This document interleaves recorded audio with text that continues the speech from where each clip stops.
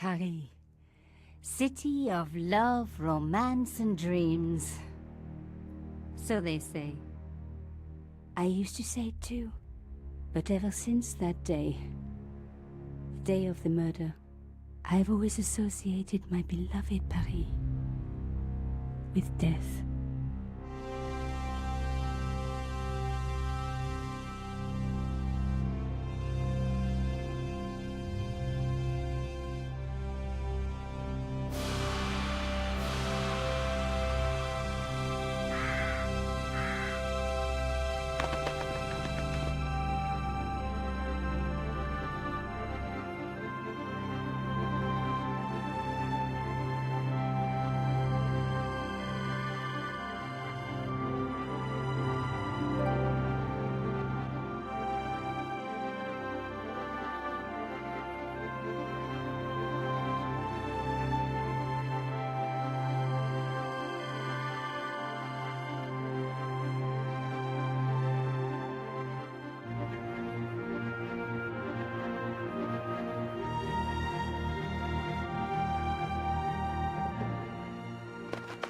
I was at home having a bath when my editor called. Collard, get your ass over to the Palais Royal now. You got an interview. With Pierre Carchon. Yes, the Pierre Carchon. No photos, so leave your gear at home. He asked for you personally. Don't ask me why. Anyhow, this could be big, so if he makes a pass, don't forget. Just smile, say yes, and keep taking notes. So charming and so very apt. Pierre Carchon was a media king, a national hero, and one of the most infamous adulterers in Europe. He and his wife Imelda were just one step down from royalty. Whoa, I hate mimes, but unless you humor them, they don't go away.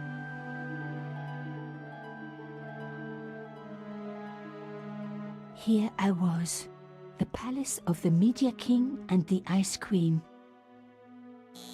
I pressed the doorbell and set in motion a chain of events which would change my life forever. Yes? What is it? Madame, my name is Nico. I'm here to see Monsieur Carchon. Come up, we're on the first floor.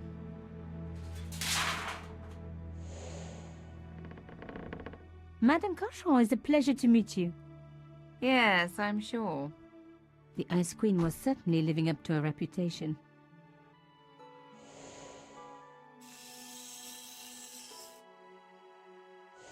Will you be staying for the interview?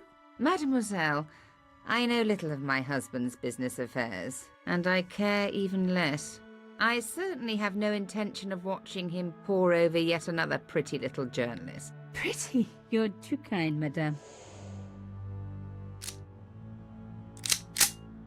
Ah, the talented and very beautiful Mademoiselle Collard. Such a pleasure to meet you at last. Monsieur Carchon, I am honored. Oh, I'm sure you are. Call me Pierre, please. But I do not flatter you idly. I was a friend of your father. He was a great man. My father? He never mentioned. He and I were very close. And then his death. So tragic. I must... Imelda, your damned cat's in my study again.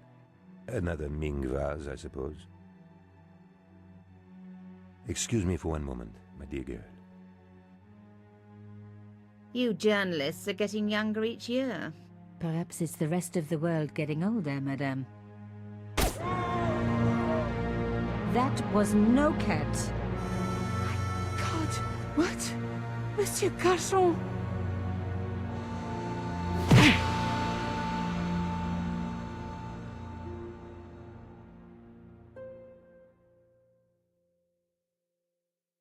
He's dead. I must call the police. You'd better stay here. There was a man. It was the mime. Do you think he... Well, I believe we can rule out suicide, don't you? No wonder they called her the Ice Queen. She would have been top of my list of suspects if I hadn't seen the attacker myself.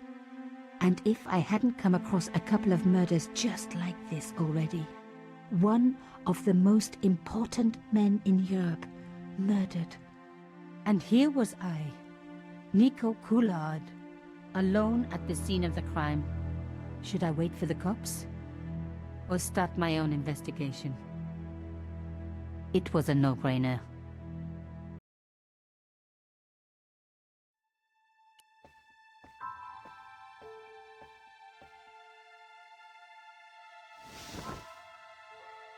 A small round piece of glass had been cut out of the pane. This was a professional job.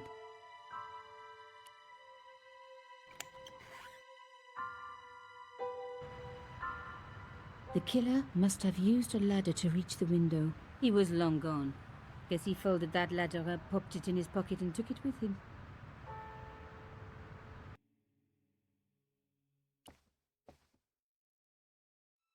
Mimes and guns don't usually go together, but I had an idea that this was no ordinary mime. I'd come across this murderer before, and written about him. The costume killer, at least that's what I'd called him. It was one of my hair clips. My favorite, in fact. It must have fallen when I was knocked down. I closed his eyes. It was the least I could do for the poor fellow. Some people hate searching corpses for clues. Me, I'm okay with it. Reminds me of an old boyfriend. Carchon had been shot. In his pocket, I found a ticket stamped Bateau de la Conciergerie. Taking the ticket meant I tampered with the evidence. There was no going back now.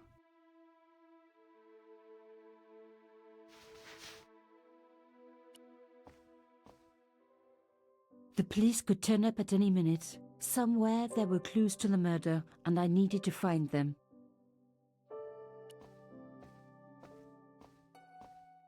A Louis XIV table with an antique cloth. Imelda had taste. But hey, with a husband that rich, taste is easy.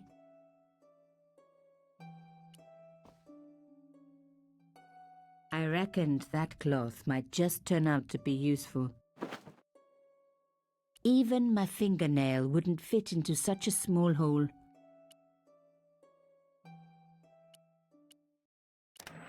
Aha! Nico, you are just so damn good at this stuff. Instead of comforting Imelda, I was ransacking her flat. Why? Because there was something going on here, and I had to get answers before the cops arrived. And hey, she'd been rude to me, so she had it coming.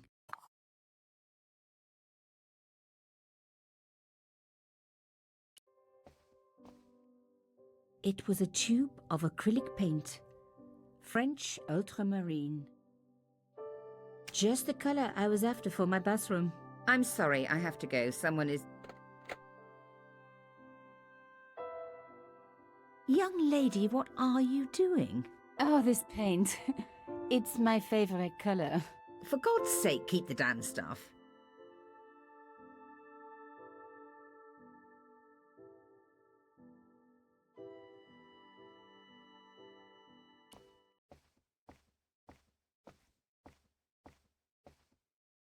Excuse me, madame. Yes? I am so sorry for your loss, madame. No, you're not. You're a journalist. Journalists don't feel sorry. Not true. We shall see. How did your husband know my father? I have no idea. You didn't know him? Thierry Coulard? Pierre knew a lot of people I didn't know, most of them women. Why would a mime want to kill your husband? Pierre had plenty of enemies. Half the husbands in Paris for a start. Why did your husband send for me? What did he want to discuss? I have no idea. His business was his business. He never told you anything? No, and frankly I preferred it that way. This is quite a scoop for you. I suppose you're already inventing the headlines. Just because I am a journalist. Don't patronize me. You're all cut from the same cloth. Do you have any moral sense at all? Yes, that's why I do this job. You do it to see your name in print. As if my editor gets the byline, I just do the work. Well, don't expect my sympathy. The police will be here soon, madame. Is there anybody you would like me to contact? Family, friends? No, I have no family. Pierre and I were... He was all I had, really. Not much, was it? The dutiful wife, That was my role. He never talked, never let me in. I know one thing, madame. What? If you want to find out who killed your husband, then you let me do the job, not the police. Why? How do I know I can trust you? Your husband invited me here today because he needed me. I think he knew somebody wanted to kill him, and he knew I could help. I doubt it was your database he was after. You're wrong. I was onto his killers already, I am sure of it. Please, you owe it to him. I don't know. All I need is a few more minutes to look around before the police come. You really do have a moral sense, don't you? I trust so few people. And perhaps Pierre really did think that you could help. Of course it wouldn't have stopped him seducing you too. Here, take this. It's the key to the drawing room next to the library at the end of the hall. It was Pierre's room. I rarely went in there. I couldn't. I was too scared of what I might find. Thank you. I promise you won't regret this.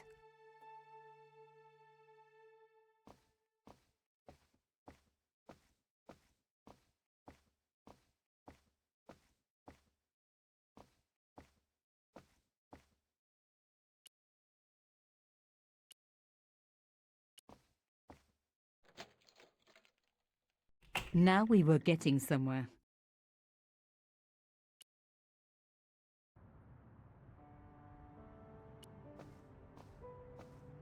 The painting showed the Cachons together, in love. As the poet said, the past is a different country. Or did I read that in a fortune cookie? There was the very faintest of clicks.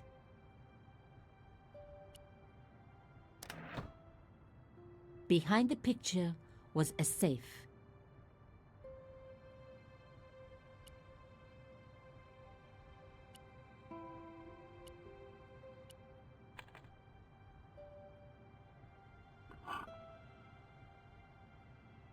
In the safe was some kind of artifact. There were strange symbols on its surface. It looked like the printer's blocks I'd made at art school.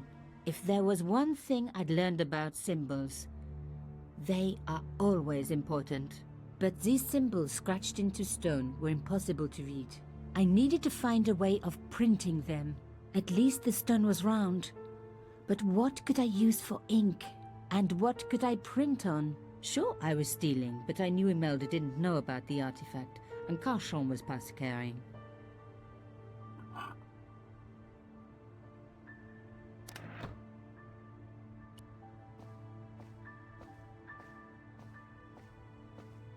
As expected, the desk was yet another priceless antique. Yawn. The blotter and in tray had clearly been placed with mathematical precision. My heart skipped a beat. It was a carved elephant. But not just any carved elephant. It had been made by my father. I knew for certain because in my apartment I had its exact twin, carved into a box he had made. So Cachon had known my father. They really must have been friends. I decided to take the carved elephant. It clearly meant nothing to Imelda.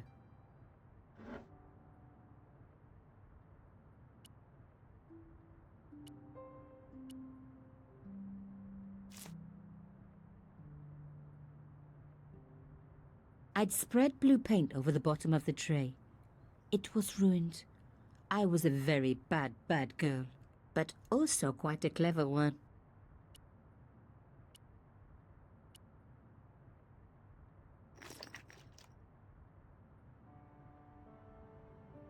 I rolled the artifact in the paint until it was completely coated.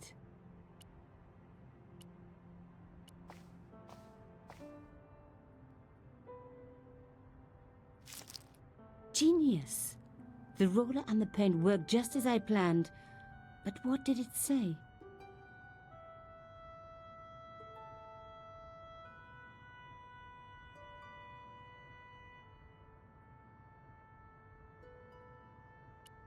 It was some kind of coded message. It read, "Sub judice." I may not have learned a lot as a journalist, but that was a term I knew well. It means a legal case that is before the courts. Below it was a sequence of letters that made no sense. I suddenly realized there was a connection between the boat ticket and the coded message. The boat ticket was stamped Bateau de la Conciergerie.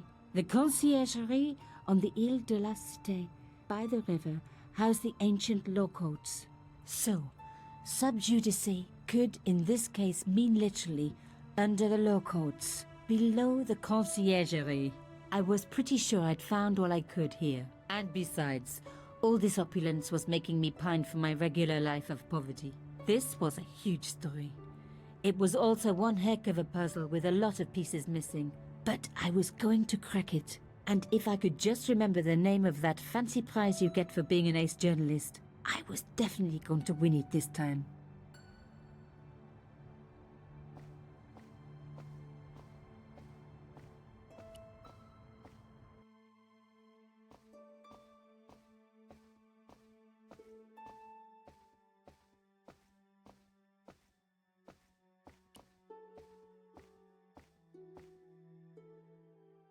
Did you find anything useful?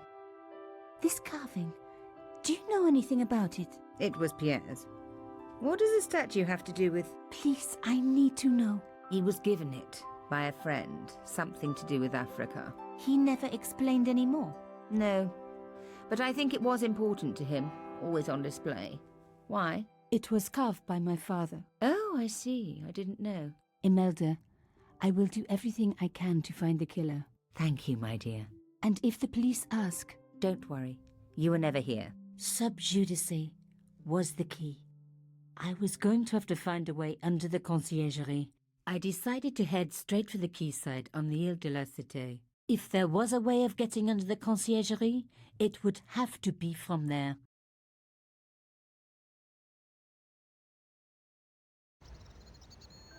Canchon wasn't the type for messing about on the river. He was up to something down here. Something that got him killed.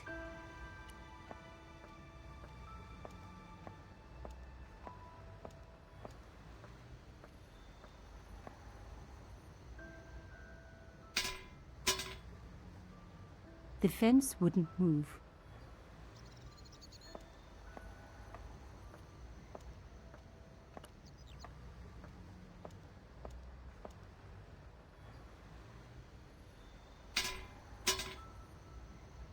I tried pushing the fence, but it wouldn't move. A strange pair of locks stopped the latches from releasing the gate.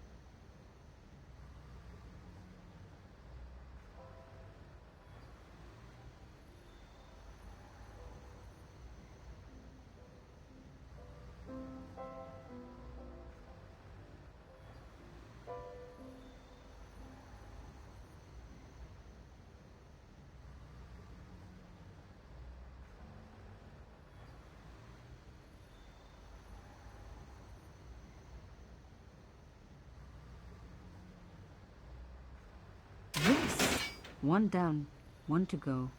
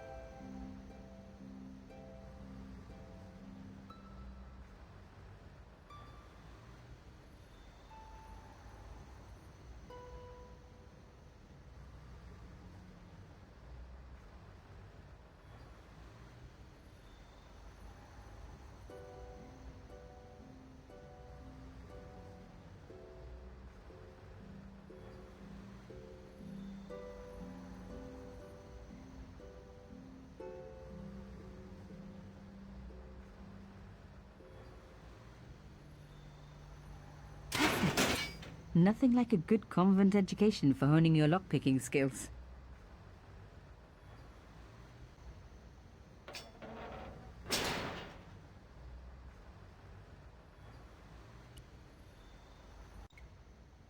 For a room full of junk, that was one very sophisticated lock system. This place was definitely fishy, in more ways than one.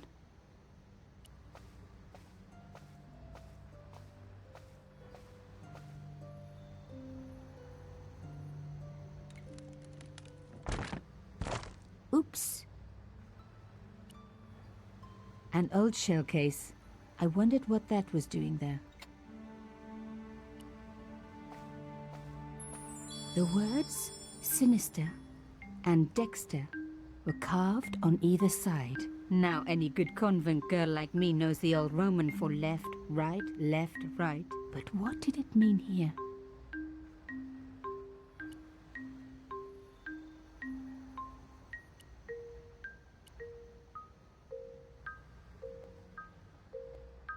Mystery solved. Carchon's stone cylinder slotted into the hole with a satisfying click.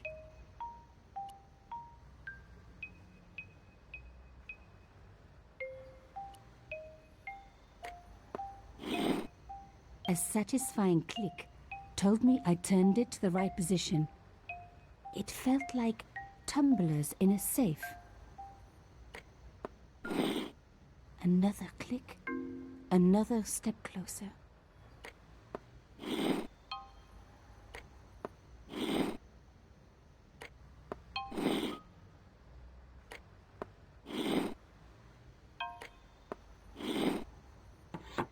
I love the sound of locks clicking open.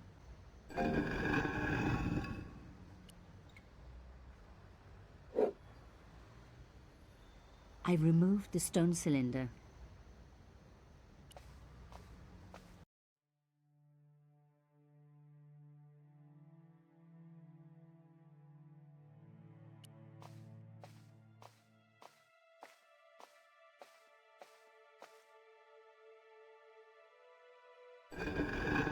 Oh my God! The slab came down with a hell of a force.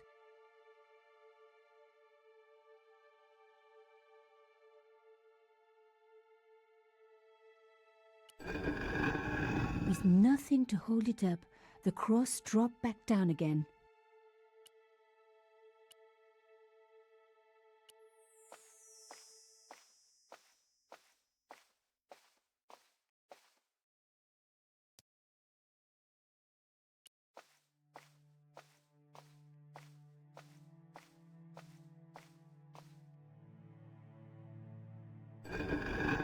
Lifting the cross closed the entrance door and also opened some kind of stone panel. Ingenious.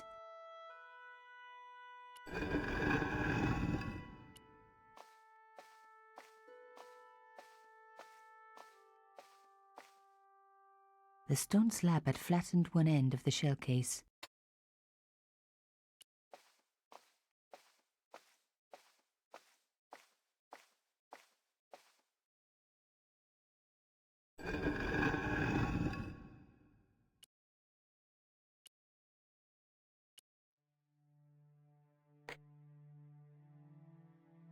The stone cross was propped up.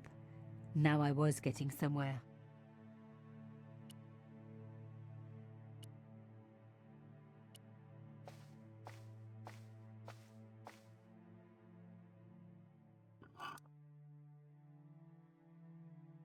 The artifact slotted into the hole perfectly. Behind the old walls, I could hear some kind of mechanism groaning into life, but whatever had been triggered had now jammed.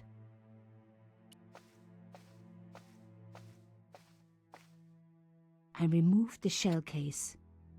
The cross didn't drop back down. Some kind of mechanism was holding it up.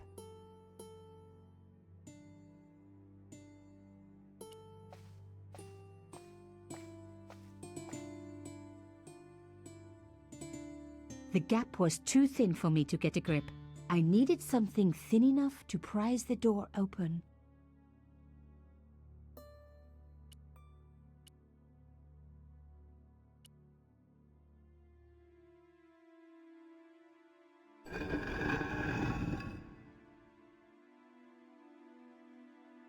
another good use for a shell case. Another secret room. Somebody had something to hide.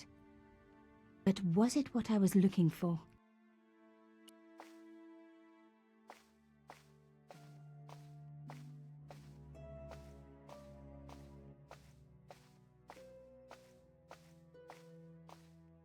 Wow! Through the darkness, I could see that this was a stateroom. But for what purpose? And how did it tie in with Carchon?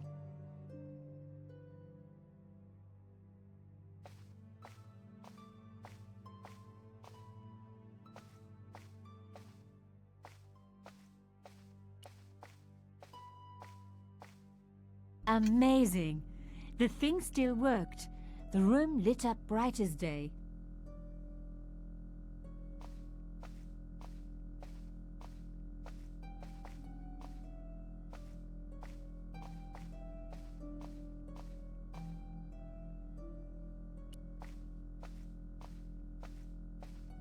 It was pretty clear from the lack of dust that someone had been working very recently at this desk.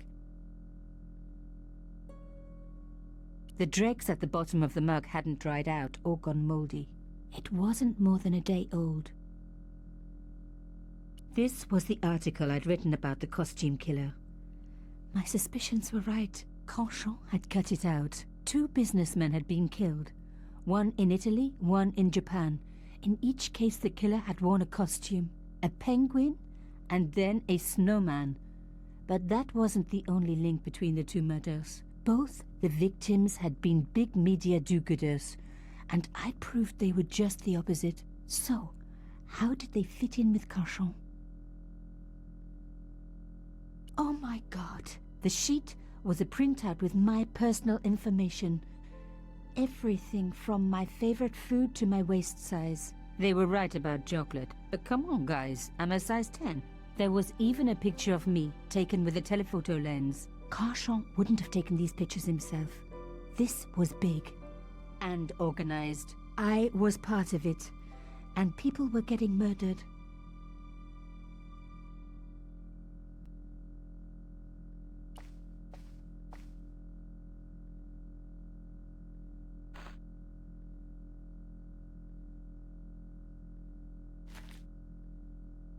Inside the drawer, I found a note written in some kind of code.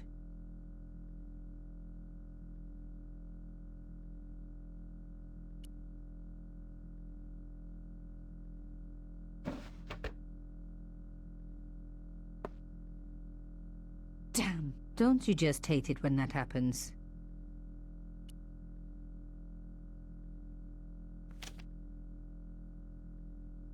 A photo, long lost, had fallen down the back of the drawer. It was very old, but there was no mistaking the guy in the foreground. Carchon. Behind him were soldiers, a burning village, and a corpse. The photograph was cropped on the right-hand side. Somebody else in the picture obviously didn't want to be in it anymore. I wasn't surprised. This was Africa in the 60s. An uprising was being brutally suppressed. And here was Mr. Media himself, Carchon, doing the suppressing. The photograph was not just powerful evidence. It was also my ticket to one explosive story.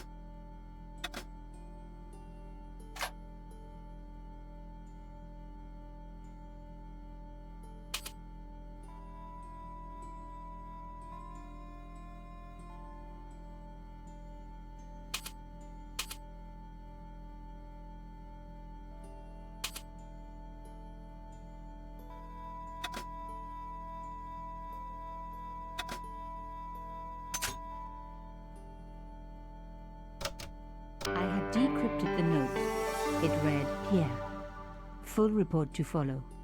But this is too urgent to wait. Arno and Yamada both dead. This is not a coincidence. Indeed, it seems that all of us who came together in July are in danger. Take great care. X. I wasn't the only one to make the connection between the costume killer murders. I'd been right all along. That was why he had asked to meet me. But what did I know that he didn't? I had enough for a story. An amazing story that was going to make my reputation and blow Carchance to pieces. I needed to get home fast and start typing.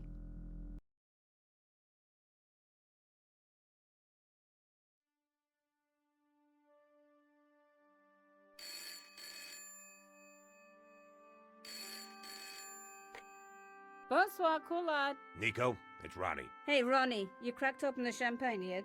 Are you crazy? What's wrong? Wait a minute. You didn't print it, did you? Course I didn't print. That's the best piece I've written. The last, as far as I'm concerned. It's important. It's suicidal. You can't destroy a national hero. He deserved it. His corpse isn't even cold. Ronnie, 2 hours ago I told you what I'd found. You loved it. You begged me to write it up immediately. 2 hours is a long time in newspapers, Nico. Someone's got to you, haven't they? Listen up, Nicole, and listen good. Pierre Carchant had a lot of friends. Powerful friends. For your own sake. Forget what happened. You got it.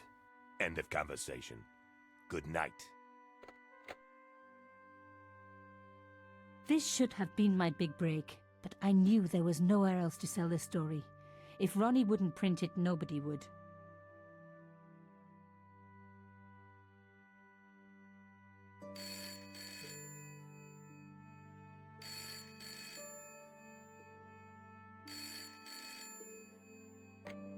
Bonsoir, Collard.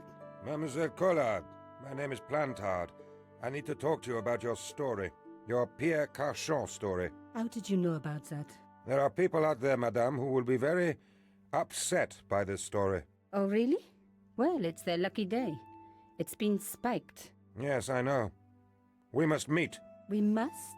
I have information relating to your costume killer stories. Tomorrow morning, 8 a.m., Café de la Chandelle Verte, Rue Alain Court. I shall be wearing a grey overcoat. You must talk to no one about this. You can't tell me what to... Tomorrow at 8. I'll be waiting. People complain about newspaper articles all the time, but not usually before they're printed. I was beginning to feel scared. This guy, Plantard, could I trust him? Should I meet him or forget the whole business? I didn't have an answer.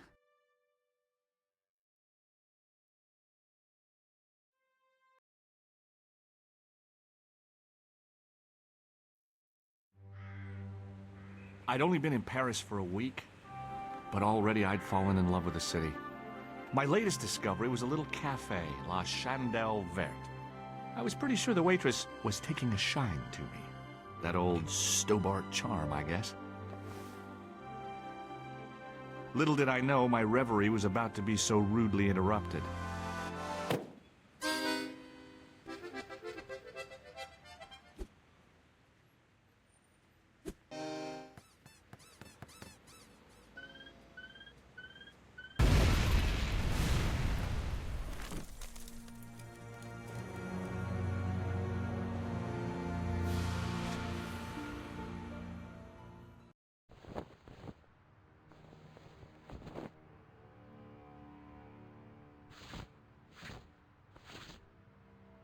As I picked myself up, I was really angry.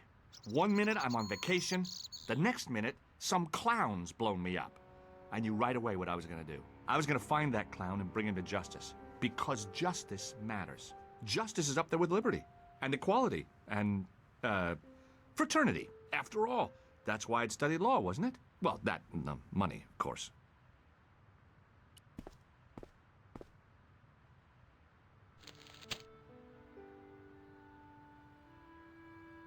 The leading article referred to the visit of a Nobel Prize winner from some unpronounceable Eastern European state.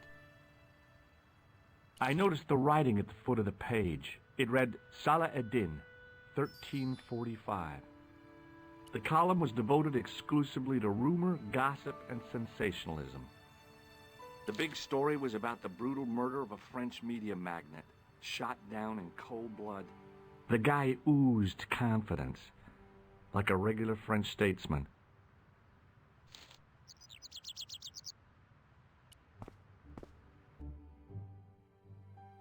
It was the body of the old man. It was hard to believe I'd seen him alive only minutes before.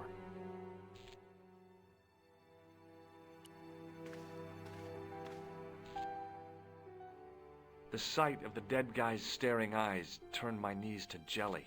I tried not to meet his stare as I searched the dead man's pockets. No wallet, no papers, no credit cards. The guy's past was a blank page.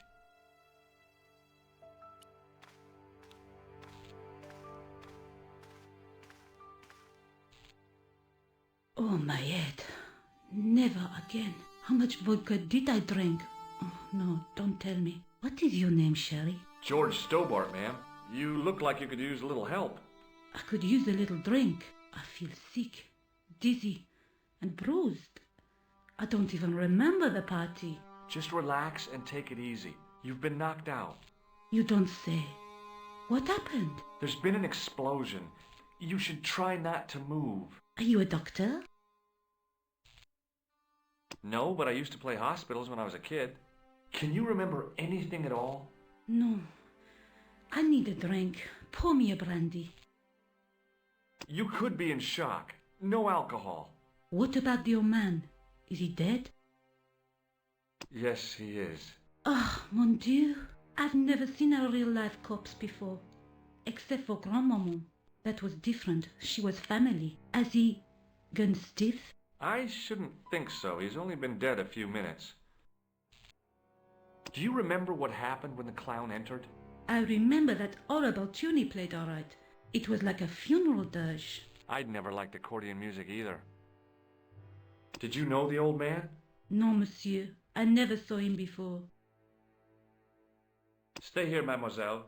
I'm going to look around for evidence.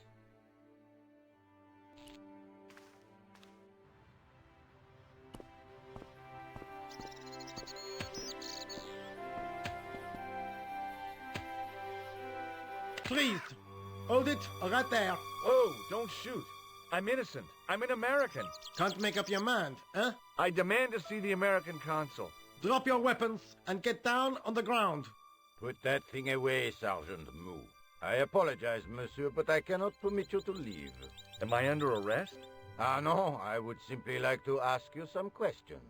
En avant, to the café, marche.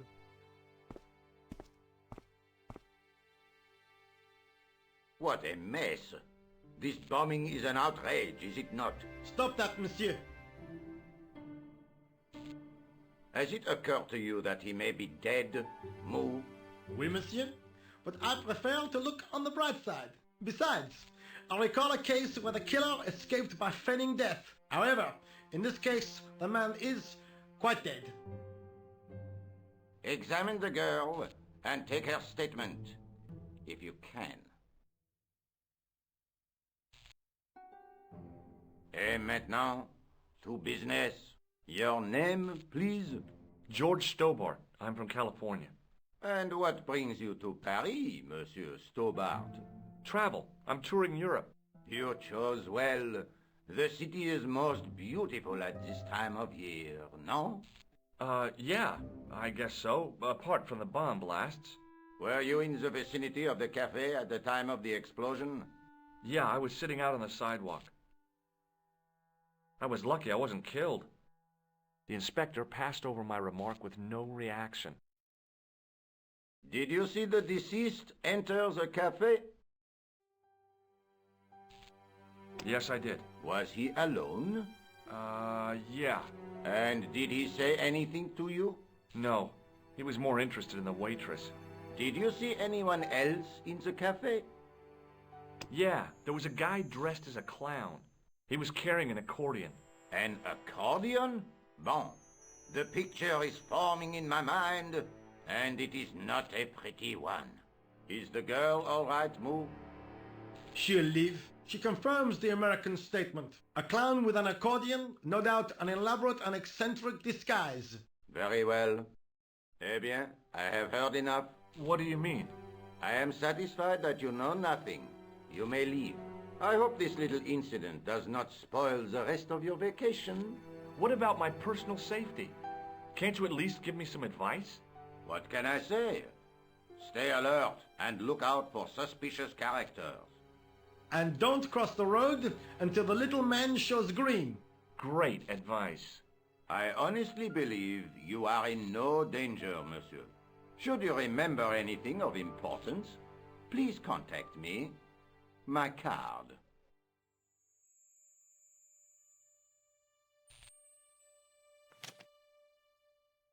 Thanks. That is all. You may go. There's not much to go on, monsieur. On the surface, no. But what lurks inside the subconscious? If the door can only be opened. Are you serious, monsieur? I thought your interest in psychic detection was purely academic.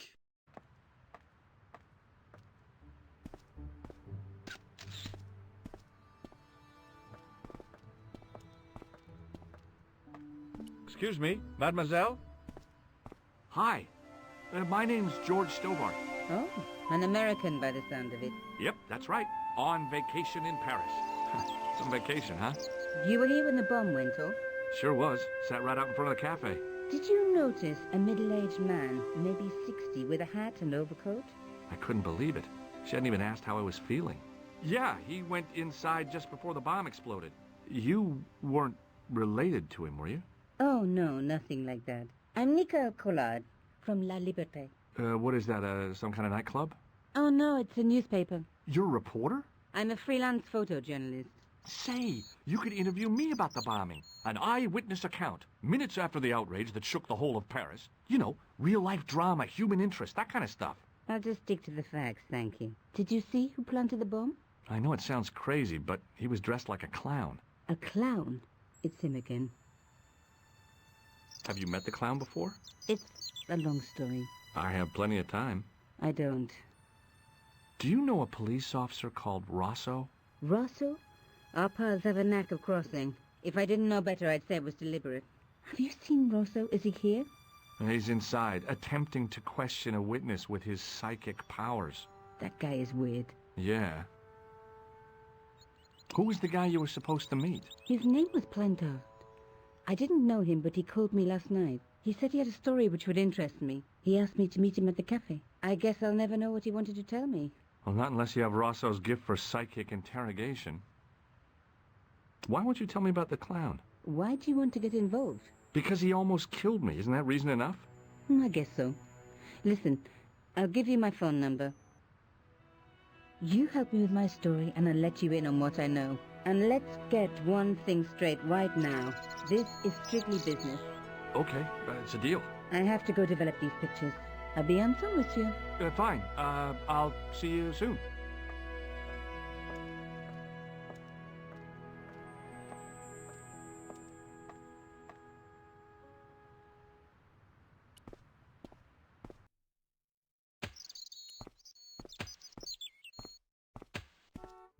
Hey, you! I thought you'd been arrested. No, it was a misunderstanding. When he pulled that gun, gah! I thought that was it. Those automatics pack quite a punch, you know? He made a mistake. He thought I was a terrorist. You? A terrorist? Ha! He was only doing his duty, I guess. Did you see a clown come by this way? A clown? Like in a circus? Yeah, with makeup and a big red nose. Oh, those guys are funny, aren't they? Not in my experience. I love the circus, especially the horses. You haven't answered my question. Have you seen a clown? You think I've got time to watch everyone who passes by? Some of us have to work for a living. Did you see an old guy with a briefcase? Wait, silly old coot. Do you know what he said to me? Work fascinates me, he says. I could watch it all day. Quel bit. I could have knocked his block off. Would you like to read my newspaper? I haven't got time to read that. Can't you see I'm busy? You could read it on your lunch break. 10 minutes is all I get. And if my boss had his way, I wouldn't get that. He'd have me on a drip, so I didn't have to stop to eat. Oh, take the newspaper and quit complaining.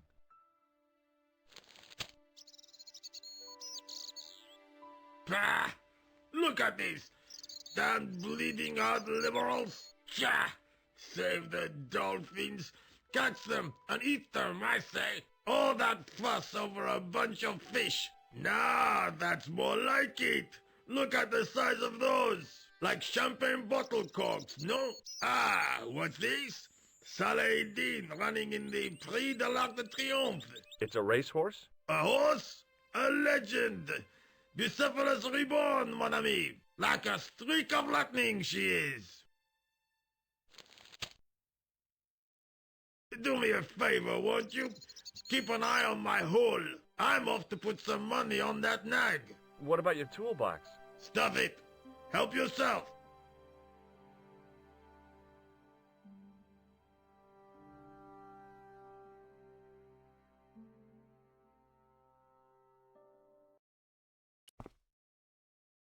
I found a T-shaped tool in the box. I didn't know what it was, but it looked useful.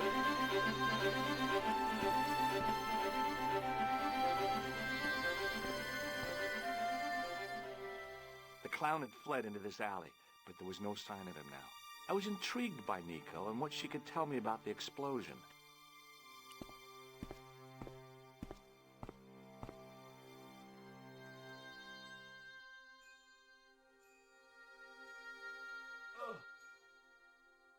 The cover was too heavy and awkward to lift with my bare hands.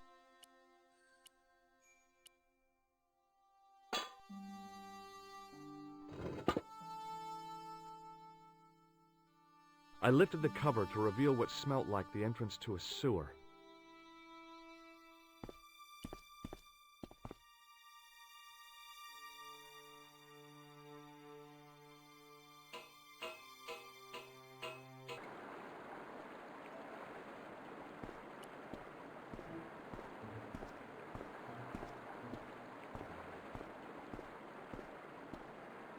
As I picked up the plastic ball, I realized it was intended to be worn.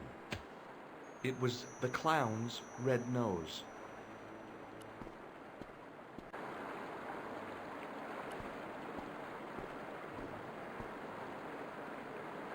I scooped up the sodden tissue. It was cold and greasy, like breakfast leftovers.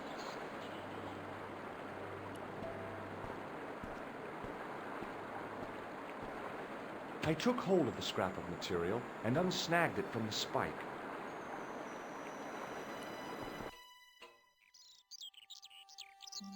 Hi there. Hold it right there, you sewer rat. I knew you'd come back, and now I've got you. What are you talking about? You're trespassing. Come out of there, immediately. That's what I'm trying to do. Give me your hand. Ha! You won't catch me with tricks like that. Keep your distance, monsieur. Okay, okay. Now, what were you looking for? I was looking for a clown. Huh, ridiculous. Do you really expect me to believe that? He planted a bomb in the cafe and blew it up. What? The cafe? Blown up? Mon Dieu! That is awful. And you say the person responsible was dressed as a clown? That's right. He blew up the cafe, escaped into the sewer, changed his clothes, and came up here. Ah, mon Dieu! Then, the man I chased, do you think that man and the clown are one and the same? Well, yes, it had crossed my mind. Ah, that still does not explain what you are doing down the sewer. For all I know, you are in league with him. Oh no, I'm just a tourist. Haha, most tourists are content with the Eiffel Tower, the Louvre, or the Pigalle. I didn't realize my waste pipes were such an attraction. Perhaps you'd like to take a look at my card? What is this? Inspector Augustin Rousseau? What does that say? Hominoid Division? A homicide. I think the ink's smudged. Then you are not a tourist. Okay, I'm not. I lied to you, and I'm sorry. Don't apologize, monsieur. You know, I had a feeling there was something different about you. It is your posture, your poise. Oh, yes. There is no mistaking the bearing of a disciplined man. And I should know. I was in the army, you know.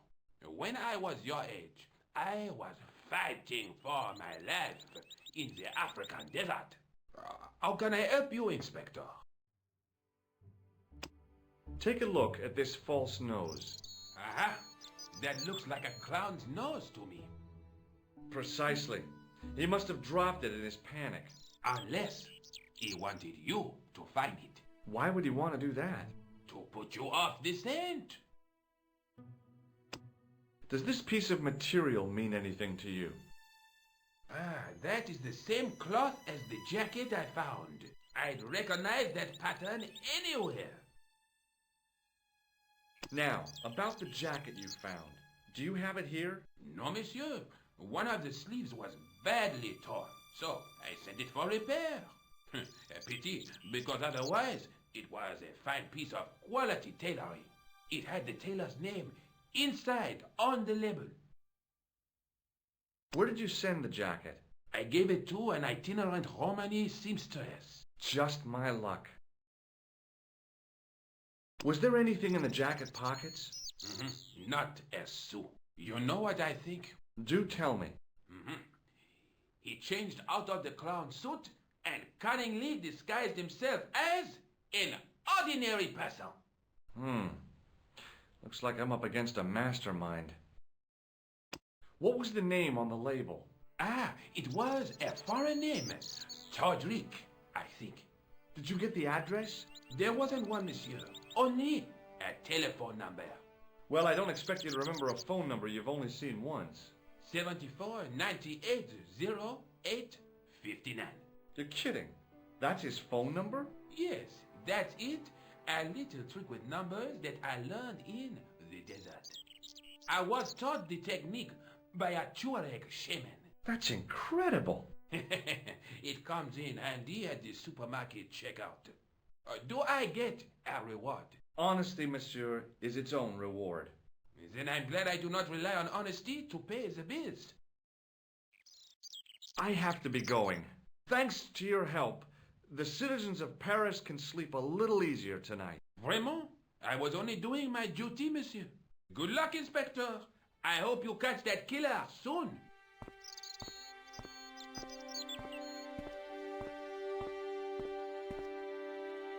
So the clown had escaped into the sewer, come up into the courtyard, and then slipped back into the street here.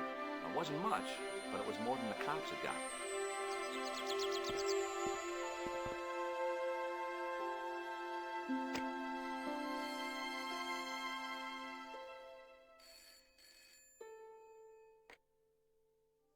Hello, Nico Collard. Hello?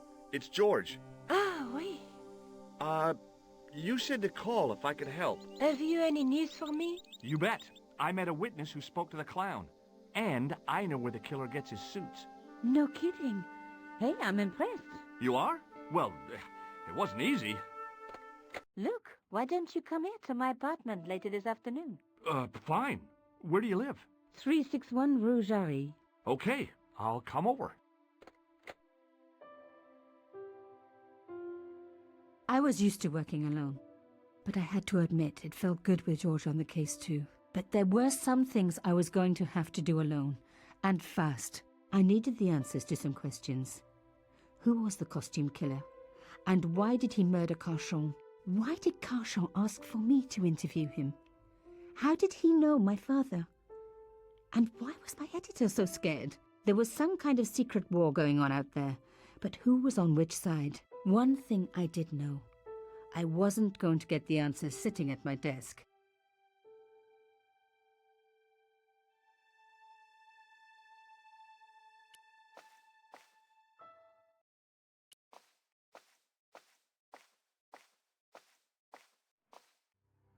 Mademoiselle Collard. Oh, hello there. Don't tell me. I'm going to meet a tall, dark man. No, I don't think so. Why would you say that? Oh, just a wild guess. Anyway, your cousin's female and very pretty.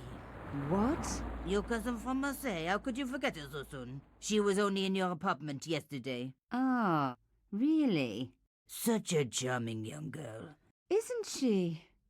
And in my apartment, you say? She let herself in, of course. She's got a key. Suddenly, everything made sense. My apartment had been bugged. That was how Plantard knew all about my article. How did I know? Because the only cousin I have is a sweet little guy called Jean-Marc, who runs a patisserie in Le Touquet. These people were determined, which meant they were also very dangerous. I suppose she'd forgotten which apartment was mine. Oh, Miss Collard, you're a mind reader. That's just what she said. Oh, I bet it was. Well, I'd better be going. See what my sweet cousin's been getting up to. Au revoir, mademoiselle.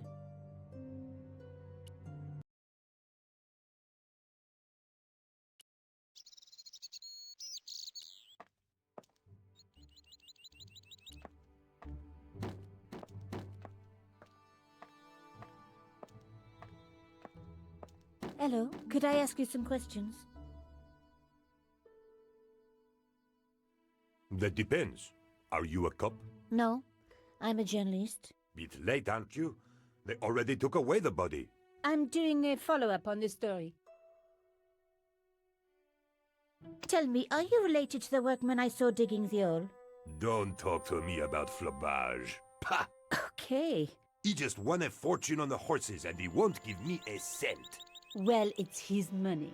When he was broke, he was happy to touch me for a loan. Brothers should look after each other, he used to say. He's changed his tune, now he's brassed up.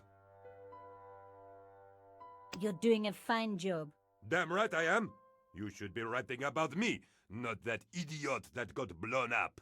The heroes who pick up the pieces when disaster strikes. Exactly. Well, give me your best smile and maybe I'll put your picture in the article. Oh, right. Just give me a minute to do my hair.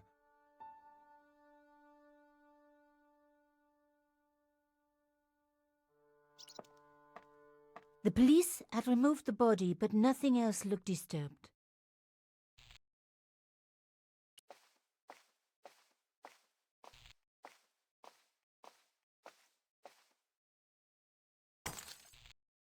Oops, stupid thing.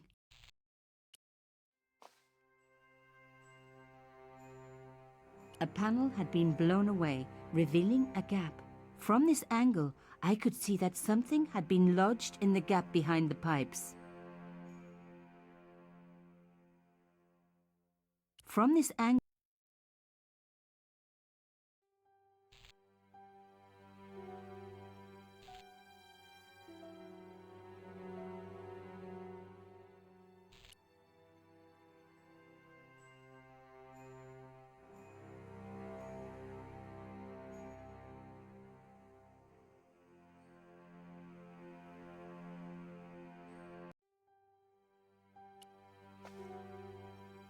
behind the table were some damaged pipes.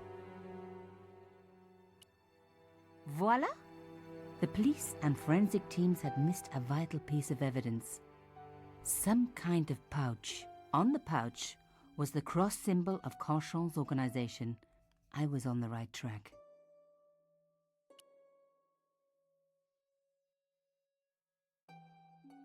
On the pouch was the cross symbol of Carchon's organization. Inside the pouch were two items, a strange metallic artifact and a letter in some kind of code. The artifact had a sword laid across scales, the scales of justice. I wondered if this connected to the room at the quayside. Another coded message using the same cipher system. So, Plantard was involved with Carchon.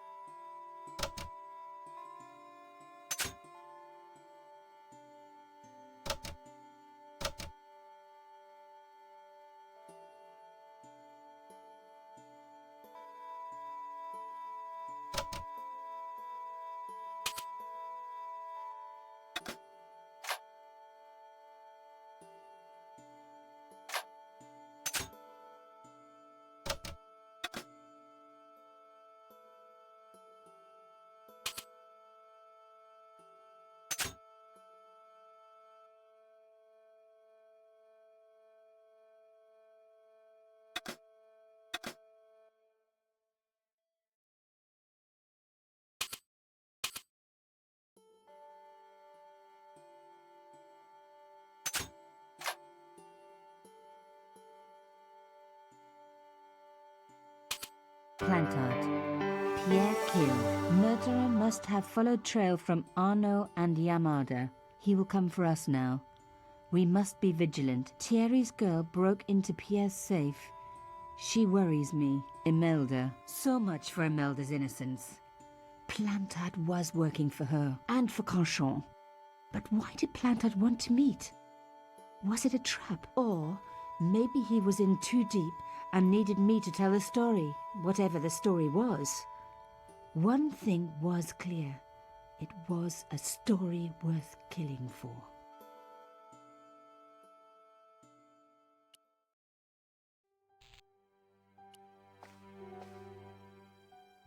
Hey, what about my photos? Oh, of course. How could I forget? Well, I'm waiting. Get your camera out. Camera. Oh, I forgot. It broke. Alors, they should never send a woman to do a man's job. Well, this woman had fooled him easily enough, and found the evidence the police had missed.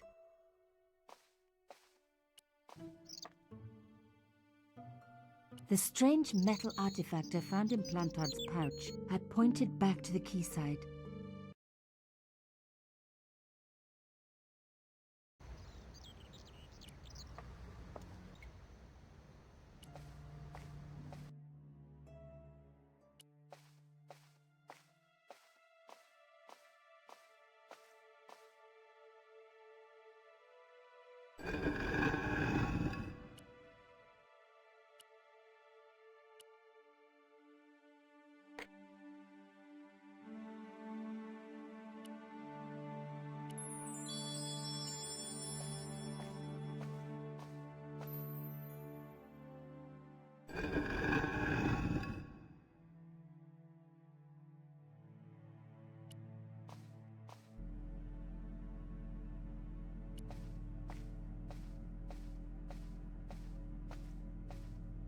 A slot next to the safe door. All I had to do was find something to fit into it. It was like being back in kindergarten. All I needed now was a shape that would fit the slot.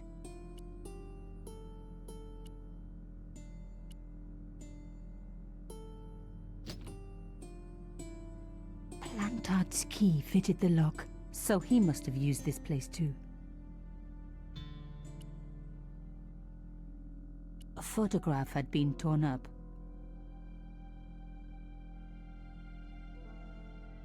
If I could just arrange the pieces.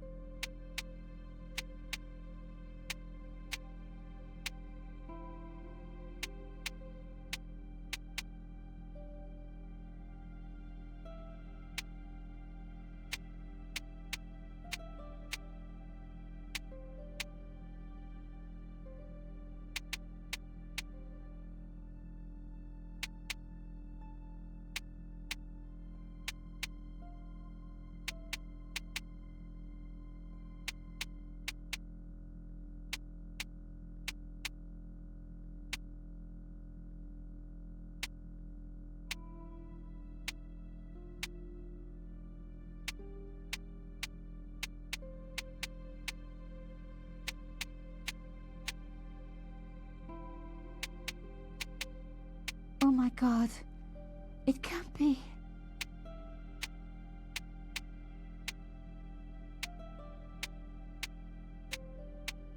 There was no doubt about it. It was a picture of my father. Papa, oh God. After what I'd gone through, I thought I could face anything, but not this. My father, the one person in the whole world who I truly admired, standing with Canchon while those murderers carried on with their evil work. My father, grinning at the camera. I couldn't believe it. I realized that I desperately needed to get to the bottom of this story, and that I really needed George.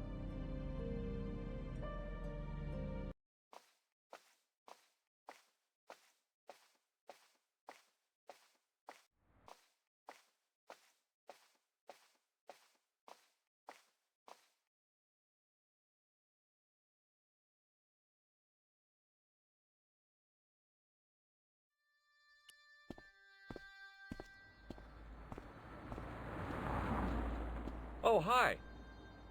Bonjour, monsieur. Would you like me to foretell your future? No thanks. I'm very good. It only takes a minute. Thanks all the same, but I'm not superstitious. Besides, if it only takes a minute, that's not much of a future to look forward to. Do you know a young woman called Nicole Collard?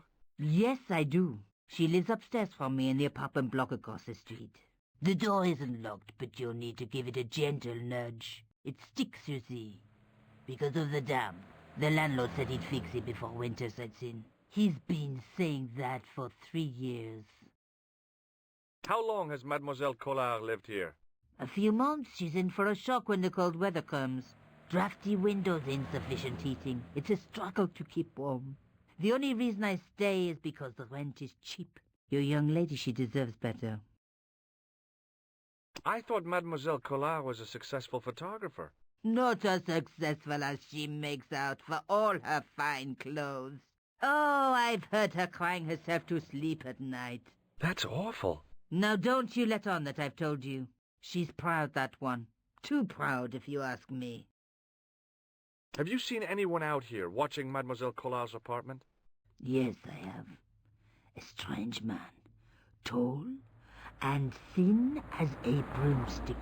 He kept his face hidden, but I saw his eyes peering from evil little slits. How was he dressed? A long brown raincoat with an hat. Well, like Humphrey Bogart. Yes, but he didn't have Bogart's charisma.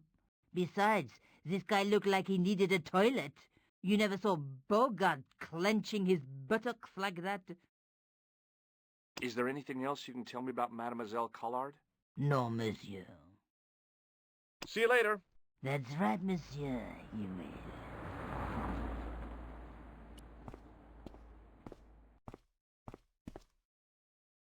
Remembering the flower seller's advice, I pushed the door gently just above the lock.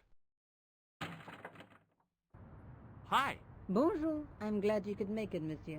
Please, call me George. Fine. I'm Nico. Take a seat, George.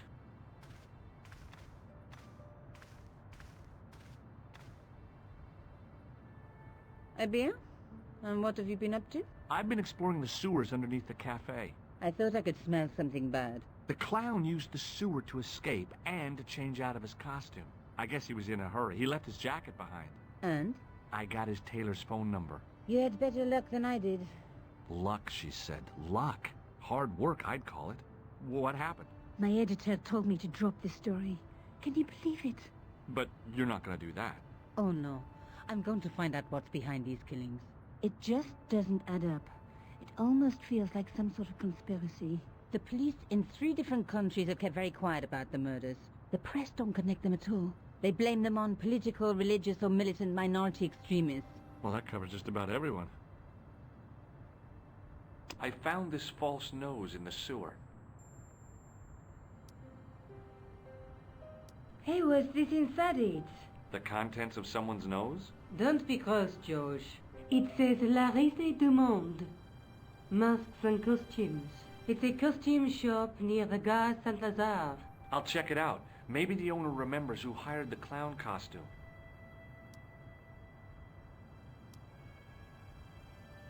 I found a piece of material near the cafe. When I showed it to the concierge, he recognized it right away. It's very distinctive, all right. Just wait until you see this. I developed a film I shot at the cafe. Here, George. It's an enlargement I made. Look what that guy's wearing. Checkered pants. The same material as I found in the sewer. That's right. This guy shouldn't be difficult to find. Oh, no? Take a close look at his right cheek. A scar in the shape of a horseshoe. Or a crescent moon. How come you enlarged this photograph of me? Because I noticed the guy behind you, of course. I have to go. Okay, I'll see you later.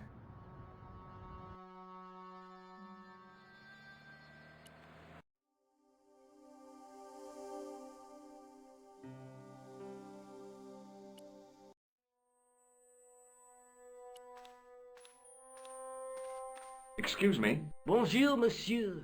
Please, come in. Welcome.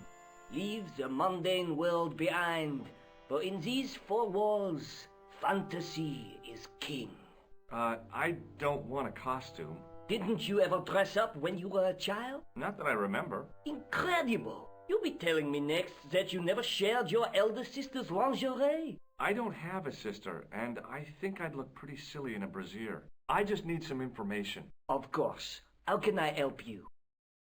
I'm looking for a man who hired a clown costume from you. Oui, monsieur. I do not see how I can help. Don't you keep a record of costumes that you've rented out? Of course, monsieur, but... Well, then, I'd like to check your records. Give me the names of everyone who's rented a clown suit. Impossible.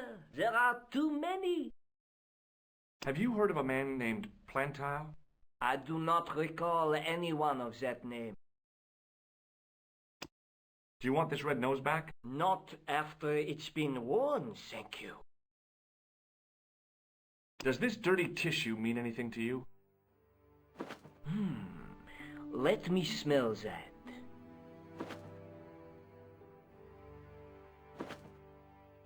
Bestheimer's number 7 white pancake. Theatrical grease paint, right? Oui, monsieur.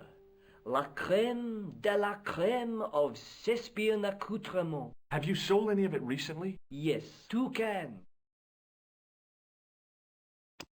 Do you recognize this man? Ah oui, he was here this morning. That is the man to whom I sold the grease paint.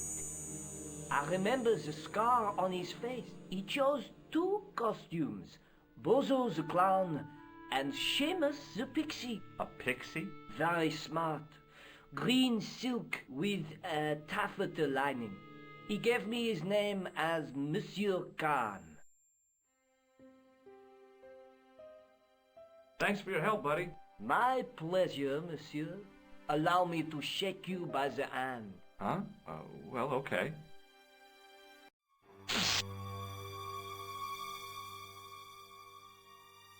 What are you trying to do, kill me? You did not find it amusing? I never saw the funny side of electroshock therapy. Eh bien, it is yours to keep.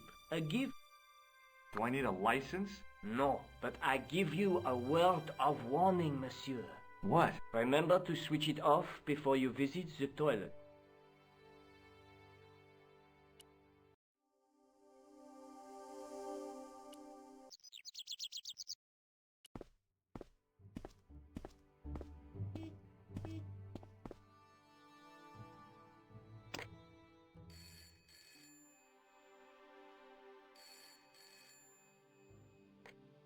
Hello? Who is this? Hi. My name's George Stobart.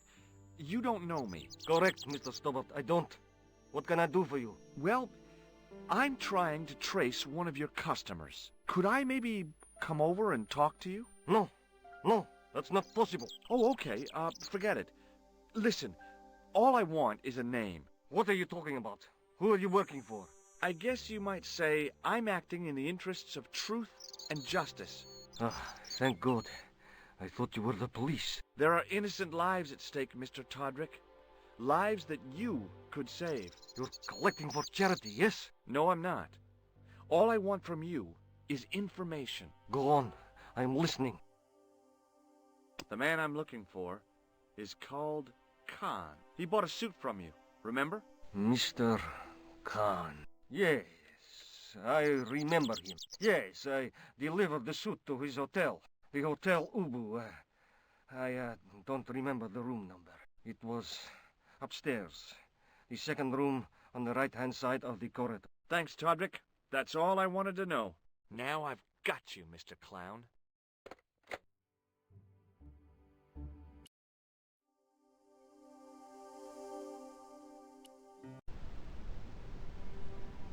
The man looked like an amiable Bigfoot. The guy looked just like a weasel.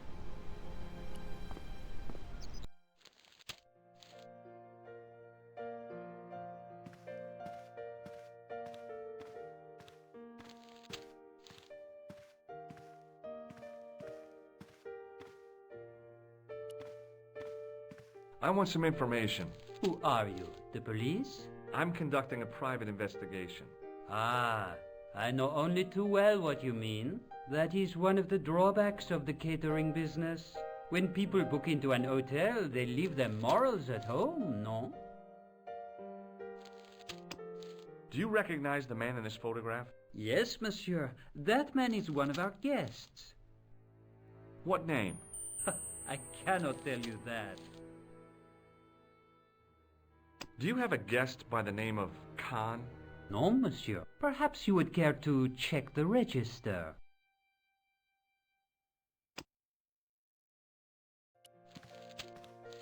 Excusez-moi, monsieur. What? You are trying to steal that key, no? No way.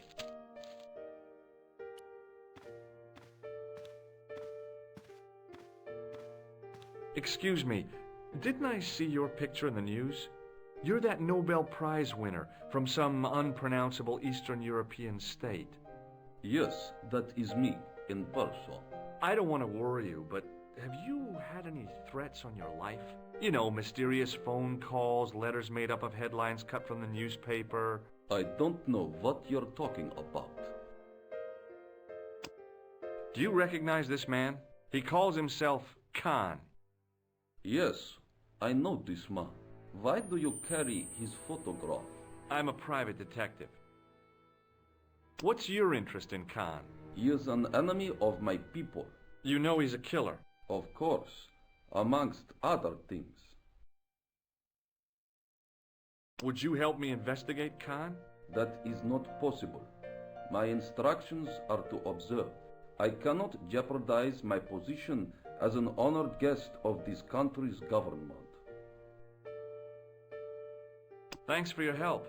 Goodbye.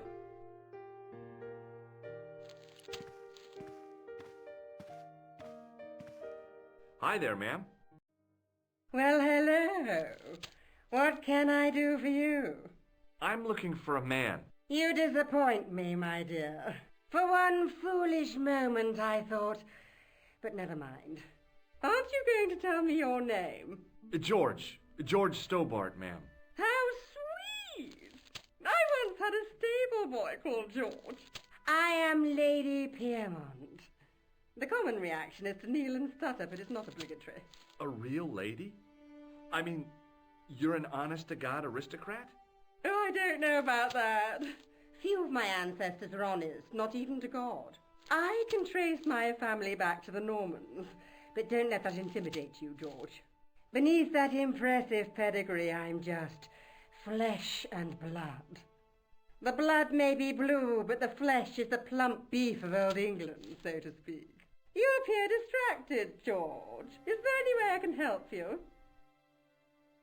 I'm looking for a murderer. Good heavens! You're a private detective. That's correct, ma'am. What's the term you Americans use? It's on the tip of my tongue. I believe what you're thinking of is Dick. Precisely. Do you recognize the man in this photograph? My God, it's him! That's Merlin. She represented everything I loved about the English. The lady was totally deranged. Merlin? You mean King Arthur's wizard? Good heavens, no! Monsieur Merlin is a fellow guest. The man you know as Merlin is a fake. What do you mean, sweetie? He's a murderer. He also uses the name Khan. I am shocked, Mr. Stobart. Shaken. I took him to be a gentleman, a man of honor. Do you know, I'd rather like to assist you in stitching him up.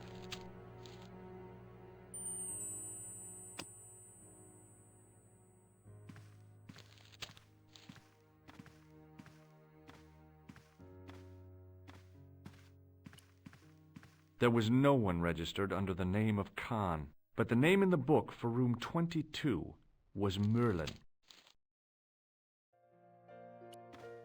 Hanging from a brass hook was a key and a plastic tag. What now, monsieur?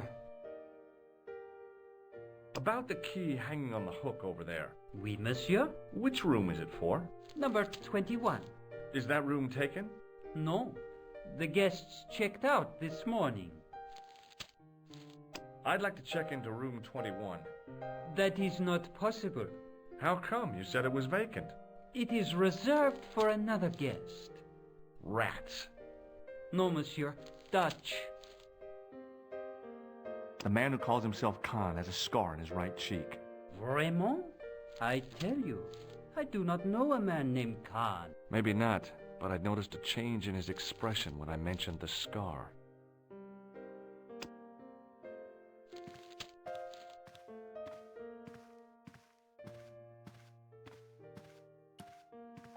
Hi, ma'am. Hello, George. What can I do for you now? Would you distract the clerk while I borrow a key? Are you asking me to aid you in a criminal act, darling? Oh, no. It's the key to an empty room. And why, may I ask, do you wish to gain access to an empty room? Do you plan to squat? No, ma'am. Scouts honor? I was never in the Boy Scouts, ma'am. Oh, you should have been. What were your parents thinking of? It's a fine way for a boy to get licked into shape. Now tell me, why do you want to get into that room? It's next to the room the killer is using. Ah, so you plan to eavesdrop on Merlin? I was hoping there might be a connecting door. Well, how can I refuse? I shouldn't think my feminine charms would be much use in this case, but a good dose of English arrogance might do the trick.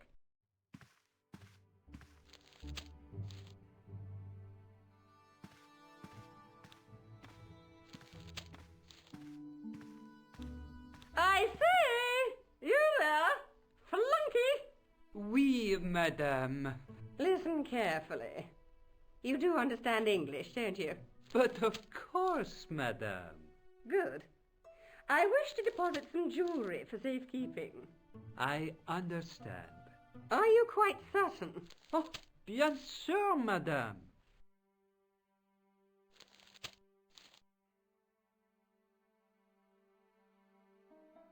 Over to you, my dear.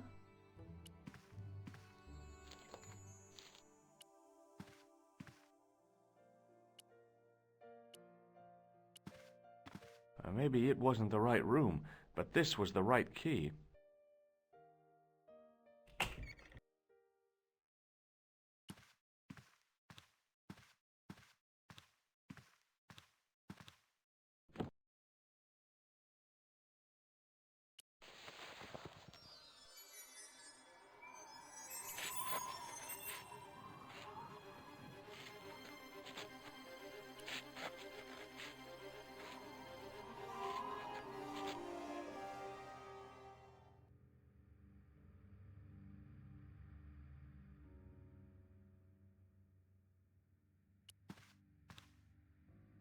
The assassin had been too smart to leave incriminating evidence beside his bed.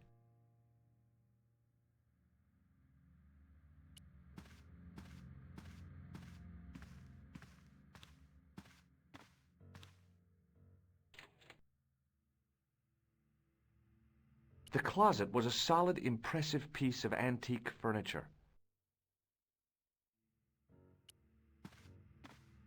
It was Khan. I had the kind of feeling in my stomach that would usually send me running to the bathroom.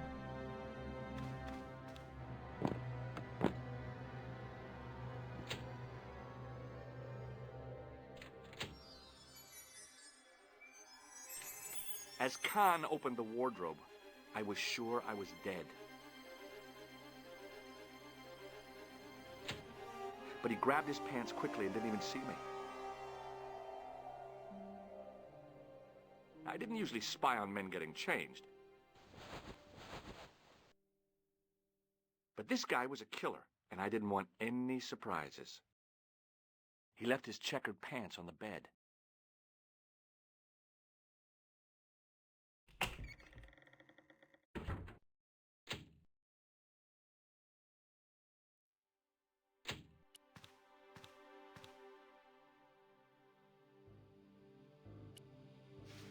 I flipped the pants over. I had that kind of feeling you only get from searching still warm pants. I found nothing in the pocket. I found an ordinary matchbook. No matches, no clues. But as I pulled it from the pocket, a strong thread came with it. A thread with a metal tag on the end. I pulled on the metal tag and the thread came out of the pants. It was like pulling out a ripcord. I turned the pants over again. I turned the pants over again. I turned the pants over again. I searched the pocket gingerly and found a pass card. It read, Thomas Merlin, Gruber Electronics Corporation.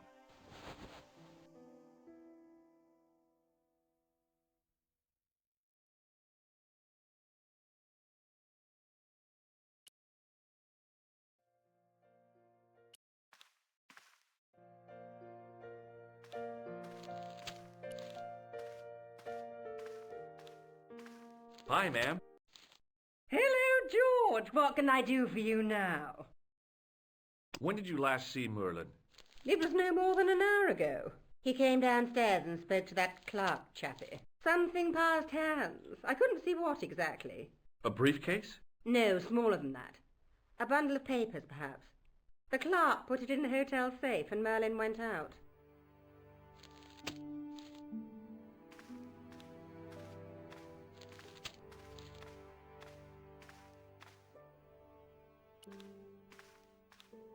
What now, monsieur? I'd like to retrieve something from your safe. Ah, oui, monsieur. May I see some form of identification? Like what? A driving license, perhaps? I don't drive.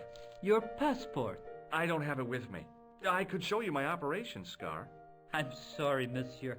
I must have some form of unique ID. You won't find a more unique ID than my scar. I'm sorry. I must insist on a more traditional identification. Rats. Does this pass mean anything to you? That is Monsieur Merlin's property. That's right. Merlin the murderer. I want to see what he's left in your safe. Impossible. I cannot betray his confidence, no matter what you say he's done. You're making a big mistake. Maybe. I can live with that. A murderer? Are you sure? Positive.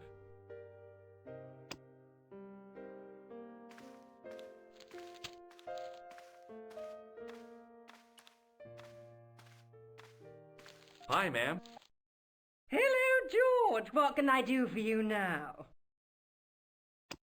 I found this pass in Merlin's room. So, that deceitful little man is passing himself off as an electrician, is he? Uh-huh. This guy probably has a million faces. I showed the pass to the clerk, hoping he'd give me Merlin's papers, but he wouldn't buy it. He's too scared. I'll give him something to be scared of. Follow me, George!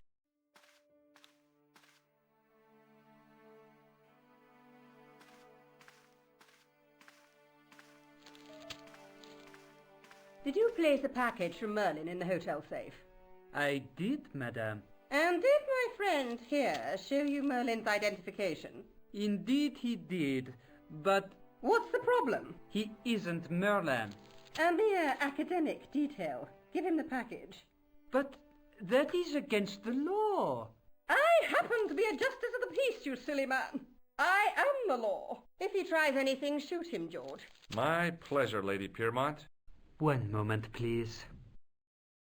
You know, I haven't enjoyed myself this much since Greenham Common. I don't know what I would have done without you, Lady Piermont. Voilà, monsieur. Le manuscrit de Monsieur Merlin. Thanks. How satisfying. An Anglo-American alliance that actually worked. The clerk had given me a tightly rolled sheet of parchment. I decided not to unroll it until I was safely back in Nico's apartment.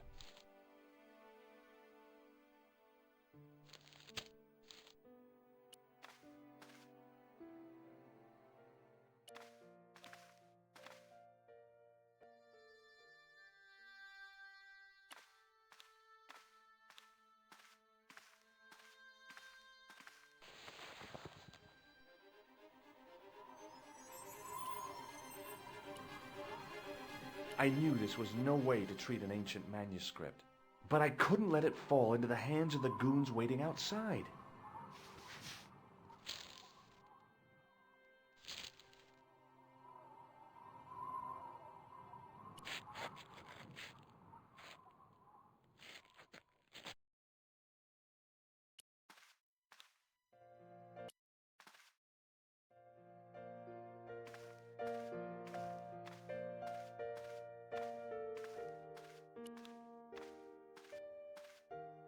Just a minute, monsieur.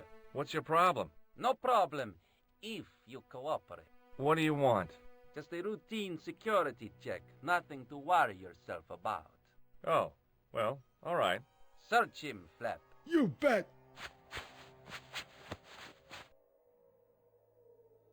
Hey, knock it off. Get off, you big ape. Nothing, Guido. Zilch. Our apologies, monsieur. What? I had to report you to the authorities.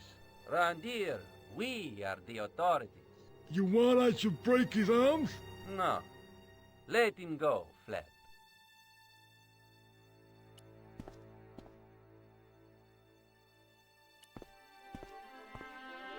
If the manuscript was what Flap and Guido were after, they were going to be disappointed. I couldn't wait to get back to Nico's apartment and check it out.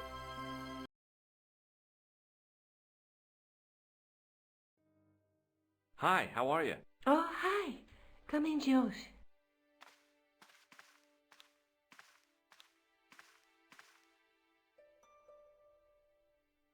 Do you have a boyfriend? Not anymore. There was someone. A guy in my final year, but it didn't work out. Neither did my degree. I'm sorry. I'm not. Tell me more about your family. When I was a little girl, I used to spend the winter with my grandfather and grandma.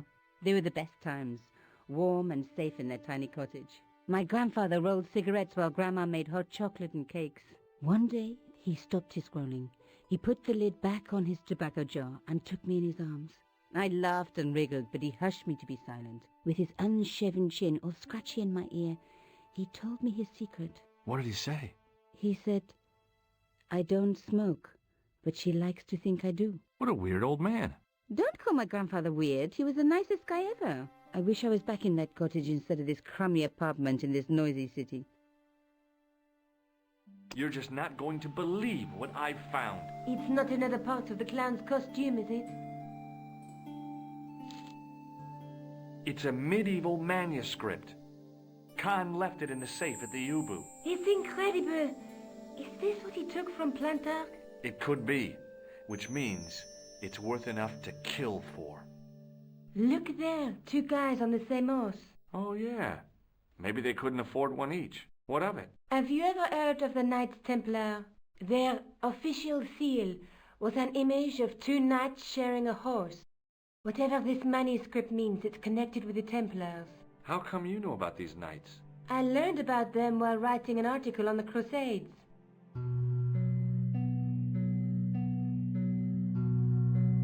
This guy, named Hughes de Payen, arrived one day at the court of King of Jerusalem. He offered to protect the Christian pilgrims from the displaced Muslim armies.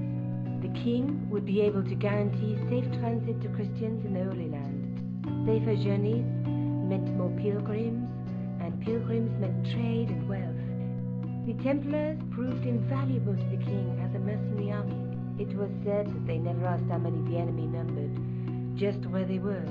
And as the years went by, the Templars grew in wealth and numbers. They were so rich, even kings came to them for loans. But at the height of their power, they fell foul of the King of France. He rounded them up and turned them over to the Inquisition. Thousands of Templars were subject to torture and confessed to heresy. Of course, at the hands of the Inquisition, there wasn't much they wouldn't confess to. The last Grand Master Jacques de Molay was burned alive. Jeez. So the treasure is hidden, waiting to be discovered? If there ever was a treasure, it's been lost for 600 years. Anyway, we're supposed to be investigating a serial killer, not a medieval treasure trove. But maybe that's what the clown and his accomplices are after. Maybe this manuscript is the key. You'd better leave it here for safekeeping. Let's take another look at the manuscript. There's a guy with a sword and a bull. The only mythological bull I know of is the Minotaur, but he was only half bull. I don't think I'd like to be half a bull, even if it was the bottom half. What's that object between them? It looks like a gem on top of a tripod. There's a guy working on a loom. He's weaving a carpet or a tapestry. Or a duvet cover? It's a clue to a place, I reckon. Somewhere famed for weaving and ships. Where folk live in barrels? It beats copper boxes. A knight with a crystal ball. Now, there's something written on the scroll beside the knight. Yes, but it's written in Latin. Per disciplinam mea lux videbis. By my teachings, you will see the light. You speak Latin? Where did you learn a trick like that? A trick? I studied law, okay? I can read Latin. My, you're touchy. Tell me that again. A knight with the knight scroll bears a phrase in Latin. Through my teachings, you will be enlightened. There's a woman looking at her reflection in a mirror, but the reflection has 3 hideous faces. She reminds me of the wicked queen in Snow White. She was the one who said, "Mirror, mirror on the wall," wasn't she? She made me cry so much when I was a kid. Mom carried me out of the movie theater. She didn't frighten me in the least. Like I said, I was only a kid. I didn't like the crocodile in Peter Pan either. Let's face it, we need help, George. Someone who knows about these things. Who do you suggest? Indiana Jones? I know a guy who specializes in medieval studies. His name is Lobineau. Huh. Some stuffy old fossil who gets horny over ancient relics, I suppose. Far from it. Andre isn't the stereotypical professor you have in mind. Where can I find this Lobineau guy? At the Kroon Museum. I'll give you the address. I have to go. Okay. Don't forget to look for Lobineau at the Kroon Museum.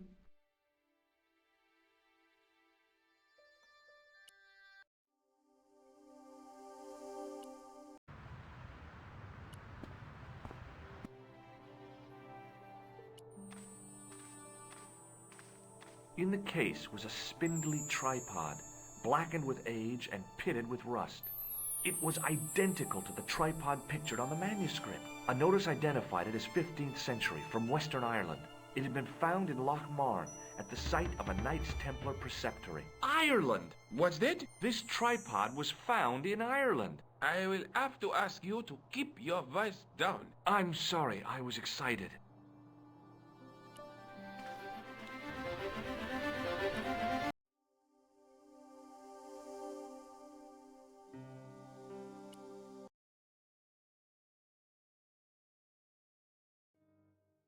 Hi, I've been to the Kroon Museum. Did you speak to Lobineau? No, he wasn't there.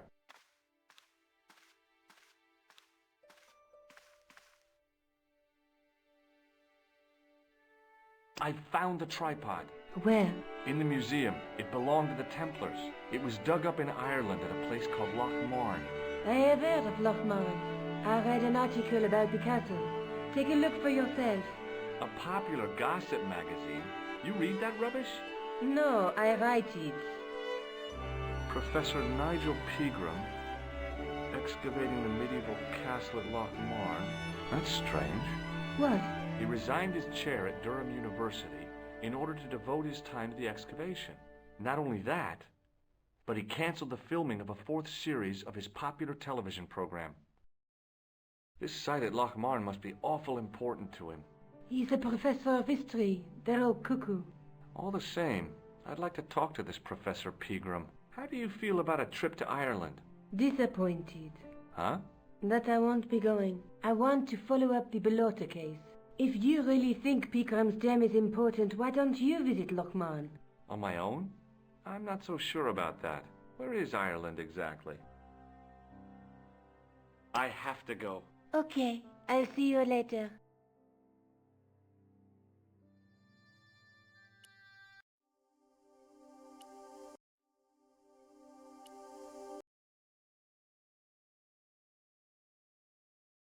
I passed the castle on the way into Loch Marne. The castle where Peagram's excavation was located.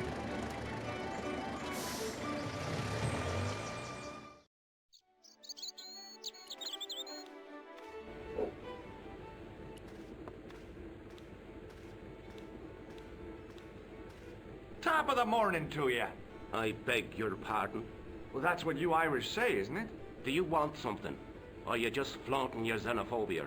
Well, I was trying to be sociable. Is it a room you're after? No, thank you. I don't plan to stay too long. Who does? Most folk take one look at Loch Martin and jump back on the bus. Do you know a man called Peagram? Indeed I do. Are you a friend of his, by any chance? Oh, no.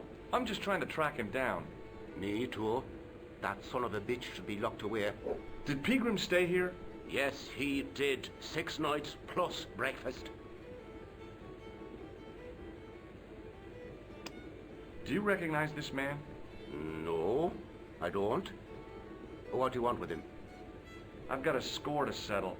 I don't want any trouble in the bar, mister. If it's a fight you're looking for, see Father Mahoney. A priest? A man of the cloth?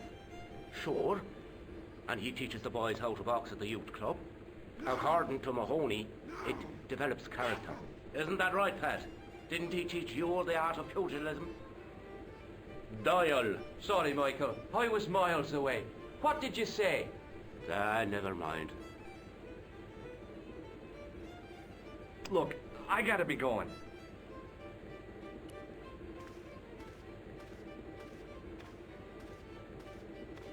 My name's George. Pleased to meet you, mister. My name's Fitzgerald. What can you tell me about the castle? There's nothing there. Just an old ruin. How old? I really couldn't tell you. Have you ever explored the castle yourself? I used to play there sometimes, when I was a kid. Then one of the little ones fell off the wall, broke his head and died. We didn't go there anymore. You haven't been up there recently? No. Do you know Professor Peagram?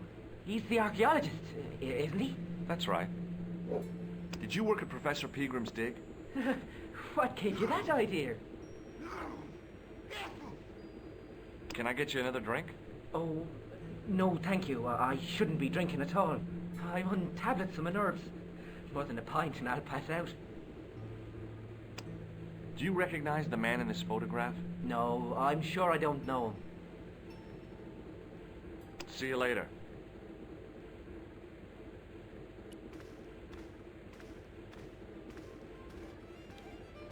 Hi, my name's Stobart, George Stobart. Hello there, mister. What can I do for you? Do you know Professor Peagram? Do I know him? Do I know the good professor himself? No, I don't. I mean, I know who he is, but I don't know him to talk to. Do you know anything about Peagram's excavation? Only that he didn't have the right tools for the job. What he needed was shovels and a JCB. Peagram was digging for historical remains, not coal. Is that a fact? What the hell for? It's the science of archaeology, Pat. Understanding how people used to live by what they've left behind. One day archaeologists might be digging up our remains. Imagine that, Mr. O'Brien. I wonder what they'll find. Well, it won't be arrowheads and beakers. Fast food cartons and flavoured condoms, more likely. Did anyone from the village work at Peagram's dig? I tried it myself, but that high and mighty history man called me incontinent. What a nerve. Hadn't I dug more holes than the rest of them put together? Do you remember seeing Sean Fitzgerald at the dig? Let me see now. I think me brain box needs a spot of lubrication. Can I buy you a drink? You most certainly can. Give me a drink for my friend here. Who? Doyle? Has he conned you into buying for him? Shame on you, Patrick. Same again. Just a point this time, Michael. 1 point of brown coming up. Do you remember Sean Fitzgerald now? I can picture the scene as if it was only last week. Come to think of it, it was only last week. Fitzgerald was there all right. Him and a bunch of students. He was speaking with the boss man. Bye for now.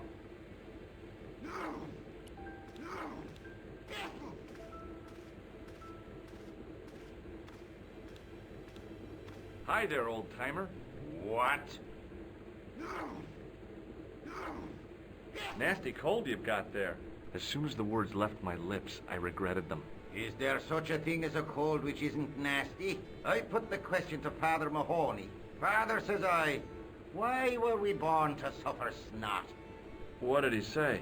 He said, it's my reward for being out all night like a sinner. Pious prig. Anyway, this is no ordinary cold. It is the hay fever. Pollinosis? Thank you. You're not a policeman, are you? Excuse me? Police? No. I'd know it if you were. What's that you're making? It's a necklace, me bucko. Oh, sure. Made out of steel wire? That's right. A necklace for my pretty one. When my little lover feels it round her slender neck, she'll be mine. All mine. I'll see you later.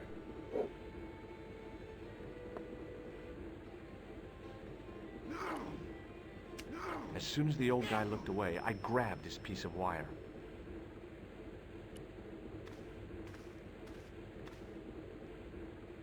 It was a beer-stained piece of toweling.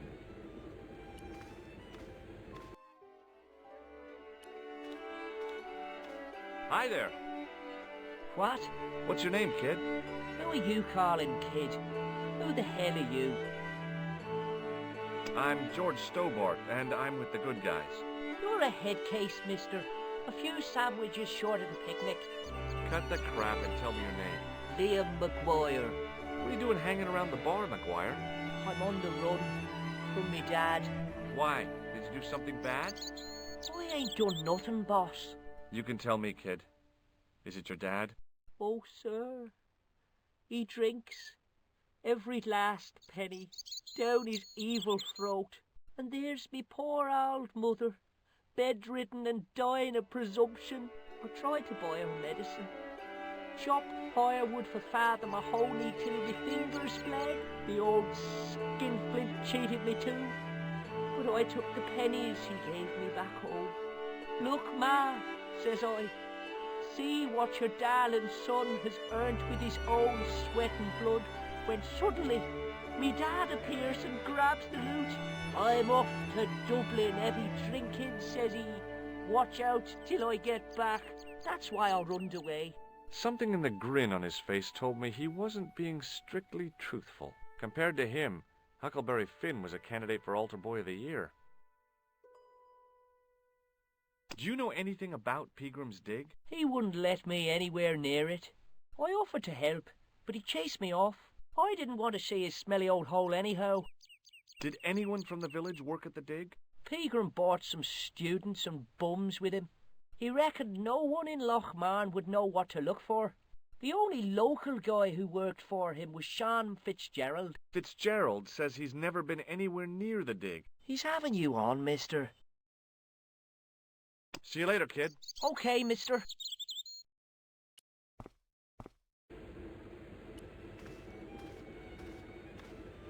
Mr. Fitzgerald?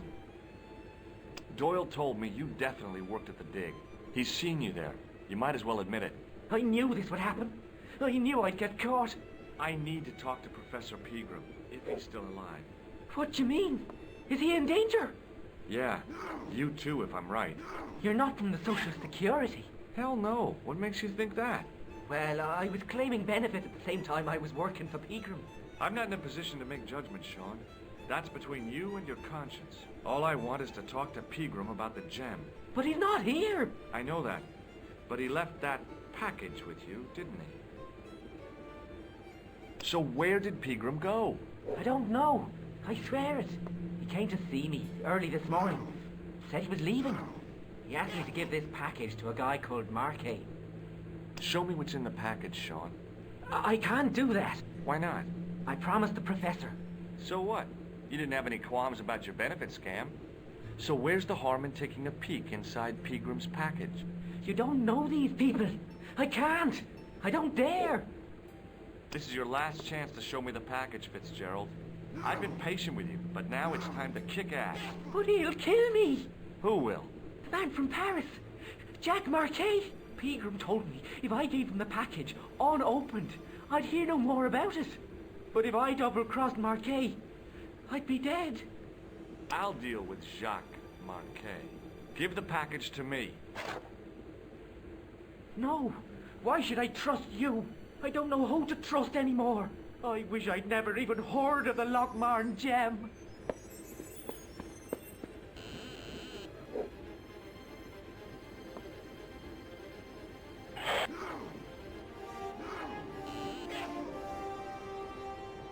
Hey, I just seen a big red... Get out of here, Maguire. Come back when you're old enough. What's the lad howling about? A big red sports car.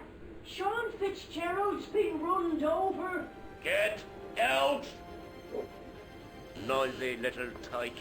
Maybe you should send out some medicinal brandy maker. Oh, yes. And who's going to pay for it? Not me.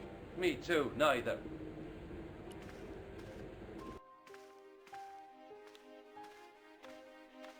I was telling the truth about Fitzy, mister. Okay, calm down. Now tell me what happened. I was standing here, minding me own business, when I saw this beautiful red sports car coming up over the hill. Would you look at that, says I, and I going over to take a closer look. Next thing, Fitzy comes tearing out of the pub and nearly knocks me on my ass, but the car just flies at him. It was too fast for poor old Fitzy, and hit him an awful wallop. He goes flying up on top. Jesus, says I thought he was a goner. Next thing, the driver hops out, and I couldn't believe my eyes.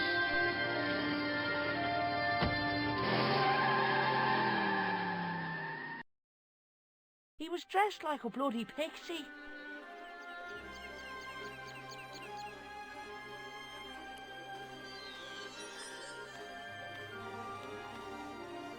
I pushed the switch down, but in doing so it snapped off in my hand.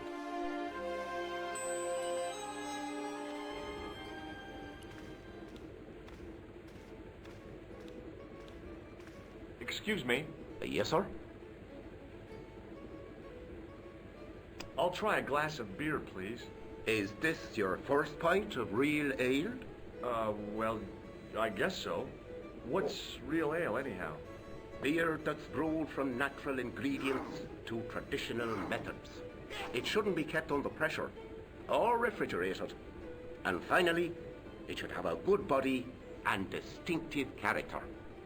In other words, it's flat and worn with bits in, and it makes you fall over. I'm sorry, but the pump appears to be broken. I can fix it for you. I don't think so. This is a job for a professional electrician. Oh well, at least the glass washer is still working.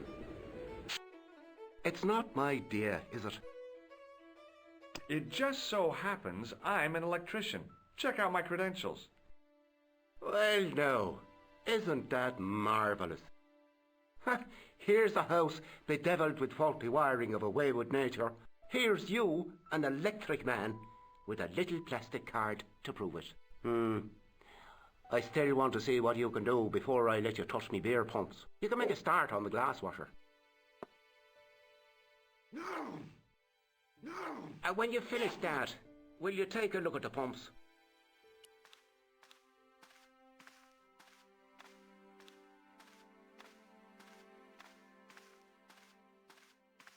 I couldn't see anything obviously wrong with the machine. I figured it must be the wiring.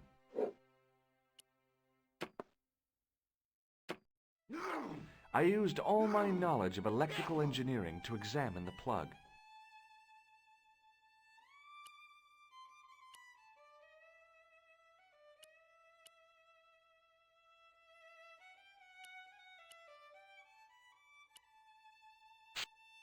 I replaced the fuse with a piece of wire. I knew it was dangerous, but I was desperate enough to disregard everything I knew about standard safety precautions. Excuse me, Mr. Leary. I fixed your glass washer, no problem. Bingo! and a blessing to all the saints. A free half pint to that man on the house. Now, could you take a look at the beer pumps? Well, I guess so, but I'm not making any promises. If you can't fix them, I'll have a riot on me hands. The pumps are in the cellar, right? That's right. You'll find a flashlight down there somewhere.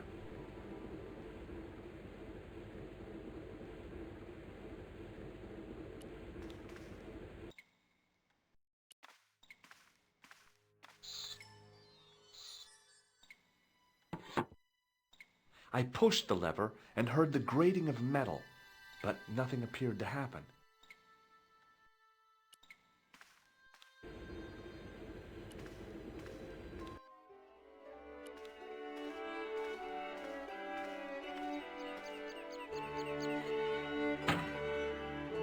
I lifted the trap door, and an overpowering smell of stale beer rose from the cellar below. I looked down on a stone-tiled floor, way too far to jump. Excuse me. There was a nasty feeling in my guts I usually associated with light opera. It was Khan. What's the problem? Did you see what happened here a few minutes ago? What was that? A man was involved in an unfortunate accident. I didn't see anything. What about the boy? He doesn't know anything either. The kid, well, you know how it is in these rural communities. Not enough genes to go round. I prayed McGuire had the sense to keep his mouth shut. Was the guy hurt bad? He's been taken care of, but he thinks he dropped a small parcel. You didn't happen to find it, did you? If I had, I would have taken it to the police. Of course. Thank you.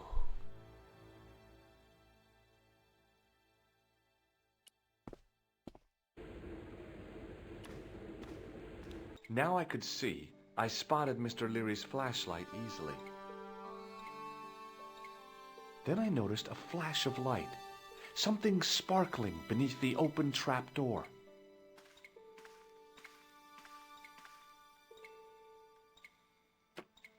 It was Peagram's gem, all right. A large, uncut blue stone. I guess I was already under its spell. Did you find it? What? Whatever you was looking for. Yeah. Listen, McGuire, I want you to keep this to yourself. No problemo. Just chuck us up a crate of lager. No way, you're not old enough. We can sell it and make some cash.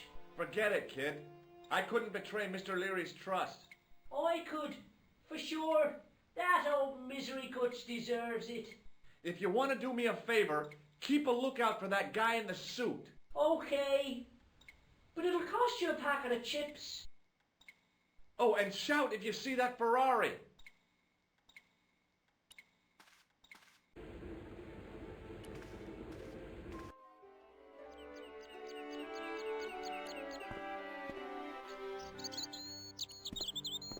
Hi, do you speak English? Well, no.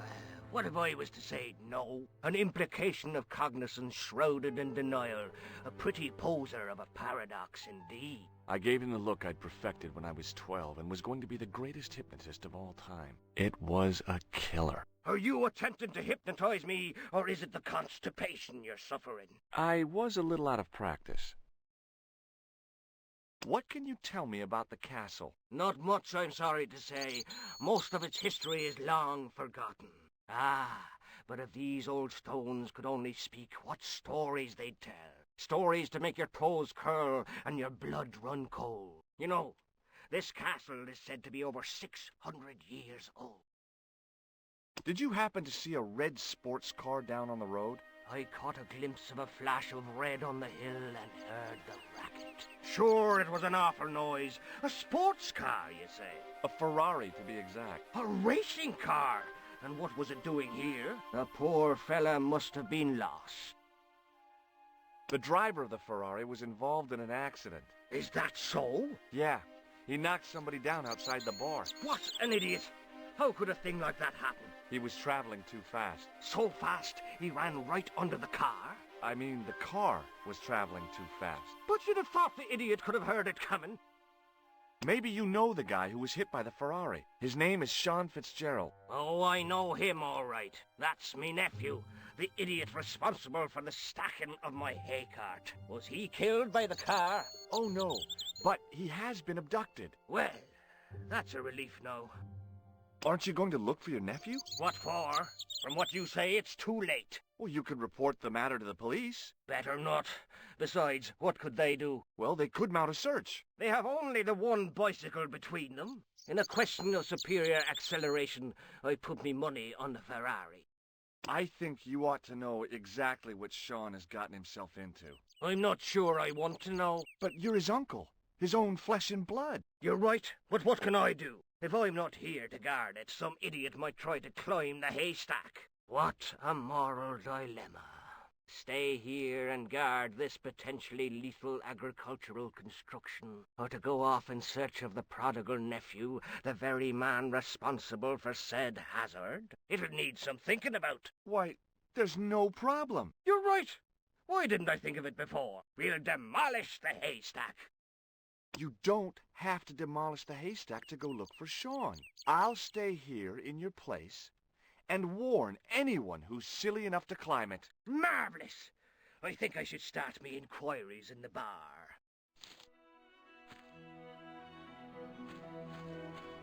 He strode off in the direction of McDevitt's bar, leaving me to contemplate the stack of hay.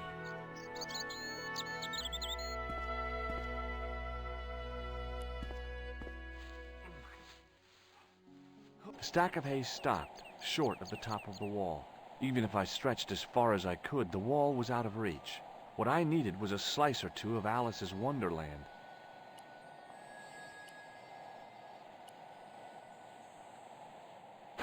I inserted the end of the lifting key in the mortarless crack and gave it a firm shove. It remained lodged in the wall, jutting out to form a step. I tugged at the lifting key and found it was held quite securely.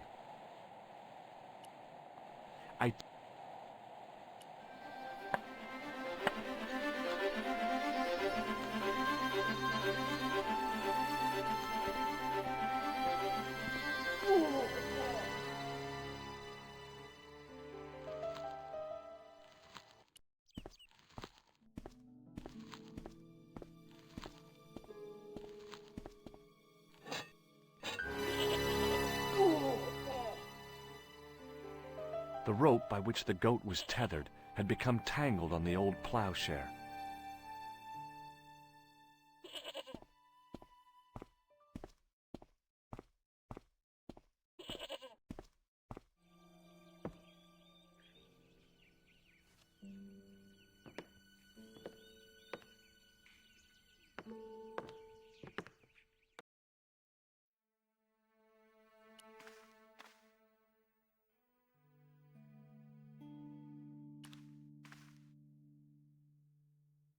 The statue was too heavy to lift.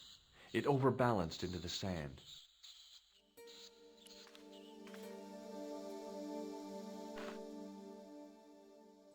As I swung the stone upright, I noticed it had left a pattern of holes in the sand.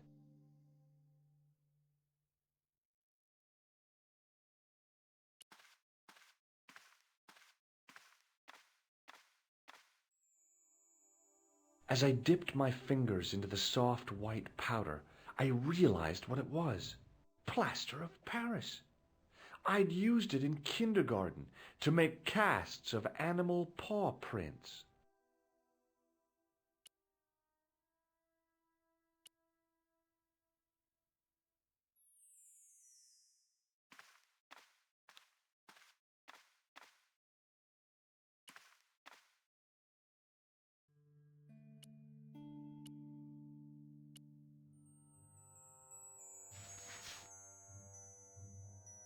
I sprinkled the plaster on the sand until the holes were filled.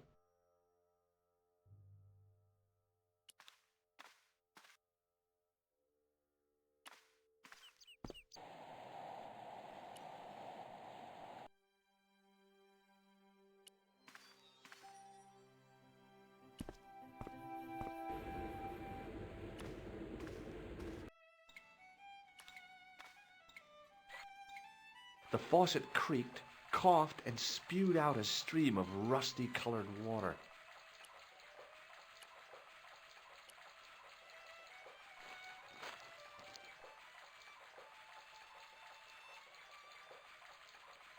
I held the towel under the faucet and soaked it with water. I shut off the faucet as tight as I could, but it kept on dripping.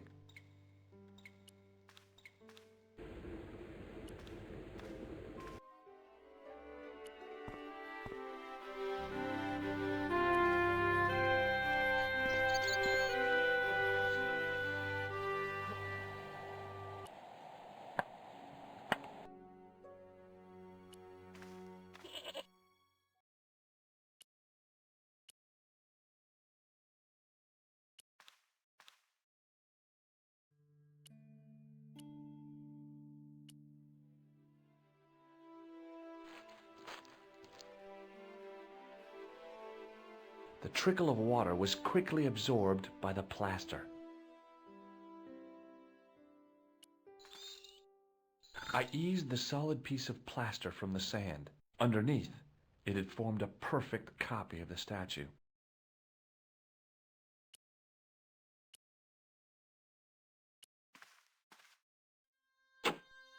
The hardened plaster cast fitted snugly into the 5 matching sockets. There was a soft thud, then silence.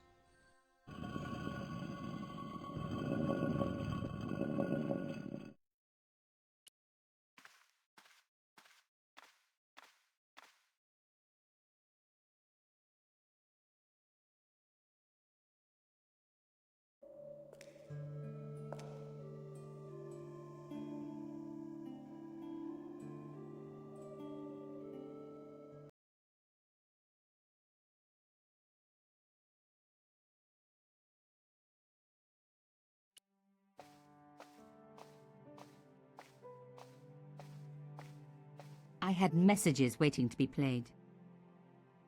You have 3 messages. Hey, Collard, it's me, your favorite editor. Guess what? I'm gonna give you a second chance. I need somebody to write the TV column. Pays lousy, so what's new? If you're interested, drop by the office. In fact, drop by the office anyway. We have to talk, Nico. That story of yours I spiked. It won't go away. You've made some dangerous enemies out there. Hey, Nico, it's your old pal. I mean, your new pal, George. Whoa, Ireland. It's a whole different country. And I got some amazing news for you. Gem of a story, in fact. Oh, gotta go. Yeah, fella here's got a drink lined up for me. See you tomorrow, Nico. Slonsha. Yep, only here for a day and I'm speaking the lingo like a local. Mademoiselle Coulard, this is Imelda Carchon. I wanted to thank you for being so understanding when... Come to lunch, why don't you? Tomorrow. I might have more news. There's a Monsieur Merlon coming to see me this evening. He says he knows why Pierre was murdered. In fact, he'll be here shortly. I shall let you know what he says. Goodbye, dear girl. Till tomorrow. Merlin? Oh my God. Merlin's the killer. I better get over there and warn her now. When it came to being two-faced, Imelda was up there with the best. I owed her nothing, but I couldn't just let her die. I arrived to find the Palais Royal courtyard deserted. I only hoped that I'd beaten the assassin here. I had to warn Imelda before it was too late.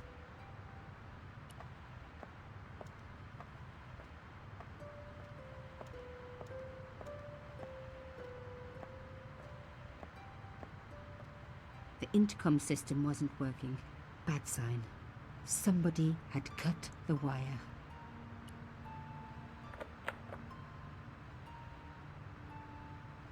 Locked? No way was I going to break through a door like that.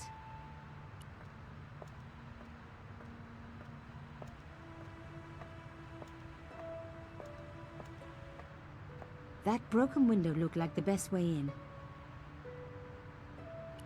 Fixed tight, presumably to stop critics stealing it. Who else would want to? Fixed tight.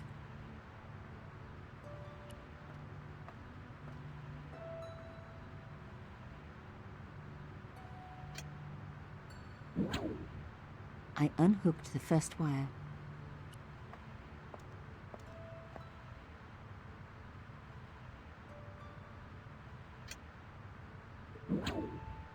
I released the second wire. Even with both wires removed, the statue remained upright.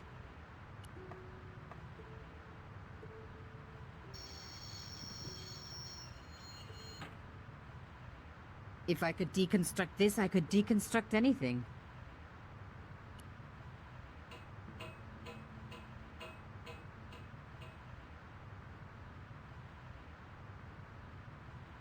The plastic sheet was thick and strong. I'd need more than my hands to tear it.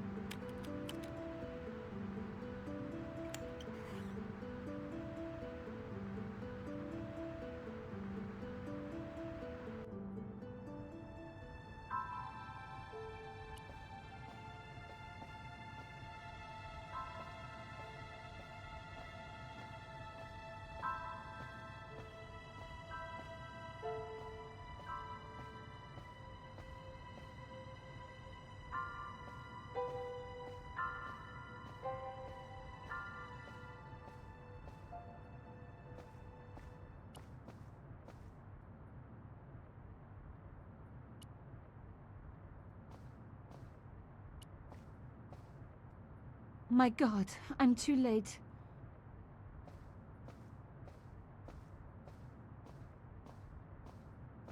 Imelda. Oh no. Nico? Don't worry, you're going to be all right. You know that isn't true.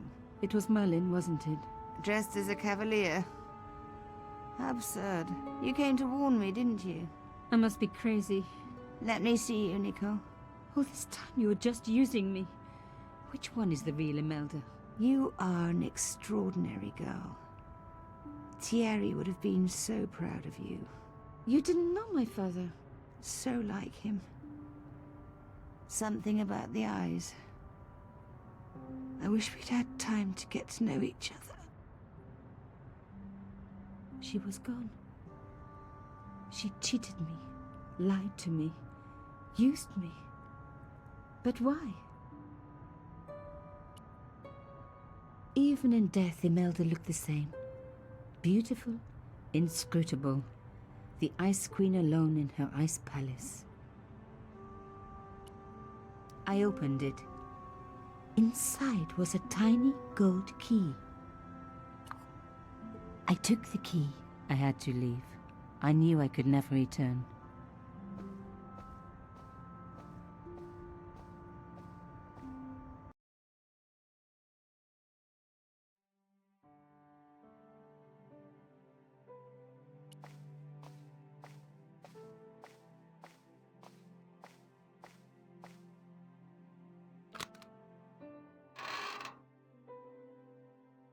In the dim light, I caught the reflection of something metallic.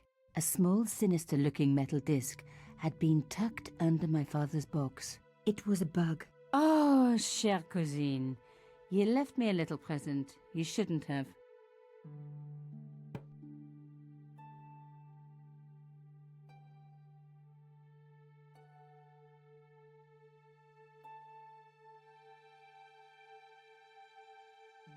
You don't scare me. Espèce de...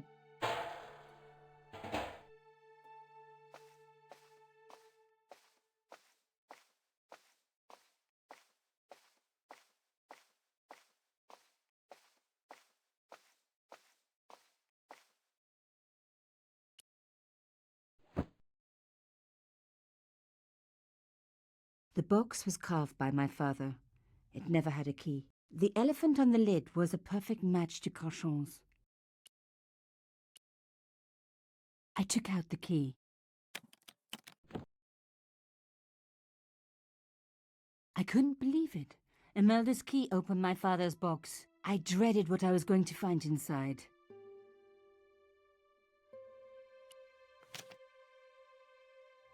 It was a photograph of Imelda, but why here?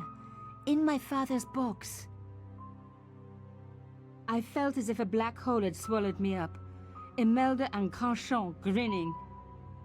While behind them a village was being razed to the ground. Its people butchered. And there, next to them, staring out at me across the years, my own father. There was a letter. I feared there was even worse to come. Hotel St. Georges, Algiers, Friday. My darling Thierry, by the time you read this, you'll be safely out of Africa. You need not fear. Pierre and the organization do not know who you're really working for, or about us. Did you think I would betray you? I could not. You wanted me to leave him, but I don't have your courage. I know too much of what has been going on here. They would find me and they would kill us both. Enjoy your life in Paris, Thierry. Your life of honor, of patriotic duty. Do they give medals to spies? No, they'll just give you a phony job in an embassy somewhere. I could never share that with you. Imagine me, a diplomat's wife. So I must stay here with Pierre, the two of us bound together by what we have done to this country. Au revoir, my love. You will be in my heart until I die. Imelda, suddenly everything made sense. My father had been working undercover for the government. He was one of the good guys after all.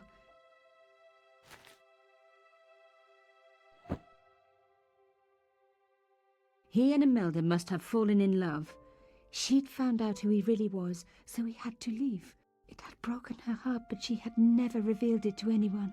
I knew I couldn't either. Whatever he was doing, he'd had good reason to keep it secret. I decided I would respect that and tell nobody.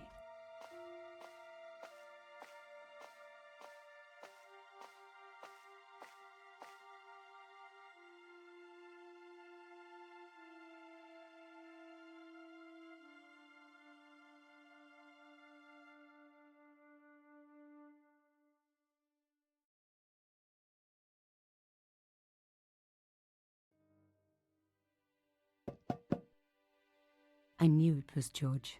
For a moment I was tempted to pretend that I was out, or ask him to go away and come back later. But then... Come in. Hello, George.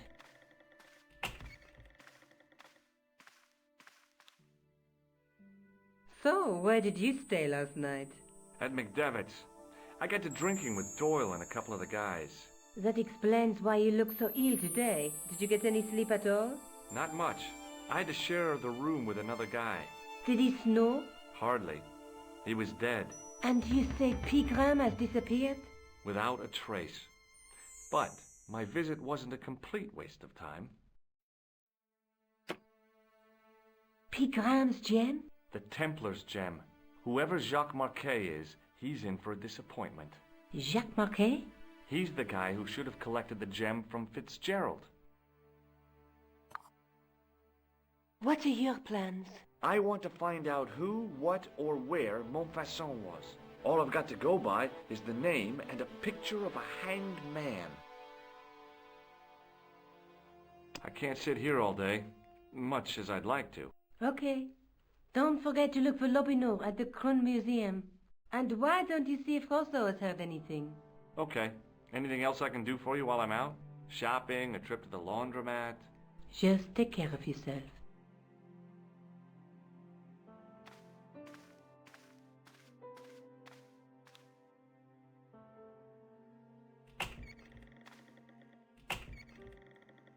I so much wanted to talk to George about everything that had happened, but I knew I never could. My father's connection to Africa would have to remain a secret forever. His bravery would be known only to the government, and to me. Revealing it would just damage his memory. People would take the story and twist it. Before long, he would be the villain and Carchon would be the hero. I know how they do that. I'm a journalist.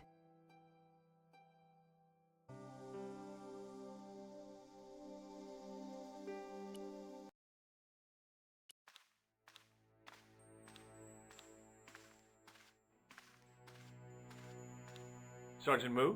Yes. Have you heard of a man called Marquet? Yes. He used to be known as the Mole of Montmartre. I heard he's been hospitalized, probably by one of his rivals. Which hospital was Marquet taken to? The Hagenmeyer Clinic, in the Avenue des Hérissons. Why was Marquet known as the Mole of Montmartre? Because he lived in Montmartre, I suppose. Yeah, but why the mole? I don't know. Maybe he ruined people's lawns. See you later, Sergeant.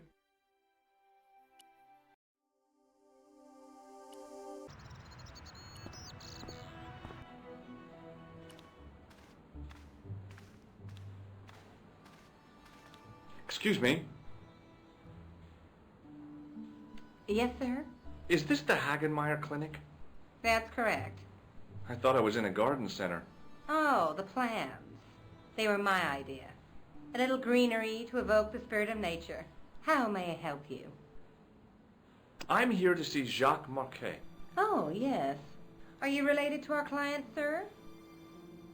No, I'm conducting a private investigation. Then I can't help you. Look at this ID pass. So you're Merlin. Marquet's been asking for you. For me? Yes. He was shouting your name when they brought him in here. Now, let me see. He was on Ward B12, as I recall. Oh, he's being transferred to... Oh, dear. He's on Ward J2. That's Nurse Grendel's ward. What's so bad about Nurse Grendel? She runs that ward like a South American prison. Keeping a well-disciplined ward isn't a crime, is it? Well-disciplined. In the discipline and punishment stakes, she'd whip the butt off the Marquis de Sade. Everything, I mean everything, is done to a strict routine. 6 o'clock, alarm call. 6:10, bowel movements, and woe betide anyone who doesn't have a result. Those patients of hers are like Pavlova's dogs. She sounds like a real nightmare. And then some. If Nurse Grendel is that bad, how come the authorities tolerate her? She's like part of the furniture. I was beginning to get the picture. This woman was jealous, with a big green capital J. How do I find Nurse Grendel's ward? Down the corridor on the left, turn right at the senior consultant's washroom. Right again at the executive coffee lounge. Bear left past the administrator's sauna. And turn left at the end. That's J2. And good luck. Thanks for your help, ma'am. You're welcome.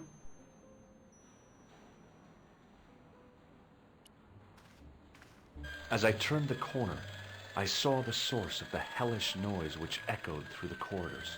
It was an industrial polishing machine with an odd-looking guy in tow.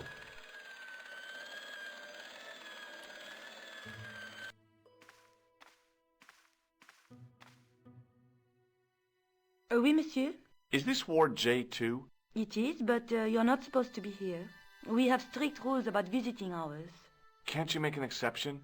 I've come all the way from California. You must speak to the doctor. I can't wait that long. What if he snuffs it? You can't talk like that here. This is a hospital. You will have to leave.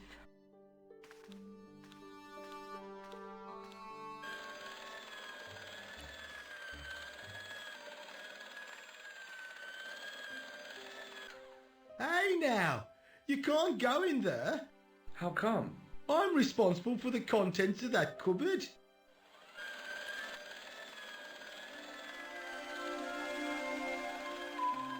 As I tugged the plug out of the socket, the polishing machine coughed, spluttered, and died.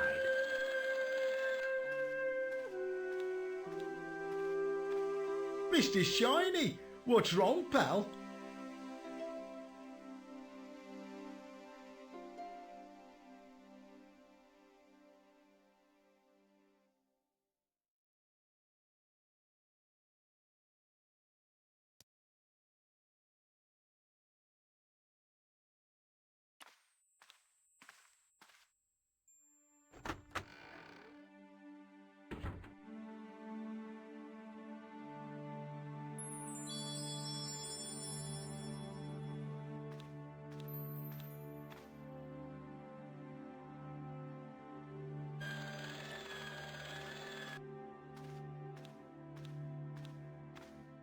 Good afternoon, doctor. The patients are ready for your inspection, doctor. Thank you, nurse. You'll need this, doctor.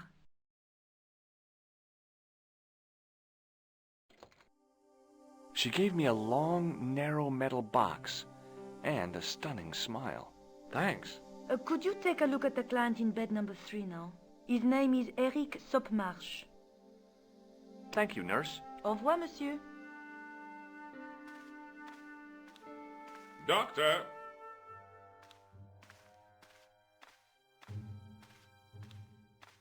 What is it? You haven't taken my blood pressure.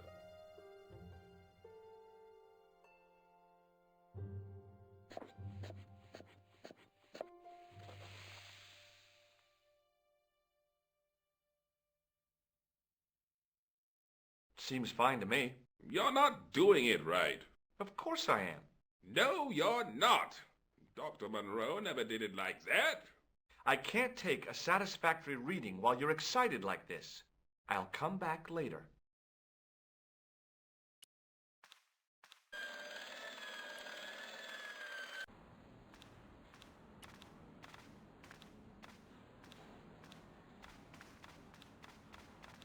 Hi, my name's George Stobart. Aha! Just the man. You must be the new boy. Yeah, I must be. Well, stop wandering about and make yourself useful. Bunny, come here, boy.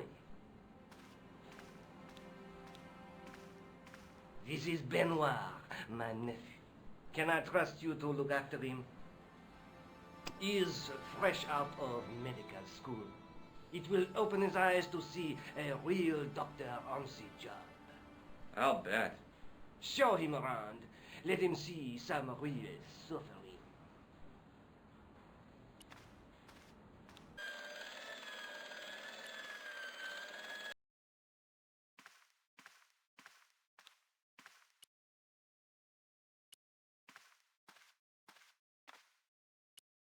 Hi, my name's George Stobart. Yes, sir? So what's your name, kid? Benoit. They call me Bunny. Bunny? Jeez, and you don't mind? Oh, I've gotten used to it. Okay, Benoit, you're gonna help me. Anything you say, sir. Here, take this pressure gauge.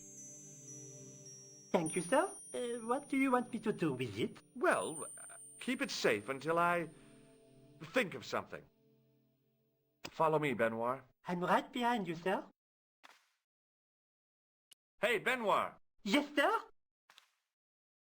Do you still have that gauge I gave you? Ah, yes. What do you want me to do with it?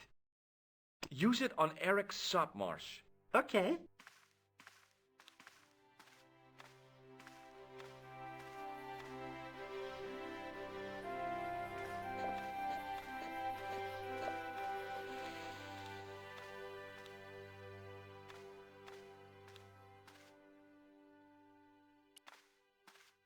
I'm Dr. Stobart. Bonjour, doctor. Have you heard of a guy called Marquet? He's in quarantine, doc, right behind this here door. Marquet is just the man I wanted to see. I wouldn't go in there if I was you. He has anthrax. I have to visit my patient. What for? Routine. I have to check he's still breathing. What if he's not? I'll sign the certificate and register his bed as vacant. That's a cold and distant attitude to death. Well, I've been institutionalized to the point of godlike aloofness. The white coat suits you. Thanks. Catch you later, officer. Au revoir, doc.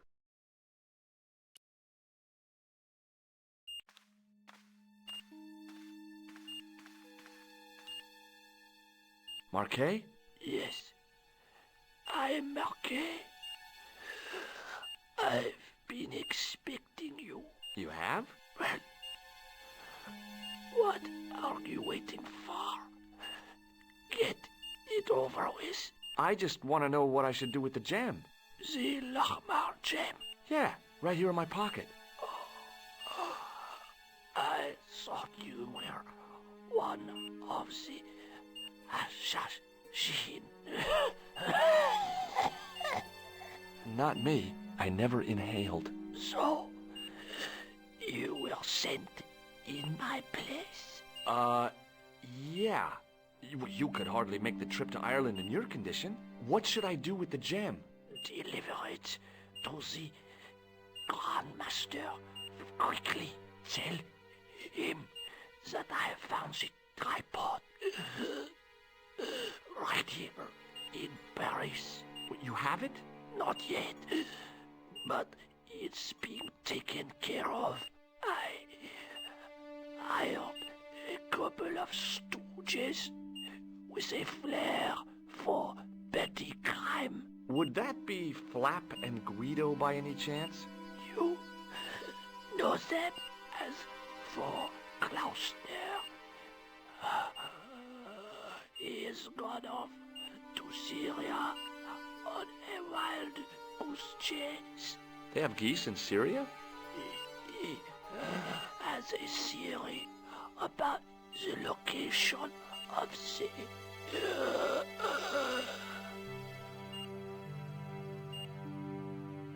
That's enough excitement for one day, Monsieur Marquet. What are you doing here? Talking to this patient, of course. Monsieur Marquet is my patient. If Herr Hagenmeyer was to hear that... Okay, I'm going. I'd learned all I could from Marquet anyhow.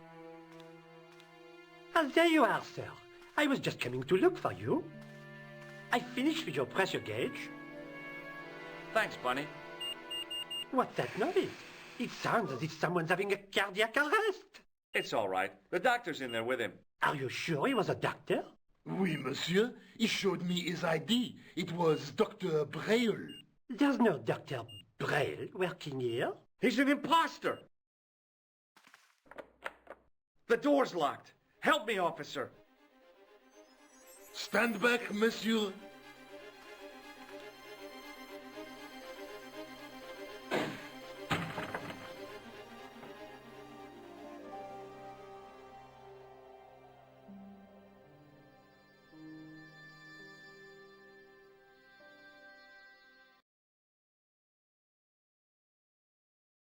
Hello, Georges. I found Jacques Marquet. Did he talk? Yeah, he talked. For the very last time. He's dead. Yeah, killed in cold blood by a bogus doctor. That's despicable. What kind of guy would pass himself off as a doctor and take advantage of a dying man? Was it Khan? No, I don't know who he was, but it certainly wasn't Khan. He got away, out the window. Have you ever heard of the Hashi-Ashin? No. Marquet said that they were his biggest enemy. His biggest enemy was the bogus doctor. Don't remind me. That guy was evil. He had wild, staring eyes like a dead fish. I'll never trust a doctor again. Do you think the assassin was responsible for killing Marquet? I don't think so. He could have finished him off the first time. Besides, Marquet would have recognized him. He was pumped to the gills with sedatives. He wouldn't have recognized the 4 horsemen of the apocalypse unless they'd introduced themselves. I guess I'd better go back and talk to that weirdo. Which one, Rousseau or Sergeant Mou? Oh, but you're referring to Andre. I'll let you work it out.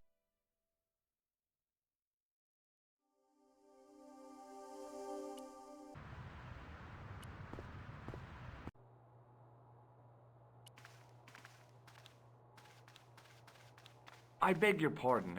Are you Andre Lobineau? That's me. You want my autograph? No. I was told you may be able to help me. Help? My name is George Stobart. I'd like your professional opinion. Well, okay. Shoot. Does the name Montfaucon mean anything to you? Sure.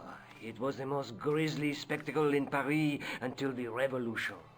A public toilet? Montfaucon was the place of execution for many thousands. A dark temple of death, with row upon row of arches, each one framing a grim exhibit. Scores of rotting corpses swung on creaking rope, while the crows devoured their flesh. That explains the image of the hanged man. I found a reference to Montfaucon in Ireland, in a village called Lochmarn. Lochmarn? That's where Pegram was digging. That's right. He'd left the excavation before I arrived. Do you know Pegram well? Not really. I met him at a conference. I would have liked to talk to him in depth, but I didn't have time. When was this? Oh, back in the summer, July, I think. I think you ought to know that the tripod is going to be stolen. The Lochmarn tripod? No. It's true. I can give you a description of the thieves. Before the supposed event has taken place? I heard them planning the raid. They're wasting their time. The tripod is protected by a state-of-the-art alarm system. Well, don't say I didn't warn you. I'd like your opinion on a medieval manuscript. Vraiment? Do you have it with you? No, it's too fragile. And besides, there are certain people who'd stop at nothing to get their hands on it. Intriguing. Do you have a copy of the text? There isn't much. only a few Latin phrases. I was kind of hoping you'd help decipher the pictures. Without seeing the manuscript, that's a tall order. Just tell me one thing. What does the image of two men riding on the same horse suggest to you? The Knights Templar. Does the Templar seal appear on this manuscript? I'd love to see that for myself. Why don't you loan the tripod to me for safekeeping? Because I'd never see it again. Well, don't you trust me? It's not a question of trust, George. That tripod is hundreds of years old and extremely fragile. I get your point. Can you tell me anything about the Knights Templar? I sure can, Georgie. Soldiers, diplomats, mercenaries, monks, bankers, you name it, the Templars fit the bill. The greatest fighting force in Christendom, the militia of Christ. Jeez. How did the Templars get their name? From the building in which they set up their headquarters. The King of Jerusalem gave them part of a mosque on the Temple Mount. It was said to have been the site of the original Temple of Solomon. The order became known first as the Knights of the Temple, and later as the Knights Templar. You're a mine of information, Andre. Glad to be of help, Georgie. The manuscript is being looked after by a friend. In Paris? Yeah. Not far from here, in fact. Well, just give me the address and I'll come round and take a look. I'm not so sure about that. Maybe I should check with her first. A female friend? Yeah, she's a woman. This friend who has the manuscript? Oui, the anonymous girlfriend. She lives at 361 Rue Jarry. Ah, I know it well. I'll drop by. Just as soon as I can. How come the Templars became so wealthy? There was a constant stream of new recruits to their ranks, many from noble families. They were required to swear a sacred oath of poverty, chastity, and obedience. So, their money, goods, and lands were donated to the order.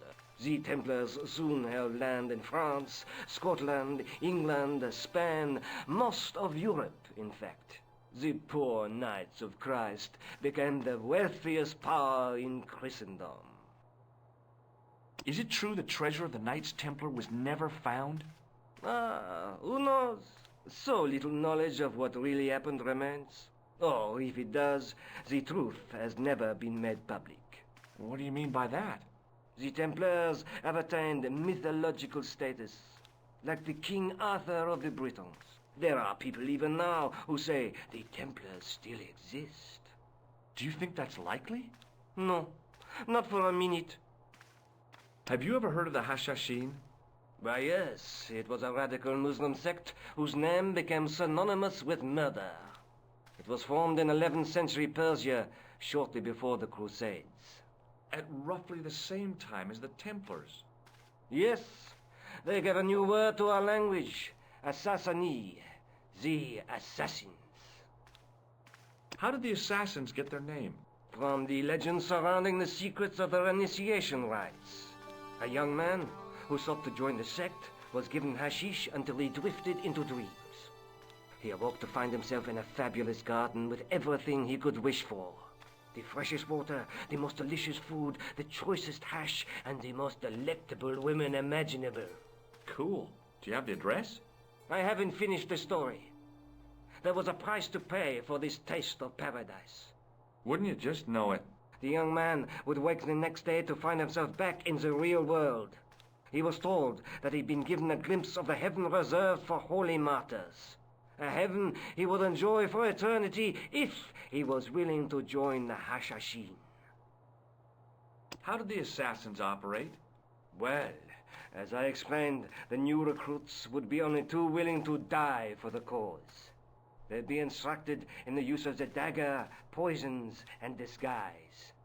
Then, the Grand Master of the sect would name an enemy of Allah. And they'd stop at nothing to eliminate that enemy. You got it. They were fearless and deadly. Does the cult of the assassins still exist? Take a look around at the world today. You tell me. Where was the site of Montfaucon? To the northeast, near the Canal Saint-Martin. But there's nothing there now. The old gibbet was torn down during the Revolution. Thanks for your help, Andre. You're welcome.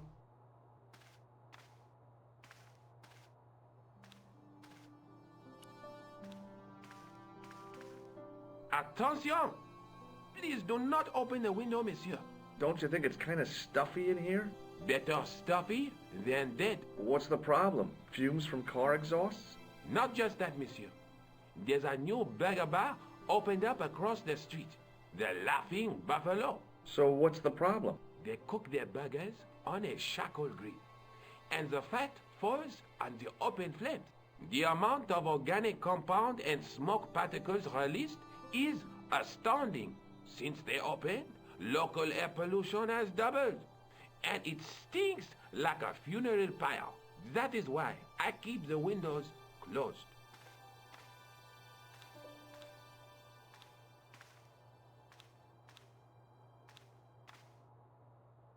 Don't open.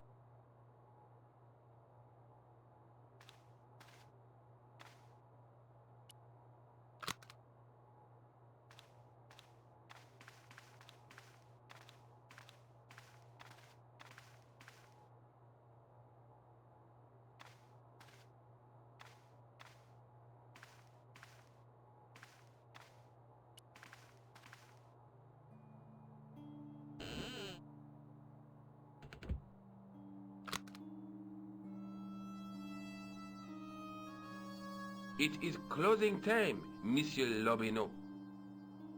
Already, there just aren't enough hours in the day. More than enough for me.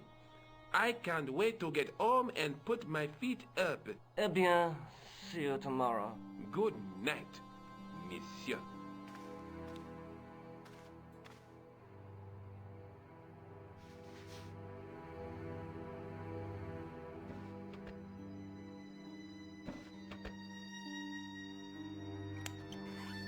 Quit fooling around, you moron!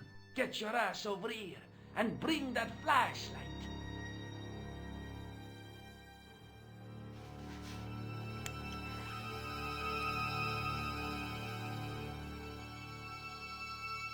What the... Who's there? Let's get out of here!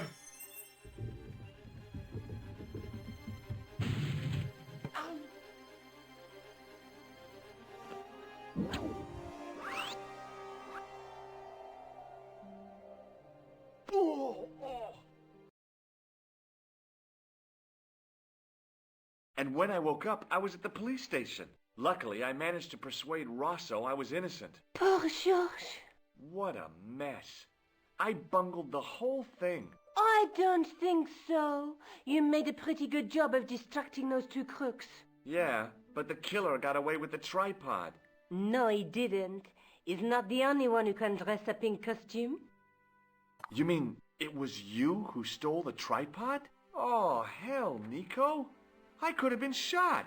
Those dogs are more likely to shoot their own feet. I just wish you'd told me your plans. We're supposed to be in this together. But how come you dressed up like a pantomime cat? Don't sulk, Georgie, please. Oh, rats. And don't call me Georgie. Oh, I really thought you'd be pleased. After all, we've got the tripod. Oh, by the way, I had a visit from André Lobineau. Oh, yeah. I hope you didn't mind me giving him your address. Not at all. It was lovely to see him again. He was over the moon when I showed him the manuscript. It's not often he gets that excited. He made a sketch of the knight's crest to take back to the museum. I believe he's identified the family who bear that crest. I sure hope so. I'd better get back to the quest.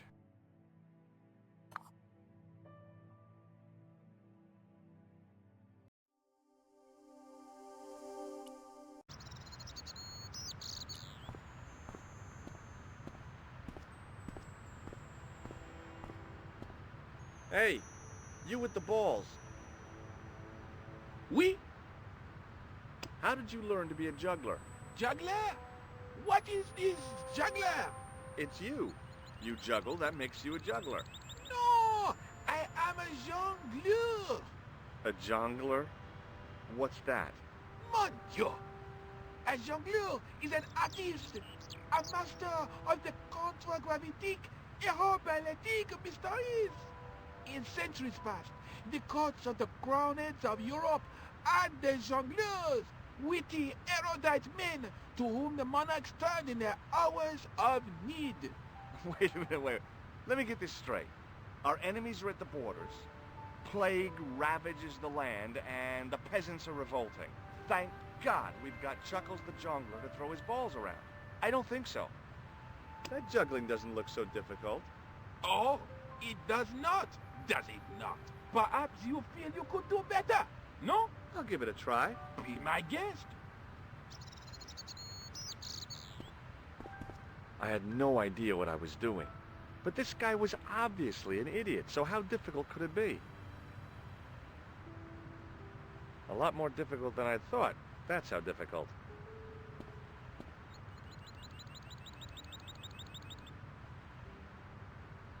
Still, it was my big chance to be derided by complete strangers. Not so easy after all, is it? No, I guess not.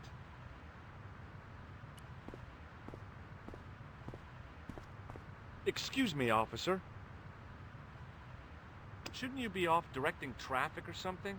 You have seen the Parisian traffic, no? Yeah, so? I could direct the traffic. The most dangerous, the east side of Rome. Or I can sit here and enjoy the sun, the architecture, and the so-so Sauvignon. Which would you choose? Yeah, but I'm not a policeman. What happened to duty? An excellent question, monsieur. Does this red nose mean anything to you? Ah, you are a clown. Do I look like a clown?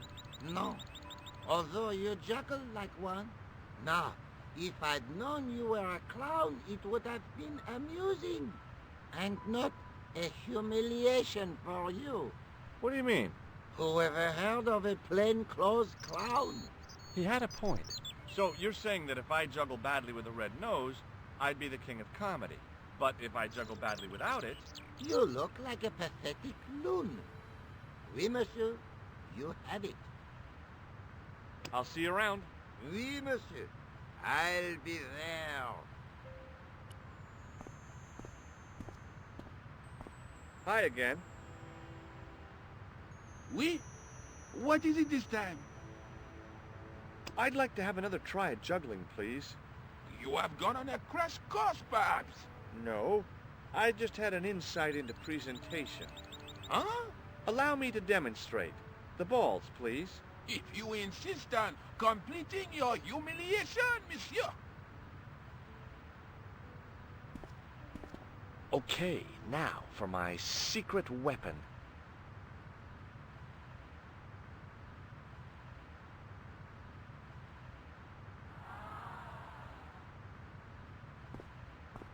The juggler was speechless with rage.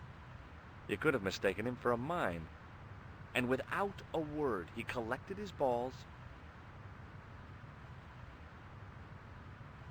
and left in a fury. Hey! You forgot one of your balls! Hey! But he didn't hear.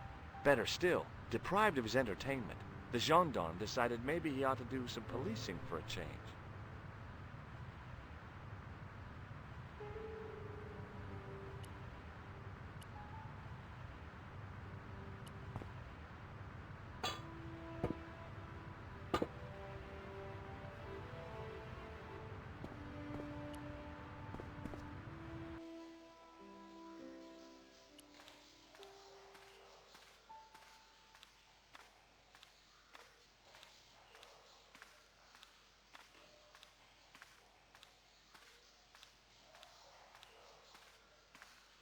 My medieval French isn't much, but the few words I understood seemed to say, "This is where the gallows used to stand." Maybe. The inscription was hard to read, but I made out Templiers and something about innocence. The wall had flaked, and anything once written on it had long since gone. The wall seemed in very poor condition. The inscription was undecipherable. The plaster had cracked and was falling away. I wondered why. It was time for some brutal destruction. Hey, that's hollow! I'd poked a hole in an historical site. If any archaeologists came by, they'd lynch me for this. There was some sort of mechanism hidden inside the wall, with a lever in the middle of it. Here goes. The secret door had jammed. I couldn't get through that gap.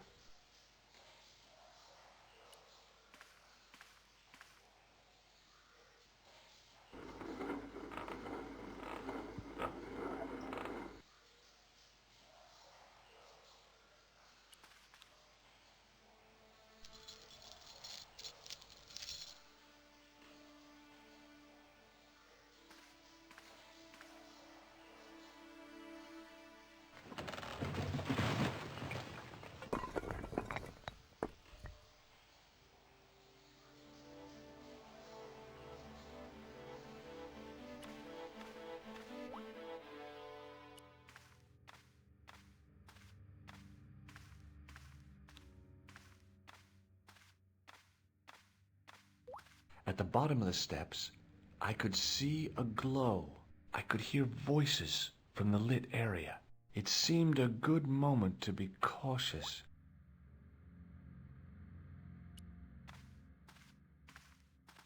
In the beginning was the end. An end wrought by our enemies began our darkness. In the end will be a beginning. An end to our enemies heralds our new day. Report. The military establishments are in flux. The end of the Cold War has left them with no clear goal and as obvious targets for budgetary cuts. We have successfully promoted a sense of betrayal in the upper echelons. They feel that the politicians have cast them adrift. The pattern is emerging. Our time is now. Good. Mademoiselle? Governments are giving the corporations more respect than their own citizens.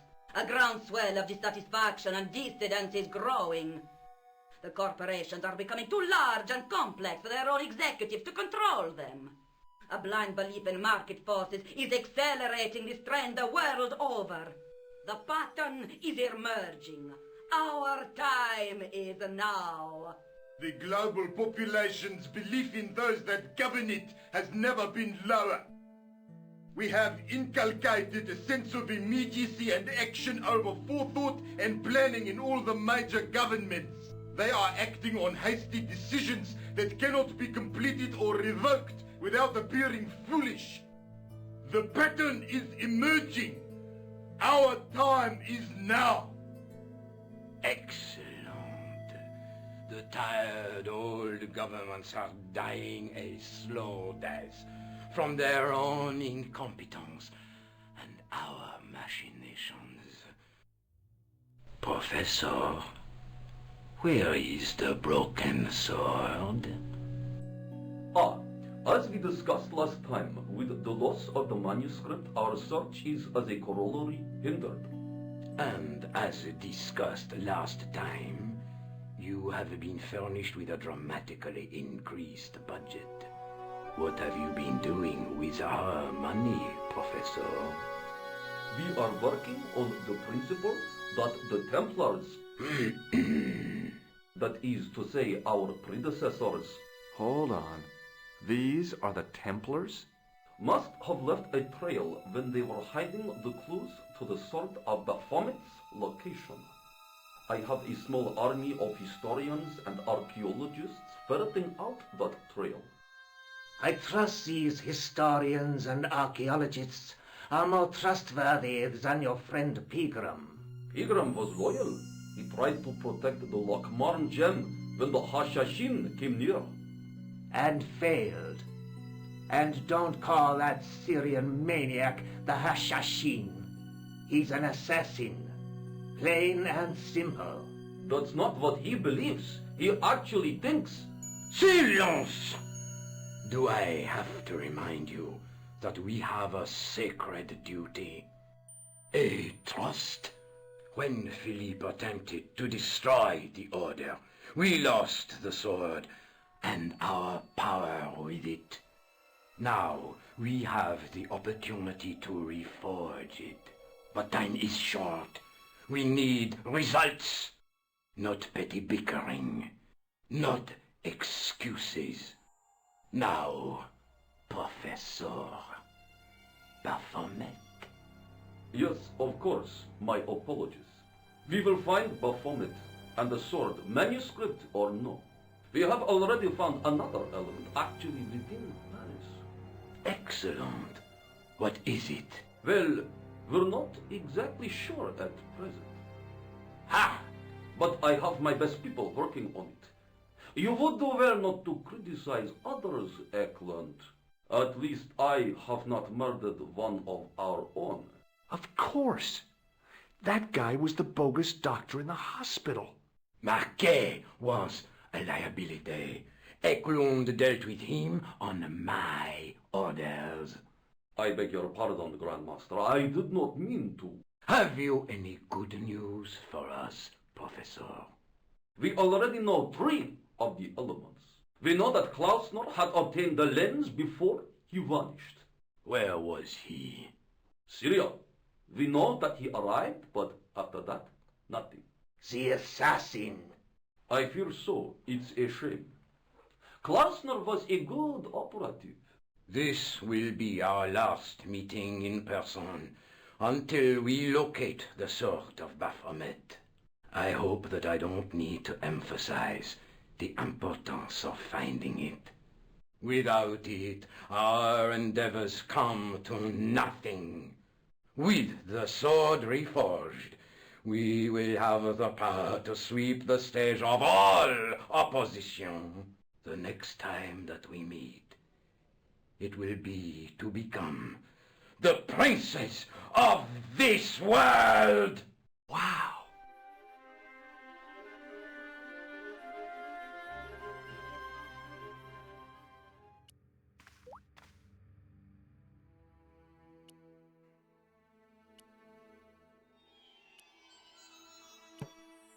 The tripod's feet fitted neatly into the notches on the top of the stump.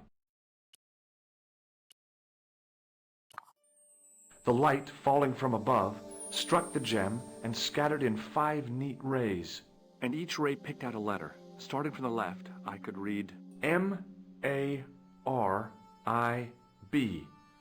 Marib. Now all I had to do was figure out what the heck that meant. Nico, I've seen them. Who? The Templars. I spied on their meeting in the catacombs. And you saw the Knights Templar?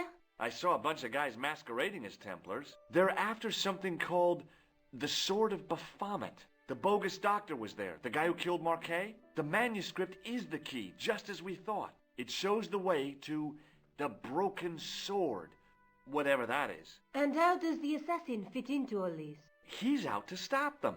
These Neo-Templars, they're men and women in influential positions. Don't you see? Plantar was one of them. The assassin killed him for the manuscript, to stop them finding the sword. But now we have got the manuscript. Yes. So, how do they hope to find the sword? I don't know. They said something about a lens and a guy called Klausner who's gone to Syria, but they didn't seem to realize the significance of the very site of their meeting. You see, after they'd gone, I discovered a stone pedestal and a carved inscription. I set up the gem on the tripod, directly below a beam of light. The gem split the beam and lit the letters M-A-R-I-B. Marib is a village in Syria. You're not thinking of going there yourself, are you? Why not? These guys are crazy and dangerous. That reminds me, you should leave the gem here. Okay, what about the tripod? I'll send it back to Andre, anonymously. Do you think I should go to Marib? Syria is a long way, Georges.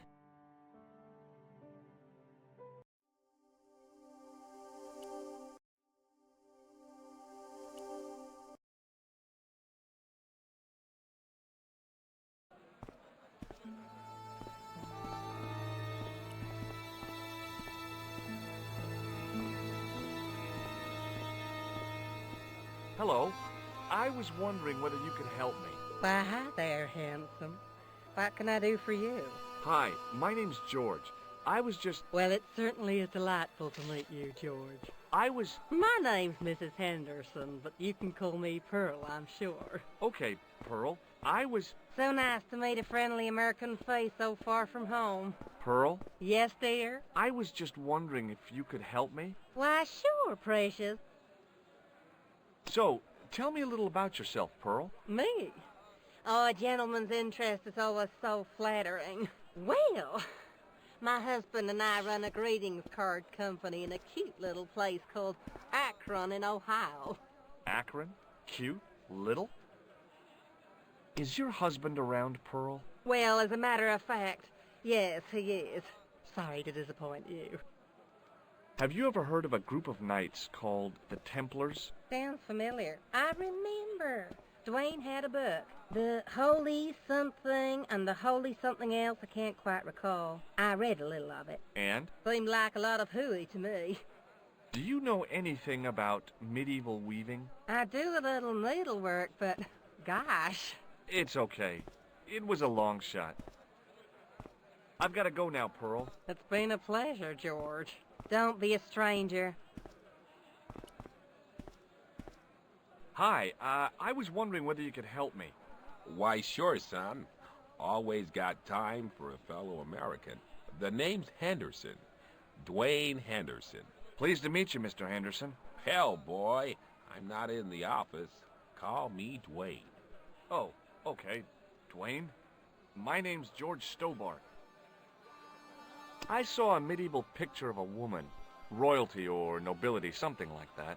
She was looking in a mirror, but the reflection was of a man with 3 faces. What do you think of that? I think you should be in therapy. Do you think bulls have any significance around here? Weird question, George. Nope, I don't think they have. Do you mind if I ask you an odd question? Okay, but I might not answer it. Do you know anything about the Templars? The Knights Templar? Yep. Nope. Nothing at all. Well, you knew they were an order of knights. What I know and what I say are 2 different things, boy.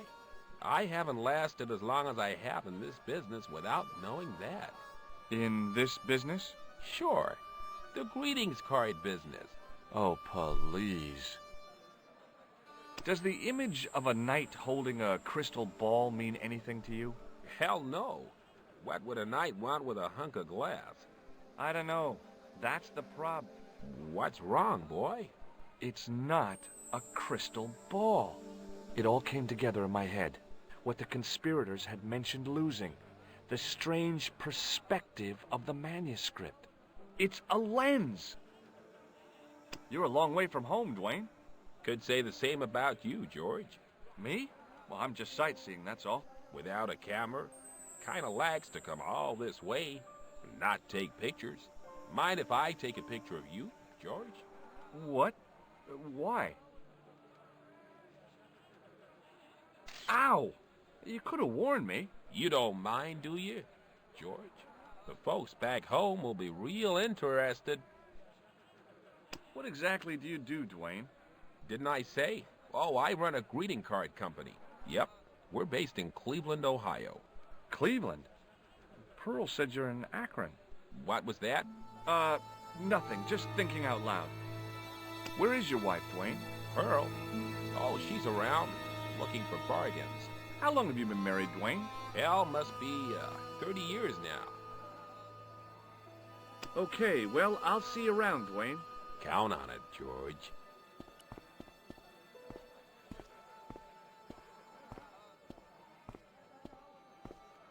Hey there, young fella. Speak you the English? Speak you the Anglais? Parlez-vous anglais? Yes, si, and indeed oui, and rather better than you by the sound of it. My name is Nico.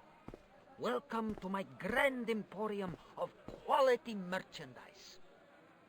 So, this is your stand? Oh, yes, sir. Though stand does not begin to do it justice. The finest in this bustling metropolis. This is a bustling metropolis? Well, not per se, no. How much are those books there on the shelf? Have you any Syrian pounds? I think I might have a couple of Irish pund. Then they're too expensive for you, sir. You speak very good English. Thank you, sir. I learned from tapes that my uncle procured. Oh, a language course. No, sir. Jeeves and Wooster. Gussie, Fink, Noto, Aunt Agatha. What ho? What do you know about that couple? Oh, they're American. Is that all? The chap's a little odd. As for the lady, it's a funny thing. But I get the impression she's a lot cleverer than she's letting on. Does the word Templar mean anything to you? Templar. Ah, Templar. Templar! Why, yes, of course. It does? Yes. A splendid series of books by Mr. Leslie Chatteris, featuring the roguish Mr. Simon Templar. Great. That's a real help, Nico. Anything else? The Saint television program, featuring Mr. Roger Moore of the quizzical eyebrow, and a stick man with a halo. Bing! What do you think of this, eh? Oh, sir, what a splendid plaything. One day, when I am rich, I am going to build a world-renowned collection of brightly colored balls. Are you serious? In deadly earnest. People will come from far and wide to see my Yes? collection. The Rockefellers and the Gettys can keep their hoards of so-called fine art. But answer me this. What good is a Picasso, I ask you, if you cannot bounce it off a wall? You may have a point. Seriously, do you really think this thing's so great? Take it away, you tempter. I'll swap it for something off your stand. Due to seasonal financial considerations, I'm afraid I cannot. I thought you wanted this thing. I do, sir. The stand doesn't. Which in translation meant it's not really my stand, and I'll be in big trouble if I swap anything for something that I want myself. Alternatively, is there any service that you require? Not at the moment, but I'll bear it in mind. So long, Nico. Toodle pip, sir.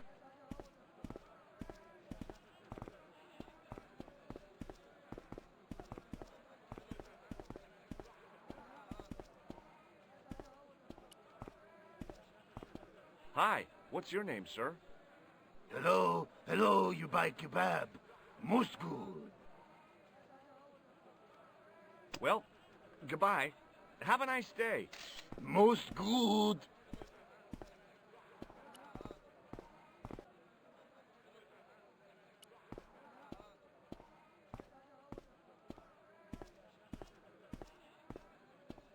It was the pattern.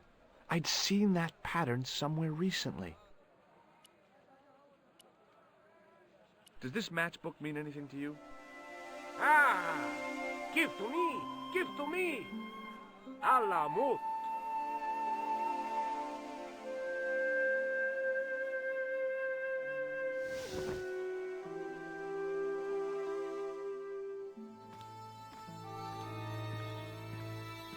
Many beneficent greetings, my most fortunate possible friend. Huh? Do I know you, mister? No, no, and again I say, no. But, my friend, do you not see our mutual good fortune in this meeting? How frank do you want me to be? You are a traveler, yes? Boy, you must be the world's greatest detective. No, I am told that is Sherlock Holmes of the big forehead and slipper full of shag. I, as contrast, am world's greatest luxury taxi driver. I can see where this is going. I am Ultar, taxi driver and luxury guide per excellent, yes. This I had to hear. Where does your heart desire to go? Simply mention the name to your obedient servant, and we shall fly there, swift as the eagle. Oh, well, I don't really want to leave Marib yet, but I'm sure that if I do, you'll be the first to know. Is good. You know where you want to go, you come to Ultar. Thanks. See you around, Ultar. Be having a pleasant day, full of shining experiences and happiness, my friend.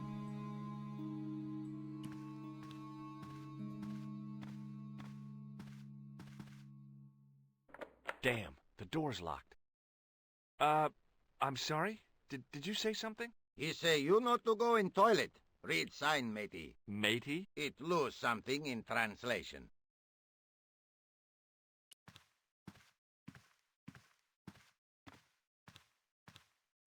Hello again, Ultar. Praise be to Allah.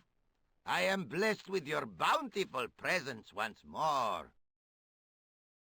This place is certainly hard to find. Oh, yes, it is most exclusive. The membership can be no more than... Kind sir, what would you guess the population of the village to be? Gee, I don't know, a couple of thousand? Then I would estimate the membership to be no more than a couple of thousand. What do you make of that boy in the market, Nejo? Nejo? Ha! Ayub's boy is too big for sandals. I speak splendid English and he laugh. He say, Ultar, you big ox, you split infinitive. I say, I split your head if you stay still long enough. Ha ha ha ha ha ha! Ho ho ho ho ho ho! Pretty funny, yes? Hilarious. You should be on cable. See you around, Ultar. May good fortune follow you, mister.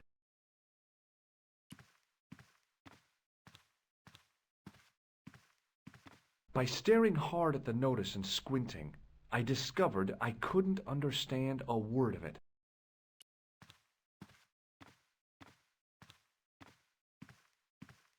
Hi. Nice club you've got here. I was wondering if you could help me. What? I mean, I beg your pardon? I'm sorry, but I don't understand. No surprise there, all righty. He says sorry, but he not speak English. But he didn't say anything. He not have tongue. No tongue? What happened? It was bet. And he lost. He won. You should see other chappie. Oh, yes. There wasn't much point in trying to launch an in-depth conversation when I couldn't speak Arabic and he couldn't speak. Period. Hello again, Ultar. Praise be to Allah. I am blessed with your bountiful presence once more. Could you tell me what that sign means? It's a door stay shut until brush come back. Signed, the management. Oh, well, what does that mean? Manager buy lovely new toilet brush, leaves it by wash basin for 10 minutes, come back, it been stolen. Not even out of wrapper. He damn cross. Lock up toilet and say, nobody use fine pristine toilet until brush given back. We say, what we do till then, eh? He say, cross legs and use superior willpower. And that's what you've been doing? No. Ultar use bucket. Have you seen this man before? Oh, most certainly. Was here only yesterday. Here? Yesterday? My God, he's close.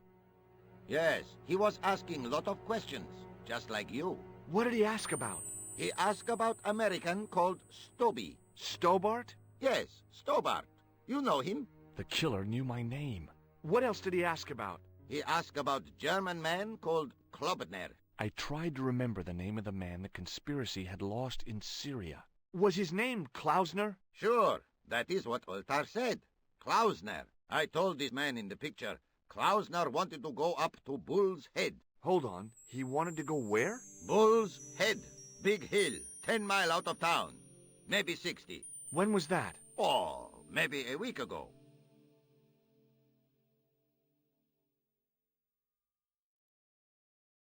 What can you tell me about this Bull's Head Hill? It's most magnificent. Lovely views. Worth visiting. Yes, by indeedity. How do I get there? No. Let me guess. You need fine luxury guide to take you there in air-conditioned taxi. Woe is me. Where can I find such a guide? And Ultar is most luxurious guide for most literally some way, in any direction. Gee willikers, lucky old me. Are you desirous of my pleasant and luxuriant service? All right, let's go. First, I regret the formalities. A trip to the Bull's Head.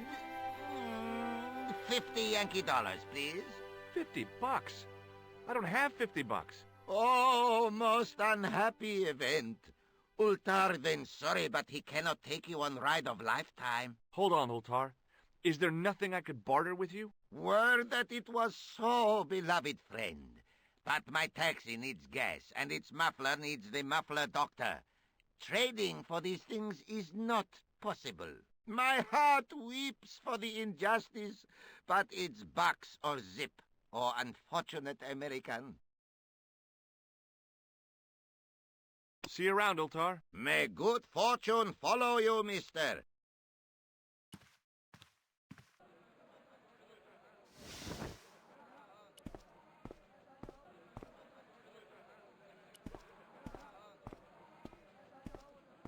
Suddenly, I realized the horrific truth. The guy was basting the kebabs with a toilet brush.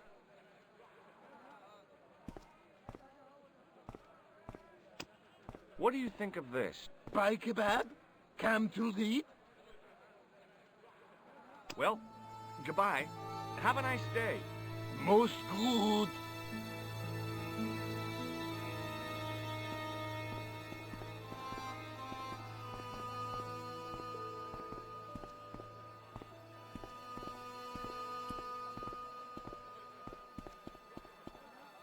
Hi, Nico. Hello again, sir. And how may I help you this time? Who's the guy selling the kebabs? Oh, that's Arto. A miserable blighter, to be sure, sir. He doesn't seem very happy. He never is. Day in, day out, a face like a wet Wednesday. Whatever one of those is. Does he speak any English? Not cogently, no. Look, this is going to sound a bit strange, but I need Arto's brush. What? The brush he bastes the kebabs with? Yes. Let me find some dirty postcards for you instead. Nico, this is serious. Arto stole that brush he's using from a friend, and I want to get it back.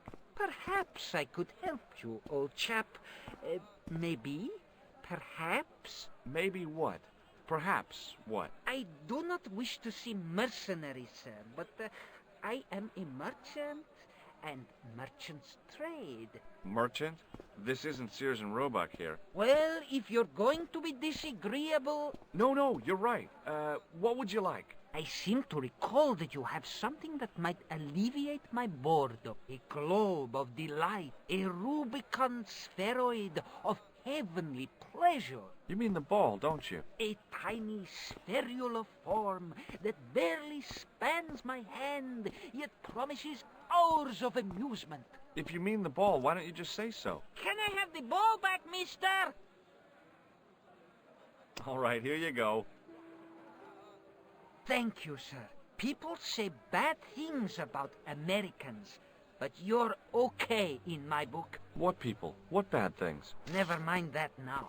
Remember the brush? Right, yes, the brush. All you have to do with Arto is be polite. It lightens his day, makes it all worthwhile for him again. How can I be polite to the guy when I can't speak a word of Syrian? Arabic. That's what I meant. Simply memorize this phrase. Il ach il kalb. Il akal kalb. Close enough.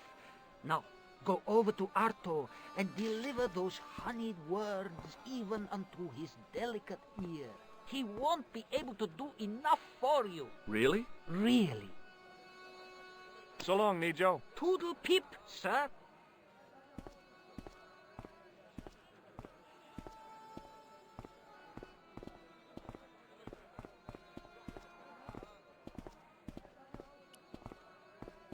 Hello again, sir. Hello. Kebab? Yes? Il akul kalb? Filthy. Bad. I'll kill you. Whoa, calm down. I just... Feet, do your thing.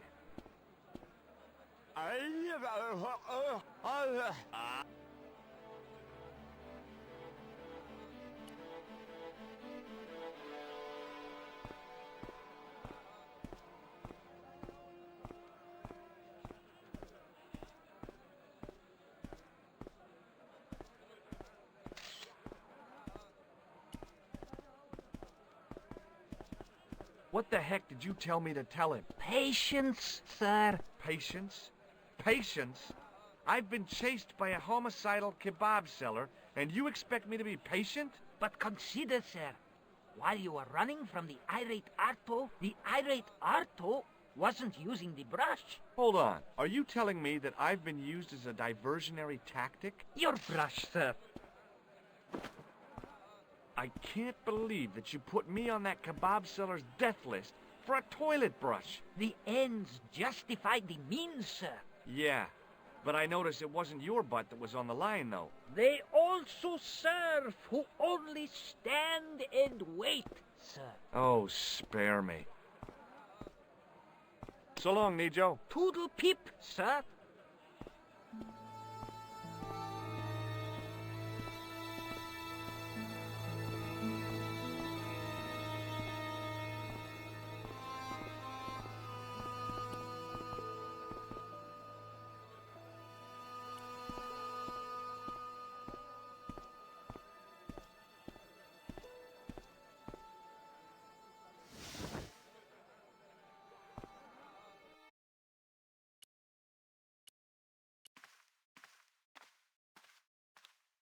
Here's your brush, sir. It wasn't easy getting it back.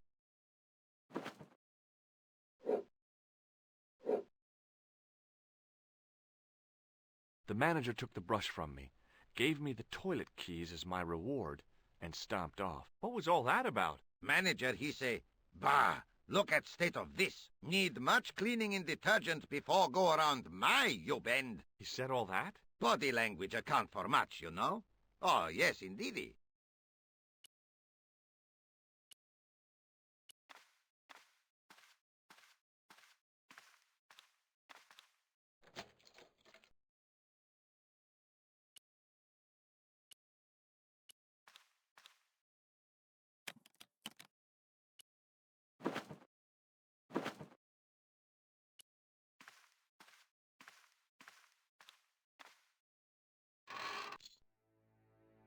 Oops.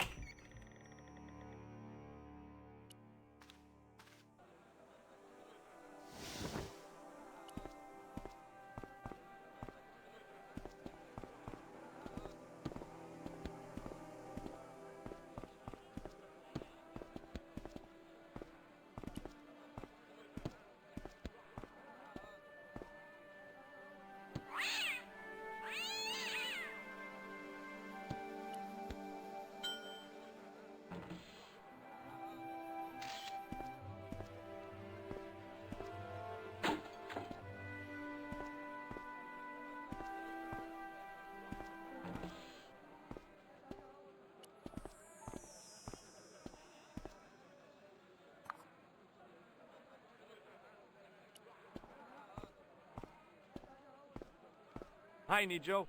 Hello again, sir. And how may I help you this time? May I have this statuette? It is broken, after all. Certainly. And when my father deals with that feline for breaking it, you can have a Davy Crockett hat as well. So long, Nico. Toodle pip, sir. The grease paint had worked magic. Now it looked like aged marble instead of cheap plaster.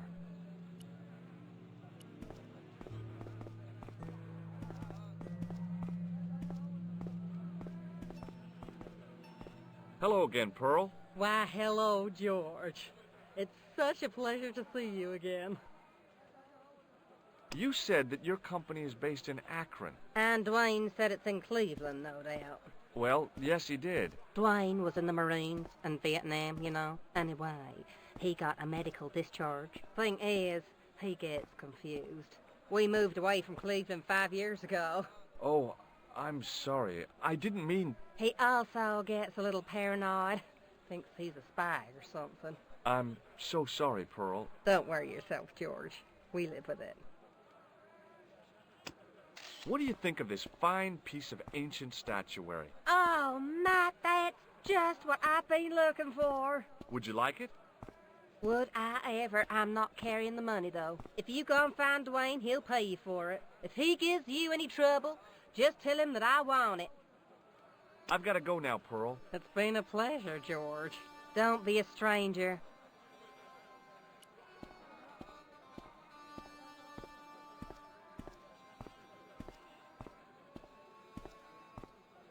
Hi there, Dwayne. Hi there, George. How can I help you, young fella? What do you think of this? Good gravy. Looks old. Yeah, I had to turn this town upside down. Boy, your luck's better than ours. Looks Roman. I wouldn't know. What'll they say back home? How much do you want, George? Oh, I couldn't. It's the find of a lifetime. I mean... $50. Take it or leave it. I'll take it. Here you go. And here you go. Thanks for the money, Dwayne. This'll come in real handy. I ought to be thanking you for finding this Roman statuette. Okay, well, I'll see you around, Dwayne. Count on it, George.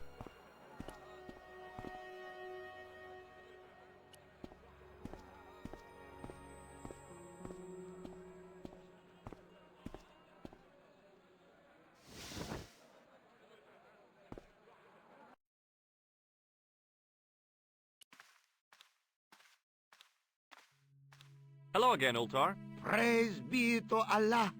I am blessed with your bountiful presence once more. About Bull's Head Hill. Are you desirous of seeing this most splendid place? Well, maybe. A terrific bargain. Only 50 of your Yankee bucks.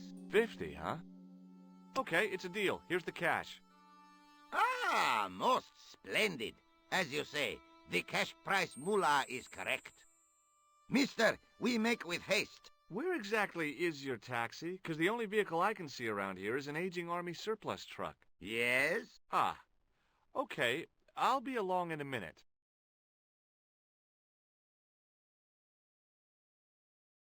It didn't seem right to take off with the toilet keys, so I left them on the bar.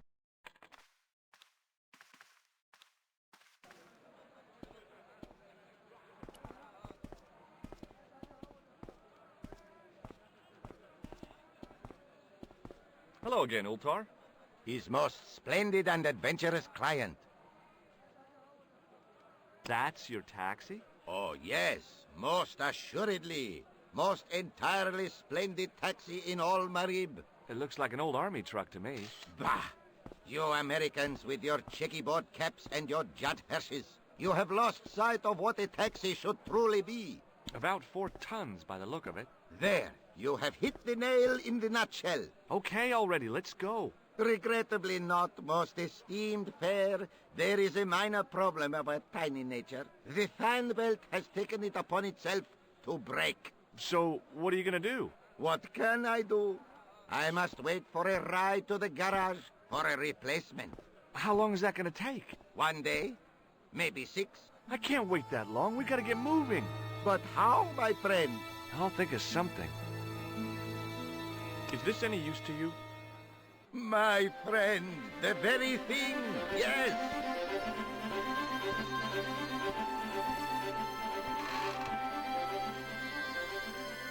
Ultar took the towel from me, cut it in 2 lengthways, and gave me half back. With his half, he did the kind of fan belt replacement that's normally done with stockings. Now, if I knot the ends together, so... Serviceable, yes? Very serviceable indeed. Stockings might work on a Bentley, but on a truck, the coarse toweling did the job nicely. Come along, my friend. You want to see the bull's head? Yes?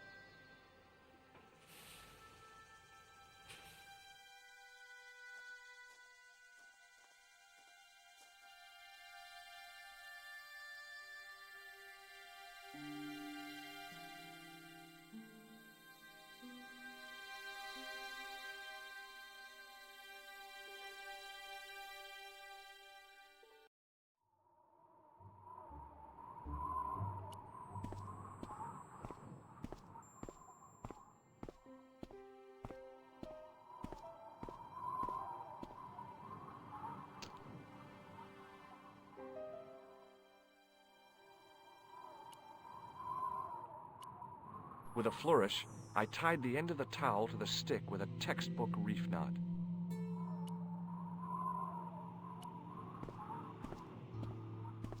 I could see that crack would make a good anchor point.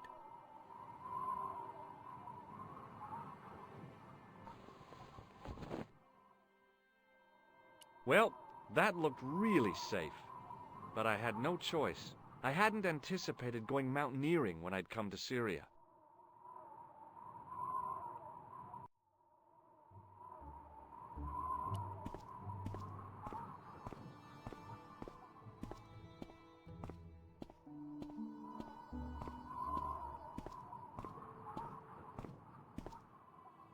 I didn't like the idea of putting my hand in there. But hey, what the heck?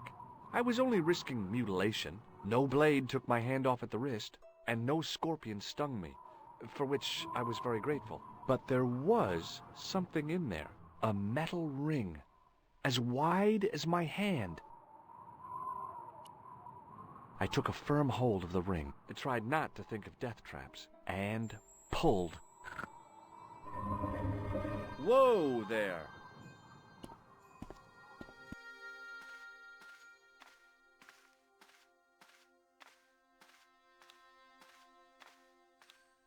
Around the corner, I found the corpse. Oh my God. Klausner? Large as life and twice as dead. I'd hardly had time to accept the fact when I heard the door mechanism start up again. Oh man, no! The door had slammed shut, trapping me. I had a bad feeling about how Klausner had died. Whatever had been in the bottle had been drunk. Klausner must have died of thirst and dehydration. I've done more fun things in my life than searching a corpse, but as my life expectancy wasn't great, I figured I should try every new challenge that came my way. I cautiously flicked open the jacket. Hey, what's this? I'd found some kind of lens. A very old lens made from a very hard glass. That settled it. The knight on the manuscript had been holding a lens the whole time, not a crystal ball. Bullwhips might be handy for exploring ancient ruins, but they're no use when you're trapped in a cave. Klausner clearly fancied himself as a latter-day Indiana Jones.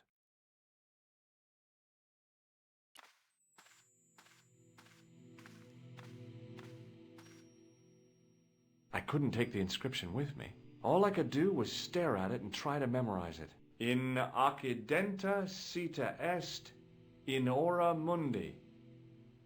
Okay, that would have to do.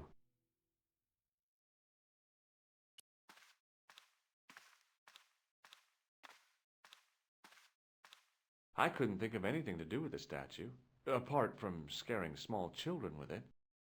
A stone head bearing 3 bearded faces. It was a strange image, but a powerful one, redolent with antiquity and ancient mysteries. The mouth's opening. It must be Ultar. My God, if he comes in, we'll both be trapped. Ultar! Don't come in! It's a trap! Stay where you are! You! Hello, Mr. Stobart. We meet in the most unusual places. Please, do not make any sudden moves. I have no desire to maim you. Did you say maim? I did. Dead men tell no tales, as you say. And I want to hear everything that you have to tell me. And what if I don't want to talk? Then I shall, most regrettably, have to kill you. Rest assured, however, that I am an excellent shot you would not suffer. Oh, that's good. Believe me, I'm really assured. It is rather dark in here. I think we should conduct our business outside. Why should I make myself an easier target? If I fire at you, Mr. Stobart, I shall hit you even in here. But, unfortunately, my marksmanship will suffer. It could be the difference between hitting you in the leg or the groin. Boy, it sure is hot in here. No sudden moves, Mr. Stobart.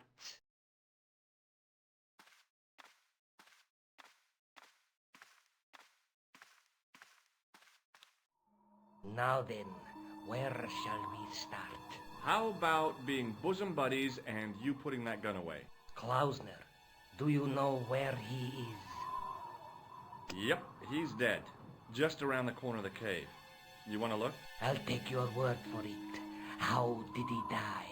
Starvation or dehydration by the look of it. He was caught in this trap you were shouting about. Yes, I suspected as much. The Templars were not ones to give away their secrets lightly. Was he carrying anything of importance? No, nothing. So, why is this location important? What did the Templars hide here if not an artifact? Well, there was something in Latin up on the wall. Latin? Do you remember it, Mr. Stobart? What did it say? In accidenta cita est, in ora mundi. Ah, the words of Caesar. Yes, that makes sense. Well, I know that roughly it means to the west, to the edge of the world. But what the heck is that about? It tells me where the sword of Baphomet lies.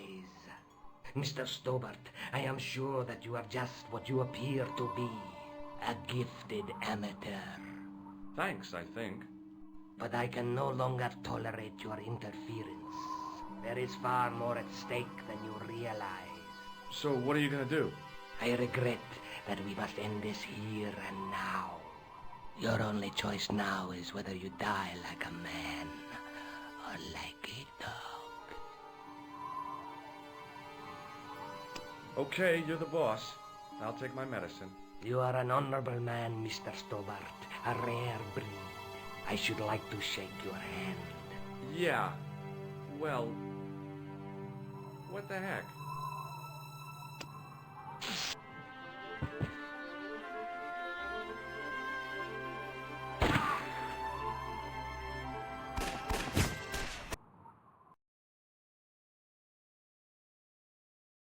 Luckily, the canopy on Ultar's truck broke my fall.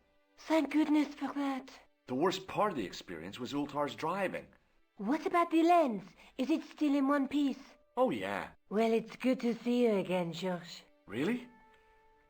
Well, I have to say, I'd have enjoyed Syria a lot more if you'd been there. I wouldn't have been much help. Anyway, you did just fine on your own. I'd better get back to the quest.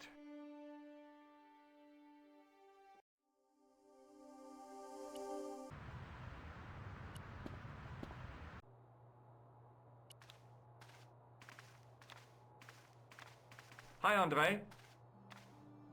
Hello, Georgie. Hey, I visited Nico's apartment. Yeah, she told me you came by. Ooh, quite a fine Georgie boy. I didn't expect anything quite so sexy. I hope you're referring to the manuscript. Oui, of course. Where have you been? Nicole said you were away. I just returned from Syria. Syria? On the trail of the Templars? It's a long story, but I found the bull's head. It was referred to on the manuscript, remember? Yes, what is it? A secret cave built into a high cliff face. In the cave, I discovered a map bearing a phrase in Latin. In accidenta cita est in ora mundi. The island of Britain. Lies at the edge of the world, to the west. Strange. That map seems to contain a series of pointers. Like I said, it's a treasure map.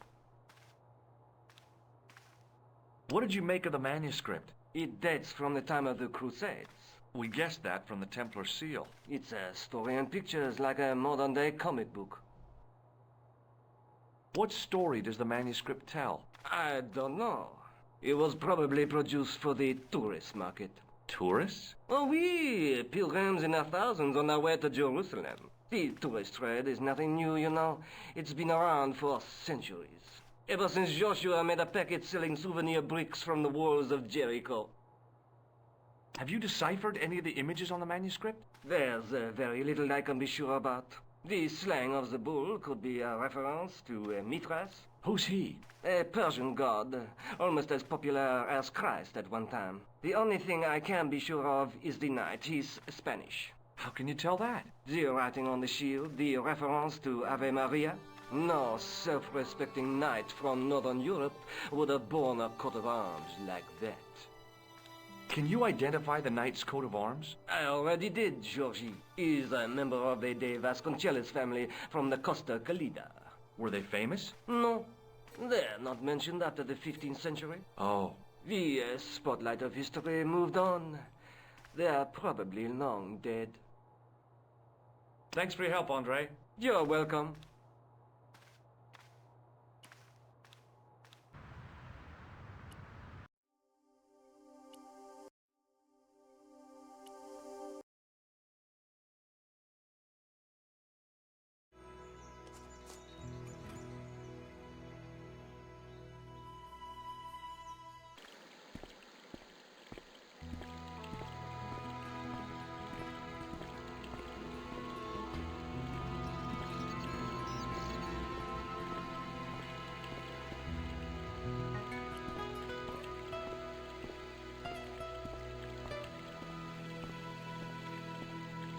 Hi, is this the De Vasconcelos house? Who wants to know? I could tell the old coot was going to be trouble. My name's George Stobart. I was wondering whether... The house is not open to the public. This is the De Vasconcelos house. And what business is that of yours, senor? Look, all I want is to speak to the head of the household. There is no household. Only the Countess and myself. Tell me about the Countess de Vasconcelos. She doesn't receive guests. That's all you need to know. You don't even know what I have to talk to her about. She hasn't won the lottery, has she? No, she hasn't won the lottery. A more cunning man might have claimed that she had. Oh, yeah? They might have, might they? And that more cunning man would have been kicked off the premises. The Countess doesn't do the lottery. What do you know about the Templars? Who wants to know? Are you angling for a bribe or something? You have nothing that I want, senor, except the pleasure of your absence. The guy was obviously protecting the Countess against the whole world. But why? I'll be going for now. Adios, senor.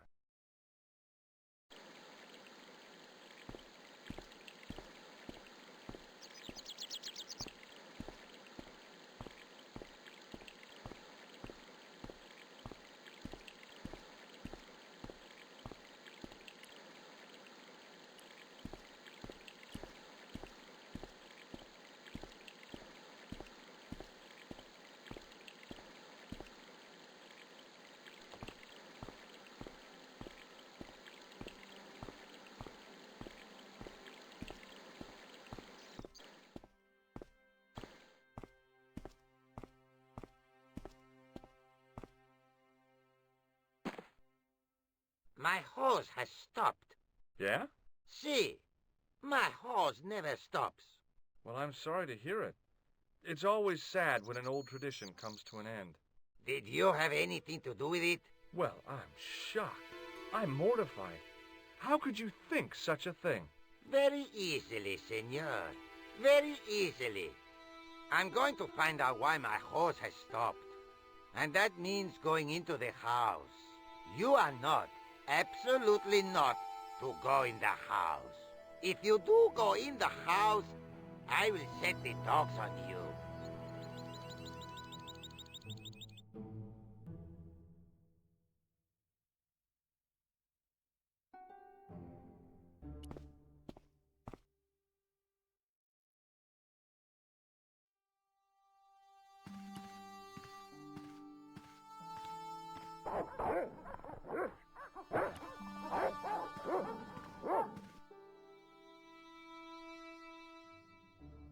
Hey, you. I know you are there, American. All right, you dogs. I'm coming.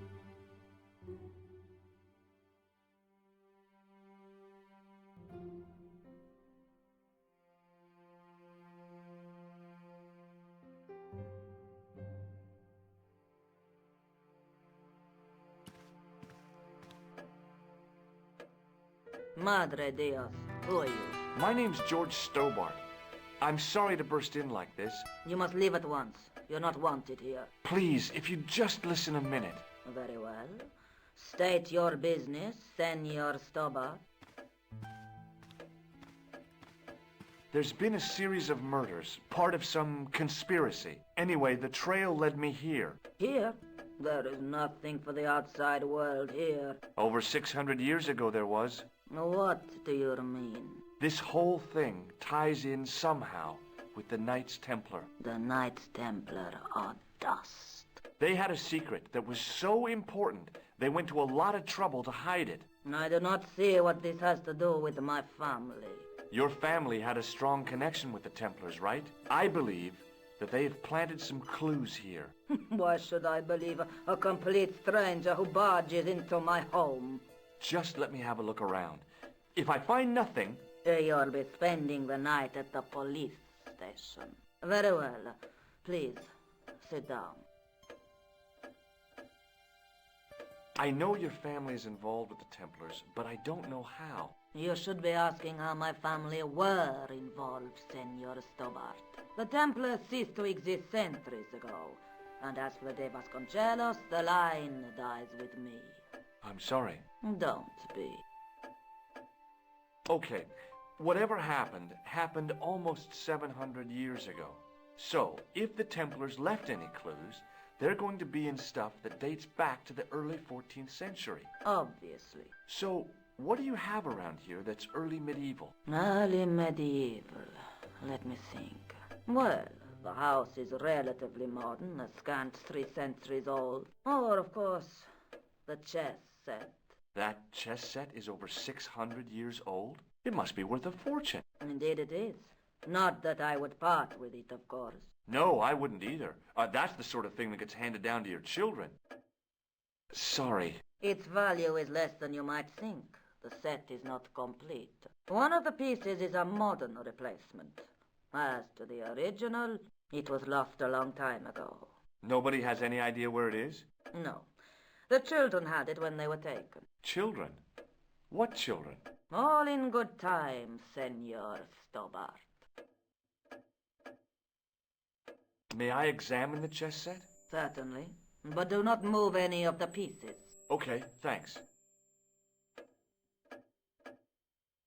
Close up, the modern piece stood out like a sore thumb. There was something else odd about the set. All of the original pieces had irregular bases. My lady, I have to warn you, there's a... You! Why, I'll feed you to the dogs. Lopez, what have I told you about feeding intruders to the dogs? But, my lady... Never without my permission. Senor Stobart, if I find that you're wasting my time, you will be fed to the dogs. Now, I want to show you something interesting. Follow me.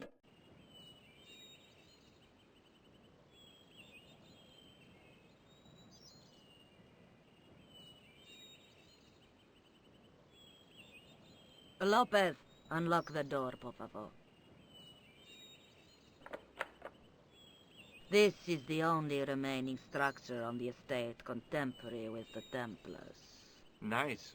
What is it, a summer house? A mausoleum, Senor Stobart. Oh. Come with me. Hey, senor. Yeah? I do not know what you have told my lady to be shown these favors, but I do not trust you. You've got nothing to worry about. Aren't you coming in? No, the dead do not interest me. My garden is a living thing. I will be there.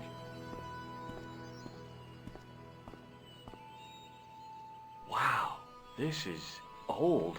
It was constructed in the 13th century as the final resting place for the De Vasconcelos Templars. It's well maintained. These are my ancestors, and they deserve respect. I come here at least once a week to say a prayer for them. Mind if I have a look around? By all means.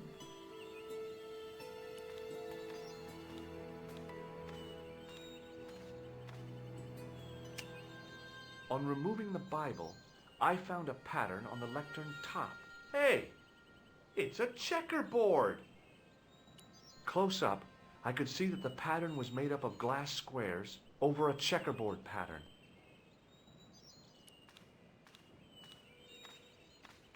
May I ask you something? You may ask. You certainly know your history. What's your opinion of the Templars, Senor Stobart? The Templars? Well, they seem no worse than a lot of the knightly orders. You are mistaken. Compared to the simpering politicians of the Hospitallers or the brutish Teutonics, the Knights Templar were the embodiment of chivalry. The filthy, money-grabbing French king and his pet pope did a great wrong. A bane settled upon my family at the whim of that self-seeking tyrant. It was all a long time ago. Some things don't die. Injustice is one of them. What's the story with the glass chessboard? Glass chessboard? Oh, the pattern on the lectern, purely decorative, I'm sure. There are pieces of glass missing from it. Oh, it has been like that since I was a girl. The gaps in the glass chessboard look awfully deliberate. No, it is ridiculous. What possible significance can it have? It's part of a chessboard, and the gaps are for... Senor Stobart. You cannot mean... This place was built for the Templars. Your chess set is as old as the Templars. It's kind of suggestive, isn't it? I think this must be it. This is what the manuscript is pointing to. This is extraordinary.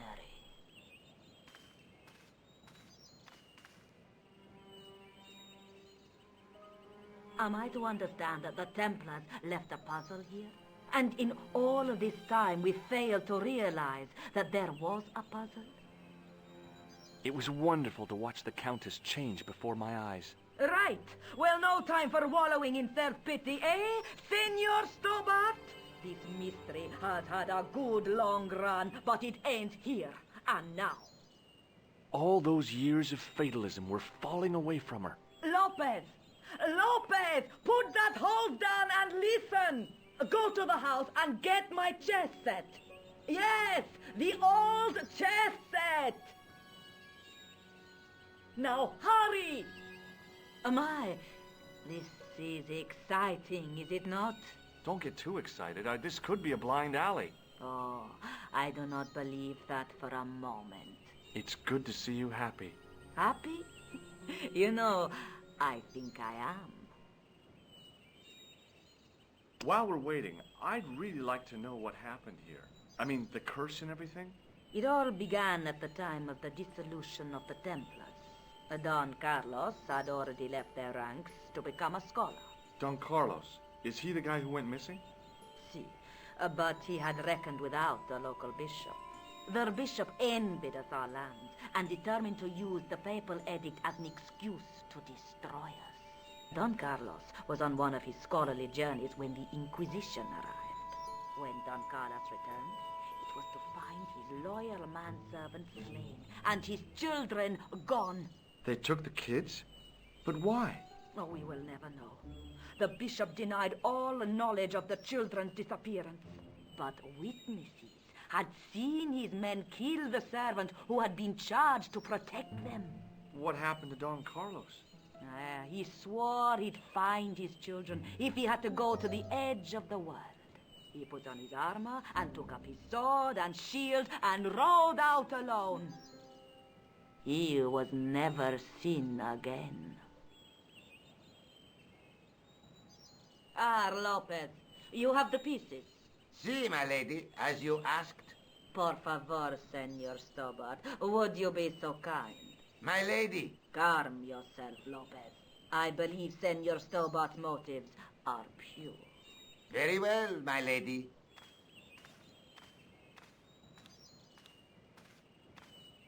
My lady seems to trust you. But you don't. No, senor.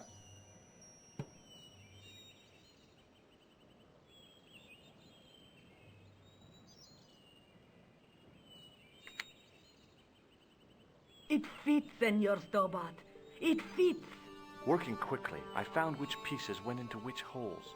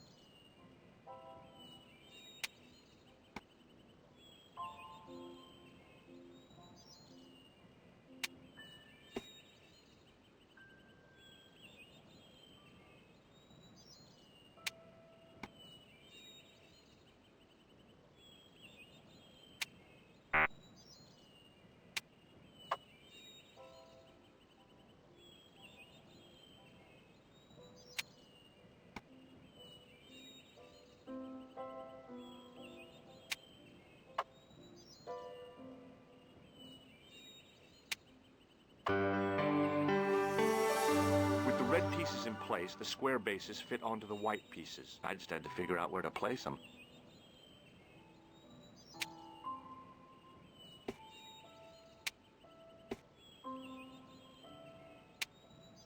Bingo! I mean, checkmate.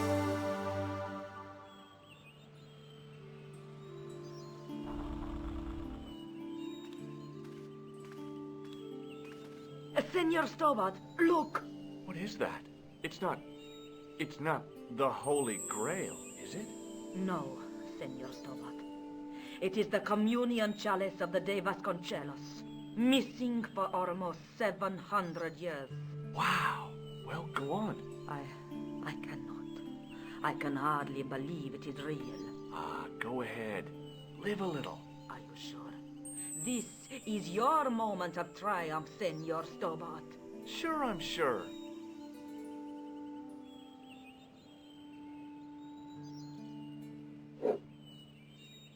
The possibility of death traps only occurred to me a few days later.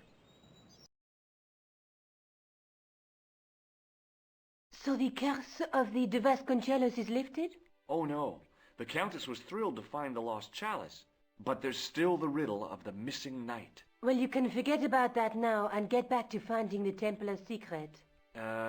Actually, I promised the Countess I'd find Don Carlos. You what? I can explain everything. You have got the odds for a withered old Spanish aristocrat? The Countess entrusted me with the chalice and the quest for her ancestor's tomb. You're as crazy as she is. Haven't you got enough problems? Khan and the Templars? It's all part of the same thing. The chalice is important, I'm sure. The manuscript pointed us to the knight, and I have to find him. What then? I don't know. But when the knight and the chalice are reunited, maybe I will. Is there something going on between you and Labano? What business is it of yours? We agreed all this. The clown, the Templars, strictly business, remember? Yeah, but... So get off my case. I'd better get back to the quest.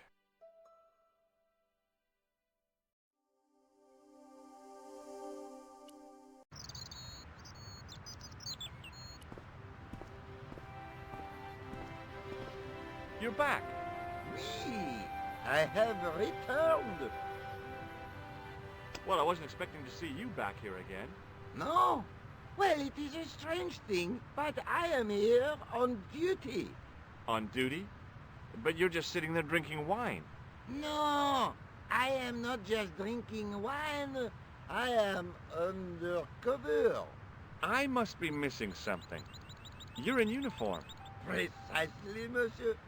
My cover is that of an indolent, wine-guzzling police officer. You've got me convinced. Merci.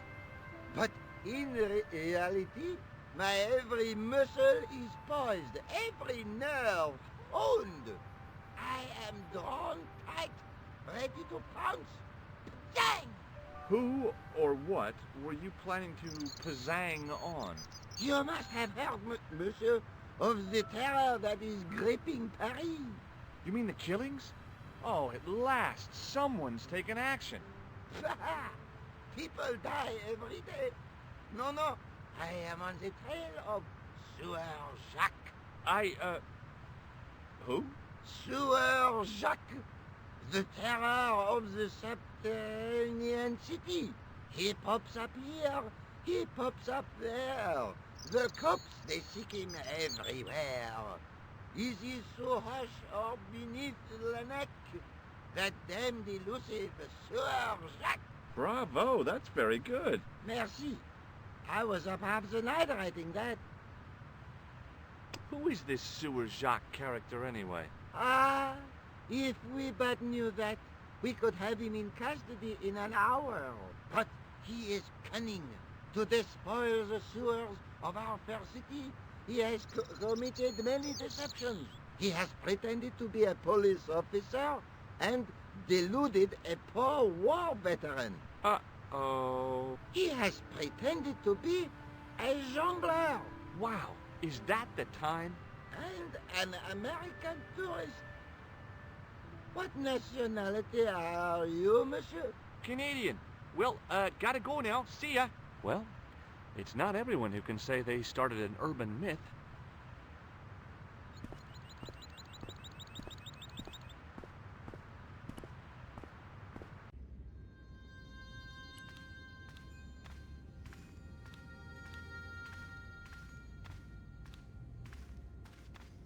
Excuse me, Father. Pardon? Do you mind if I ask you a few questions? Not at all, monsieur. It will be my pleasure to help you. How long have you worked here? Hardly work, monsieur. This is a calling. I have been helping Father Flambert for nearly 6 months now. I guess you don't know much about the history of this church, then. Just a little.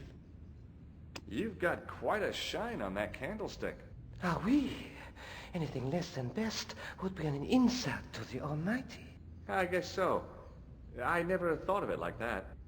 What do you know about the Knights Templar? You have come to the right place, if that is your interest. Many of them were executed in the square outside. It was a disgrace to France. Well, the Pope was right behind it, though. Clement V was a man of mammon, not of God. That's kind of forthright for a priest, isn't it? You think so? It is hard to be sure what happened. It is so long ago. You must be proud to have such an incredible collection of stained glass. Pride is a sin, monsieur, but it is hard not to marvel when the light shines through them. It is a fine example of the artisan's genius. What do you make of this chalice? It certainly looks very old. About as old as this church, I think. There seems to be an engraving on it. Yeah? What does it say? I do not know. It is very tarnished. With your permission, I could try polishing it. I promise I will be very careful. That'd be very good of you. This shouldn't take very long. Feel free to look around. Okay, thanks.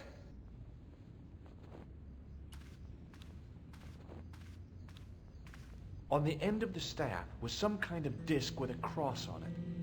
Around the base of the disc was a hairline crack. A scroll was a symbol of scholarship. I knew that much. A scholarly knight. That rang a bell. A very Spanish bell.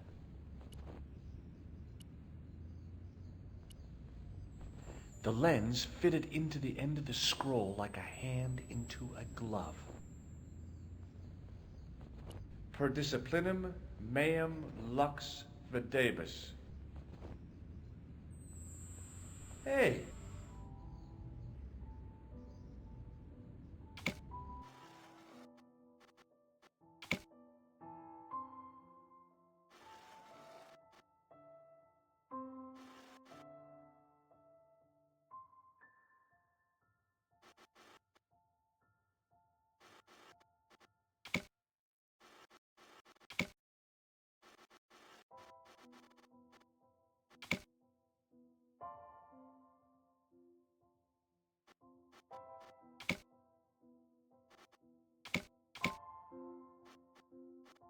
The distortions came sharply in the focus. It was a Knight Templar, burning at the stake.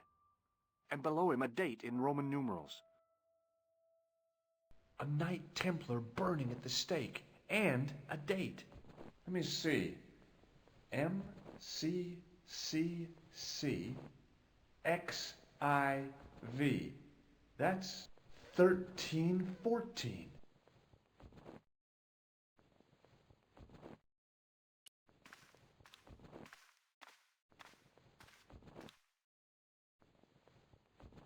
Hey, thanks. It is my pleasure, monsieur. What was the writing on the chalice? It was not writing, my mistake. It was a coat of arms. The remarkable thing is that it seems very familiar. Yeah? Oui, I think I have seen it on that wall tomb in the far corner. That winged horse is quite distinctive. Did you know that the center window conceals an image of a man burning at the stake? The burning man? What, you knew? That there was a hidden image? No. But the church has a reputation for being haunted. Many times people have claimed to have seen a burning man in the window. But when others they look, there is nothing. Perhaps the light has to be just so for the figure to appear. Yeah, or maybe you need a special lens. Do you speak Latin? You ask this of a priest? Okay. Can you tell me what per disciplinum meam lux videbus means? Let me see. That would be, by my teachings, you will see the light. I think. Yeah, that's what I thought too. Catch you later. Au revoir, monsieur.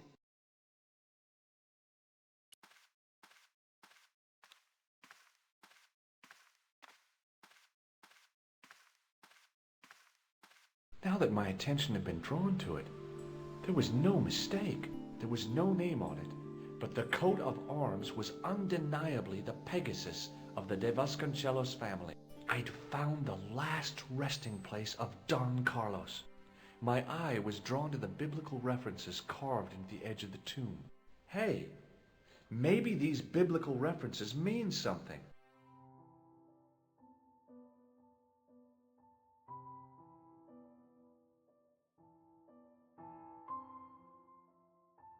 Psalms 22:21. Not much to go on, but it must have meant something. If I examined the tomb more closely, there might be other clues to find. Psalms 32:7. The numbers referred to a chapter and a verse in the Bible. Corinthians 14:5. John 4:11. There were no more references to find, but a series of Roman numerals ran around the plaque. I made a note in case they meant something. Psalms 32:7, John 4:11, Corinthians 1:4-5, and just one more, Psalms 22:21. I may not be perfect, but I've got a memory like a steel trap. The chalice had led me to these inscriptions, but it looked like a happy coincidence to me. After all, the De Vasconcelos arms were already on the manuscript. Nope, I was still convinced that the chalice had some significance all of its own.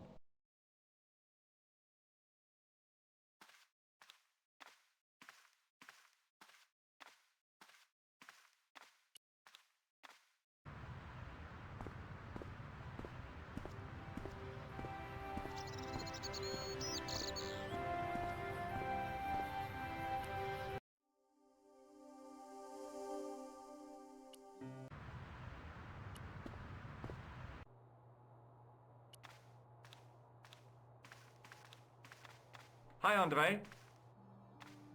Hello, Georgie. While I was in Syria, I discovered a strange pagan statue. It was like a head with 3 bearded faces. Horrible. That sounds as if it could be Baphomet, the idol described by the Templars. The poor Knights of Christ had an idol that looked like that? Allegedly. The description of the idol came from the evidence extracted by the Inquisition. Mind you, not one statue or idol was ever found on Templar property. Until now, that is. Just last month, a statue of Baphomet was unearthed right here in Paris. Where? At the Institut Hermétique de Naval. The statue is beneath the foundations. It was discovered by some workmen while renovating the building. Can you tell me any more about the statue of Baphomet? It's a fearful image, even now. A bearded head. The base of the statue is carved with Templar symbols. One of the workmen noticed a curious stain at the base. He claimed it looked like blood. Blood? That's right. No. Thanks for your help, Andre. You're welcome.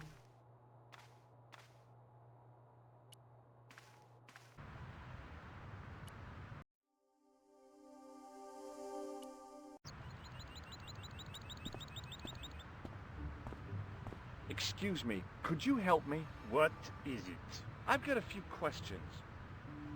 You're doing a fine job. Merci. I have my professional pride. I don't think I've ever seen a Gauloise smoked so stylishly. It's a natural talent. I'm being sarcastic. I'm being indifferent. You're very good at that as well. Merci. Vive l'indifférence. So, what are you doing here? I am having my break. Yeah, I mean, when you finish your break. When I finish my break, an interesting concept, monsieur. You'll probably need to think about it. I could have another cigarette while I consider. Perhaps tomorrow too. Okay, let me put things differently. What were you hired to do here? I was hired to keep the archaeological dig in the basement of this building clear of debris, and to touch up damage to the door frames with my little pot of paint. It's a very responsible job. Unfortunately, I'm not a very responsible person. So what do you know about the excavation? I know they won't let me in to do my job.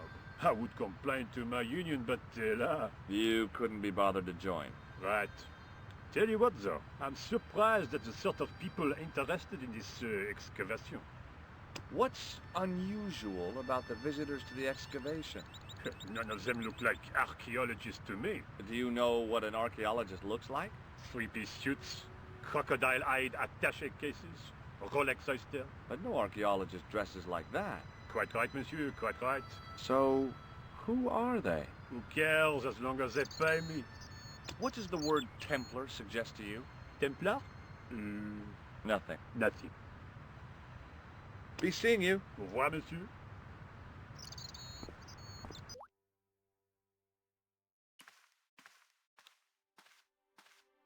Hi? Excuse me? Oui? So, what exactly are you doing here? I'm guarding. You expect to find me shearing sheep? Take it easy. I just didn't realize you were a guard. Talk to you later. Au revoir, monsieur. There was a closed door with toilet scratched into the cheap veneer. That door's locked, monsieur. Hi again. What is it? I'd like to know what you're guarding, please. That's a secret. It wouldn't happen to be an archaeological site, would it? Are you asking me or telling me? I'm telling you. Then why ask? I had a feeling this was no normal hole in the ground. What do you know about the Knights Templar? There was a long pause during which the guard said nothing. Then he said, Nothing. Nothing at all? Is this a test? What, like a history pop test? No, like a test. Okay, yes, it's a test. Then I know absolutely nothing about the Templars. I'd like to use the washroom, but the door's locked. Oh, that's no problem. You can have the key. Thanks.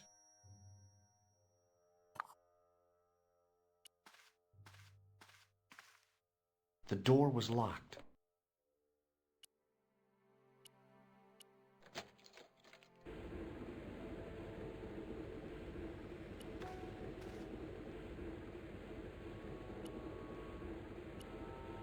Perhaps I could make a copy of the key.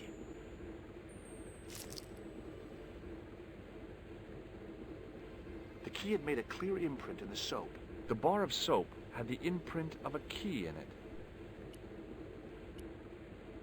I knew keeping that plaster was a good idea.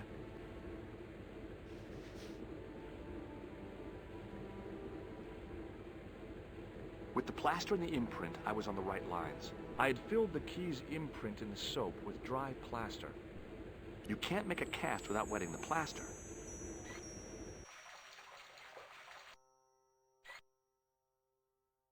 But wet plaster alone does not make a cast. I used the dryer to speed up the process.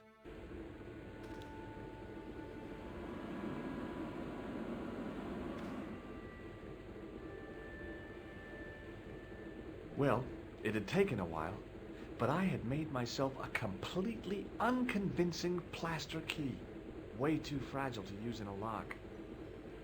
I'd have to substitute it for the real one. Trouble was, it looked like plaster and not metal. Then again, that plaster statue in Syria hadn't looked like stone until I'd been a bit artful with it. Maybe I could improve the key as well. Hey, monsieur, don't go with my keys.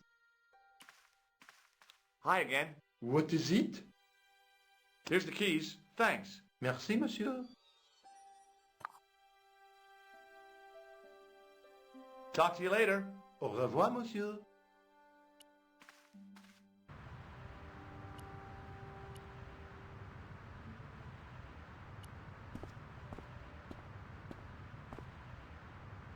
Monsieur, get away from my paint pot.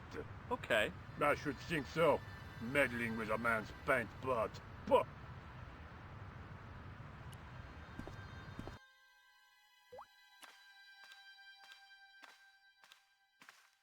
Do you mind if I use the phone? Be my guest. I'm paid to guard this door. The phone can look after itself. Coulard. Hello, Nico. It's me. Hi, Georges. What's happening? I'm at the excavation, but they won't let me in. Damn! We need to know what's in there. Don't worry. I've got a scheme. I'm going to need your help, though. Okay, what do you want me to do? I want you to keep somebody on the phone for a while. Who? A painter. I need to get at his pot. Oh, okay. Stay on the line. I'll go and get him.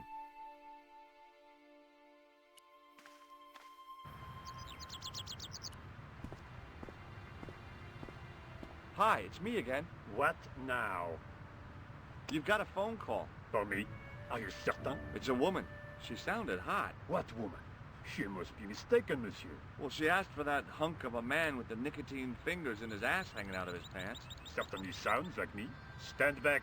It wouldn't do to keep the lady from her hunk.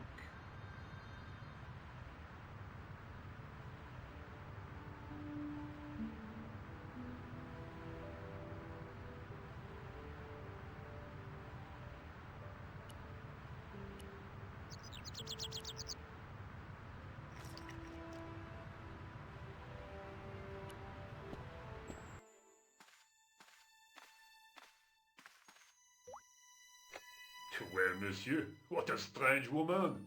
She was all over me and then suddenly, nothing but abuse. Really? Why, abuse? Ah well, I have a cigarette to finish. And monsieur, if she calls again, I am not available.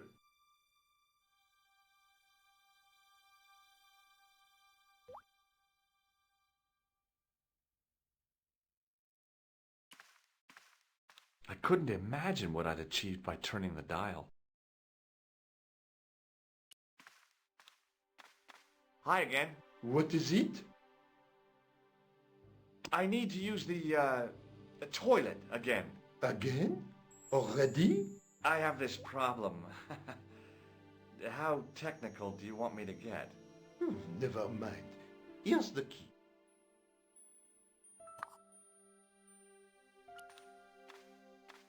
I figured I'd best not bother Nico again until I'd got a good reason. A thermostat was mounted over a radiator. The radiator was pumping out heat as the thermostat was cranked right over to full. No wonder it was warm in here, even with the door open to the chill of fall. Hi again. What is it? It sure is hot in here. I have to have the door open to allow the workmen access, so why not? I turn the heat up. You could wrap up warm. I have my gloves if it gets cold, but why bother when it's warm anyway? Talk to you later. Au revoir, monsieur.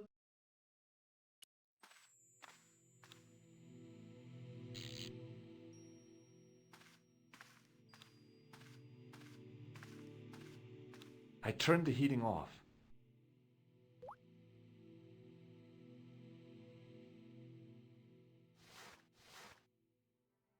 As I'd hoped, the guard put his gloves on.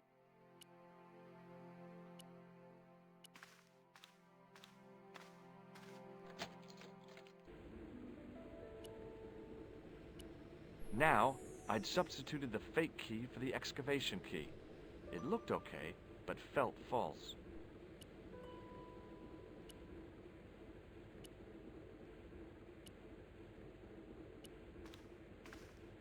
Hi again. What is it? I held my breath and hoped that he wouldn't notice the substitution. Here's the keys. Thanks. Merci, monsieur.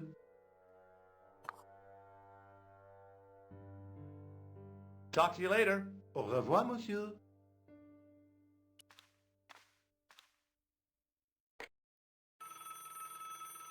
Hi, Nico. It's me again. I'd guessed. What do you want this time? What did you say to the painter? I shan't repeat it, George. Look, I need to get the guard out of the way. Could you call back and ask him to get the painter again? Okay, I'll call back soon.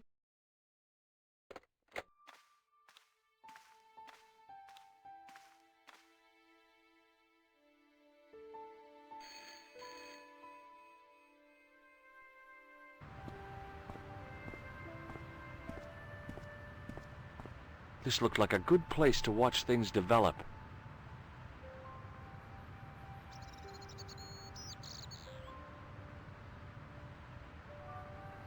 Hey, you! It's the phone. Yeah? Who is it? How should I know? What am I, your social secretary? It's not a chick, is it? Yes, it's a woman. Are you going to answer it? Does she have a warm, sensual voice like molten chocolate? Yes, she has a really sexy voice. Now get a move on. I'm not talking to her. I can see that. You're wasting time talking to me. No, you don't understand. I refuse to talk to her. You refuse? You refuse? I'm wasting valuable time. Don't make me laugh. Your time valuable? You just stand around all day. I have a highly responsible job. Pah, don't pah me, you elephantine oaf. My job is important. Impossible. They would have hired somebody competent in that case. Meaning what? Instead of which they hired a dismal rent-a-cop like you. All epaulettes and no brains. Why, you... This looked set to carry on for some time. It was too good an opportunity to miss.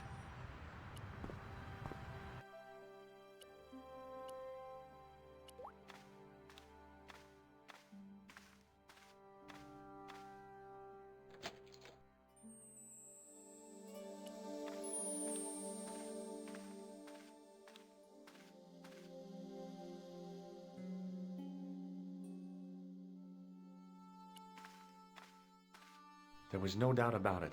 It was the same sort of idol I'd seen in Syria, Baphomet. The Templars had certainly been through here. Close up, the pattern didn't make any sort of sense. It fanned out around an axis point, a kind of focus to one side.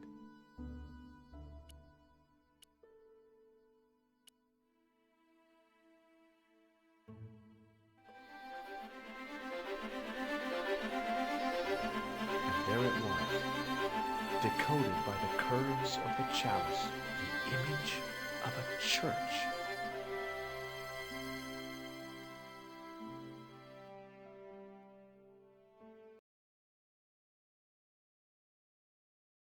I found out what the chalice was for. You've solved the puzzle? Yeah, there was a distorted picture at the Baphomet site. When I viewed it in the polished surface of the chalice, it changed. What did it show? A picture of a church with a square tower. Just how long have you known Labino? André? We met at college. He helped me out when I was a fresher. Showed me around, that sort of thing. You never told me that before. I thought he was just a working acquaintance. So he is. I rarely see him these days. You know, he hasn't changed much. A little lesser at the front, perhaps. I'd forgotten how much fun he could be. I guess I'd better return the chalice to the Countess. Hurry back, Georges.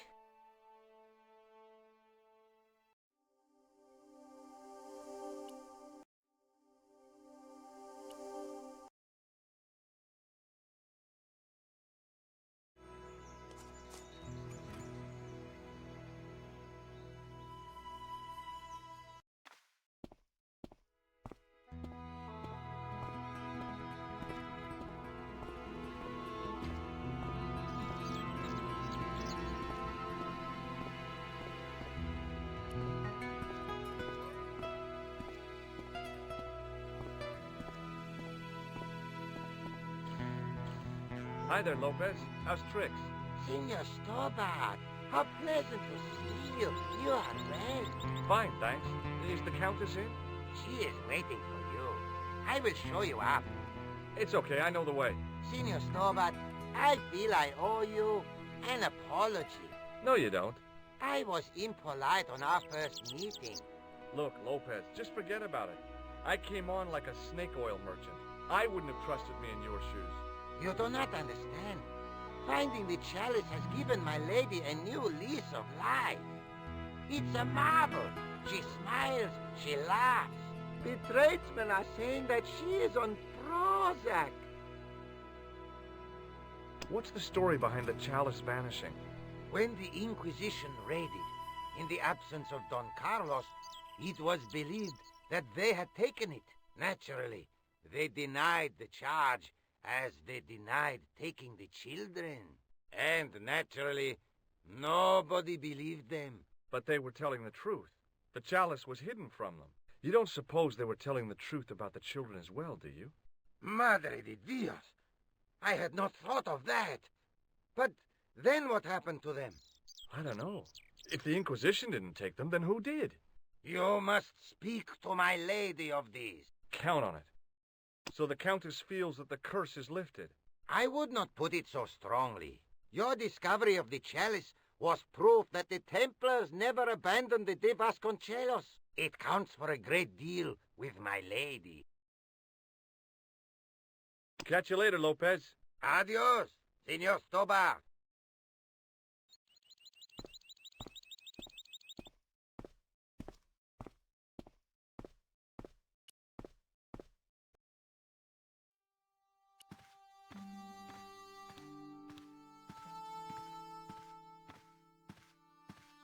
It was a small mirror hanging over the sink.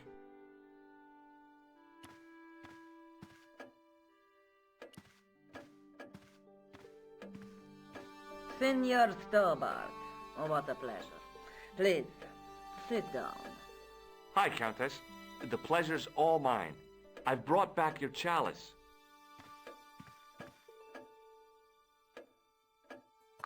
Why? You've had it cleaned.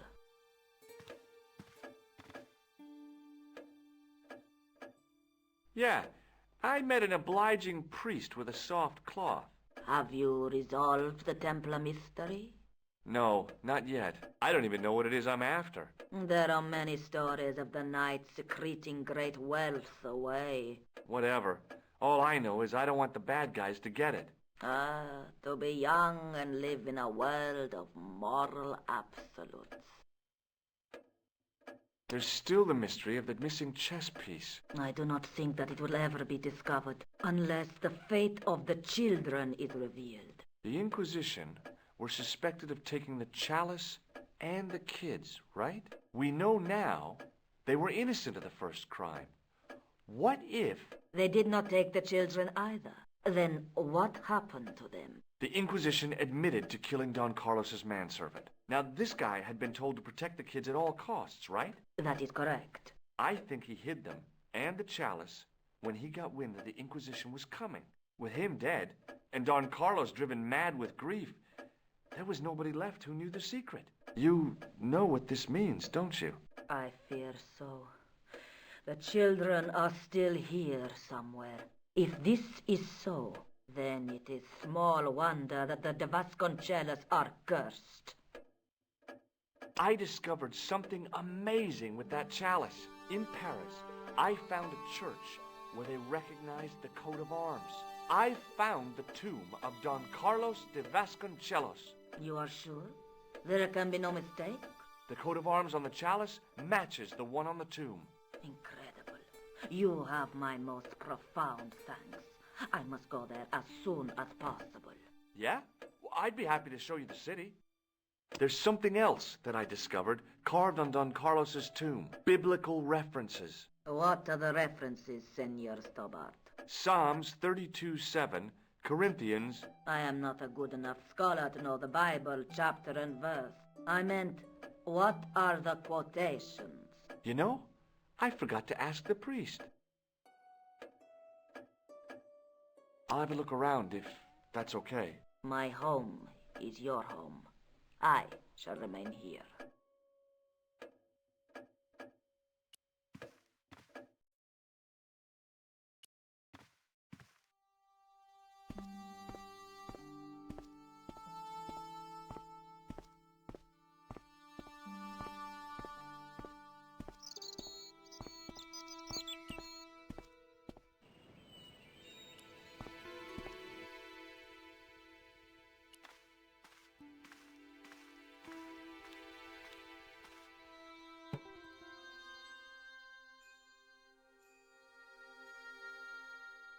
Hanging from the ceiling was a huge yellowed candle. It looked really old and had never been lit. Now what? There was nothing to snuff. Feeling like an idiot, I put it down again. I couldn't climb up there without breaking something.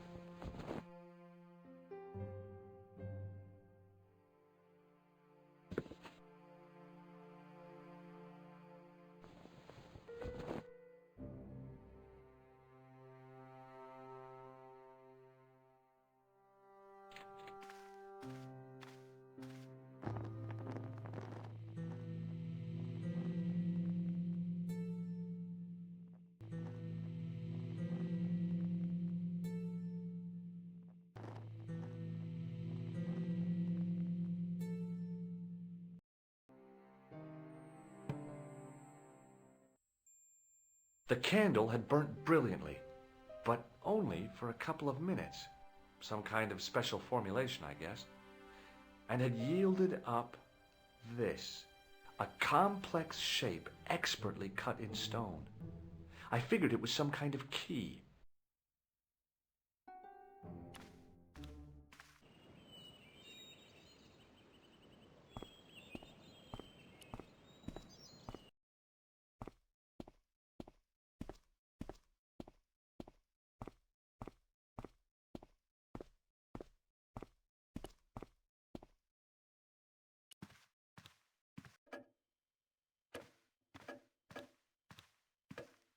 Hello again. Mind if I sit? Please, be my guest.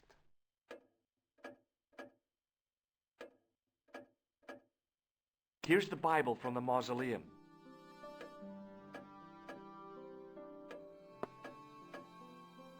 Very well. Let us begin. The first reference. Psalms 32:7. Thou art my hiding place. Thou shalt preserve me from trouble. Thou shalt compass me about with songs of deliverance. My hiding place. Don't get your hopes up too high. This might just be leading us to where we found the chalice. You are right, of course. The next. Okay. John 4:11. John 4:11.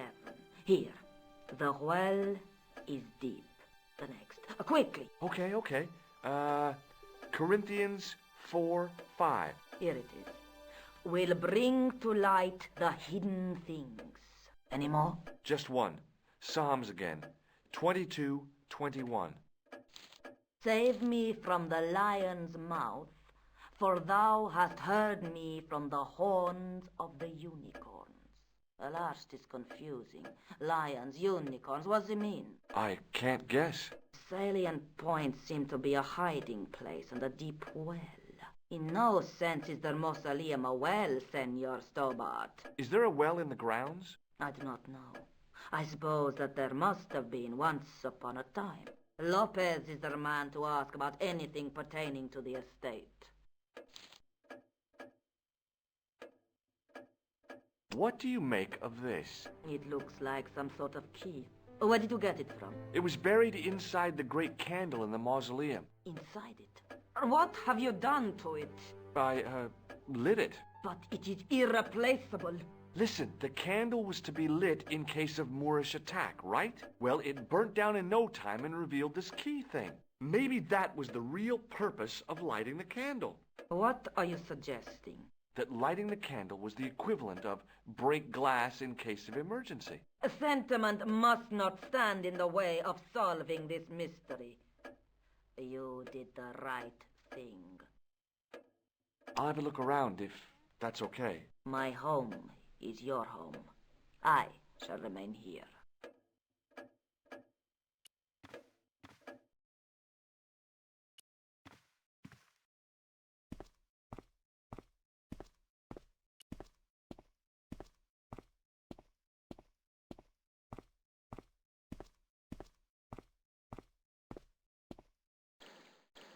Hi, Lopez. Got a minute? Certainly, senor. How can I help you? You must know just about everything that there is to know about this place. See, I have lived my whole life here in the service of the Vasconcelos. Do you know of a well anywhere around here? A well? Si, senor. This used to be a fortified villa. How can you last a siege without water? Great. So where is it? How should I know? The well was covered over in the last century. It was dangerous, you see. And you have no idea where it was? None. It was hidden even before my grandfather's time. You must have a vague idea of where the well is. It must have been in the old house's courtyard, so that would put it around here. Here? Okay. Now, how do we find it? There might be a way. Let me think about it. Any ideas yet? We are looking for a source of water, see? Yes? For generations, the Spanish country folk have had a secret way of locating water, even if it is meters beneath the ground. Ah, you're not talking about water dousing, are you? Eh? You know, you get a stick and walk around until the stick twitches and dig there. Oh, you've heard of it. Yeah, I think most of the planet has. Okay, let's get a stick. Uno momento. It must be a special stick, a Y of hazel. Right. Do you have any hazel trees? See, here. That is hazel.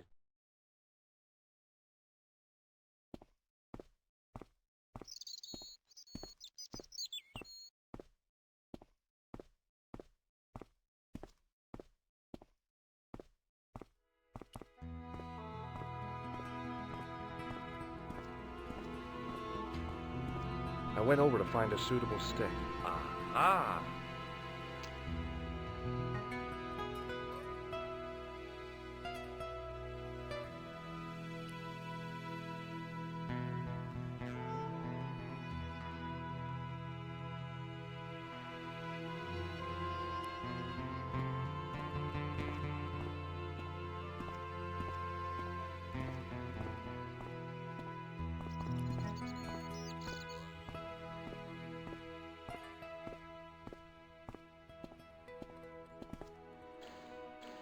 Hi, Lopez.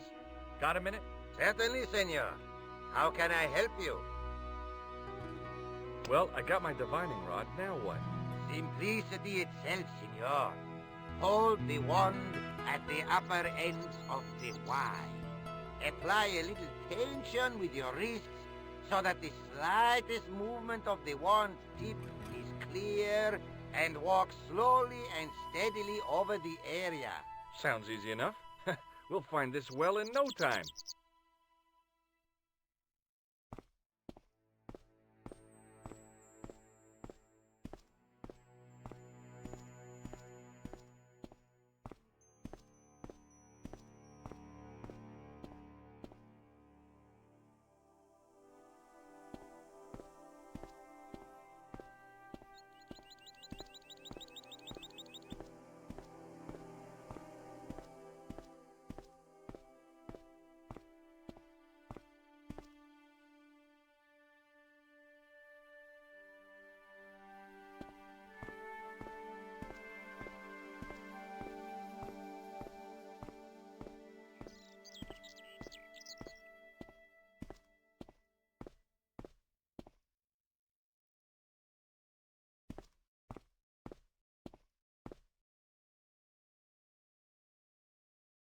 Senor Stobart, you've found something.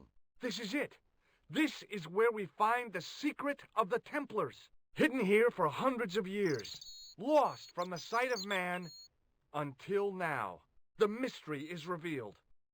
It's a tin can. I've been walking up and down with a twig in my hands, looking for a tin can. It had water in it. That's what the dowsing stick must have detected. I'd have to check with an archaeologist, but I don't think the Templars left that. In truth, Senor Stobart, the loan was laid many, many years ago. This can could date back to the Napoleonic Wars. Get rid of it and I'll try it again. Lopez threw the can away. It seemed to fall an awfully long way. The splash at the end confirmed what we both suspected. Well, I'll be a monkey's uncle. It has been here all the time. All those years and nobody found it. Stood in awe for a moment, marveling at the secrets all around us. I could have fallen down that.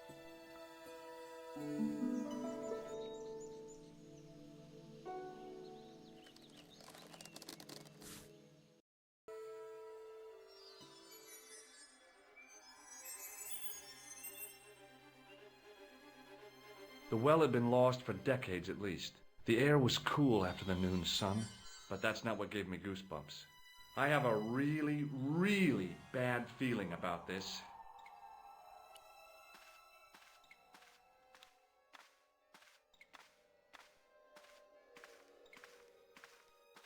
From a distance, the lion's head had been impressive. Close up, it was frightening. Hey, one of the fangs is a separate piece. I could hear the sound of a lot of stone moving, and I knew I was in danger.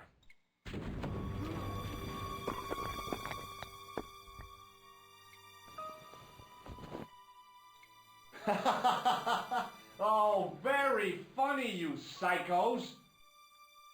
Senor Stobart! Senor Stobart! Are you all right? It's okay, Lopez, I'm fine! Que susto me has dado! You gave me a scare! Nice try, Templars.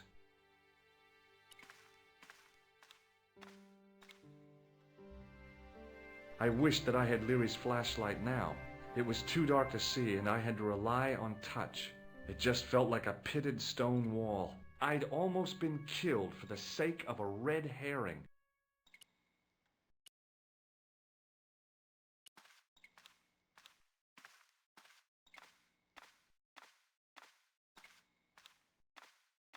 I realized I could use the mirror to reflect the light from above.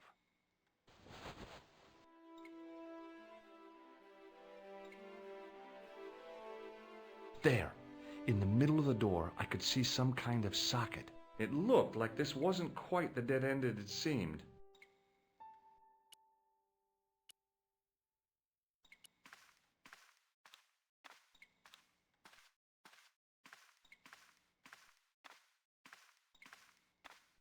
I slid the stone key into the lock. There were buttons that turned the dials.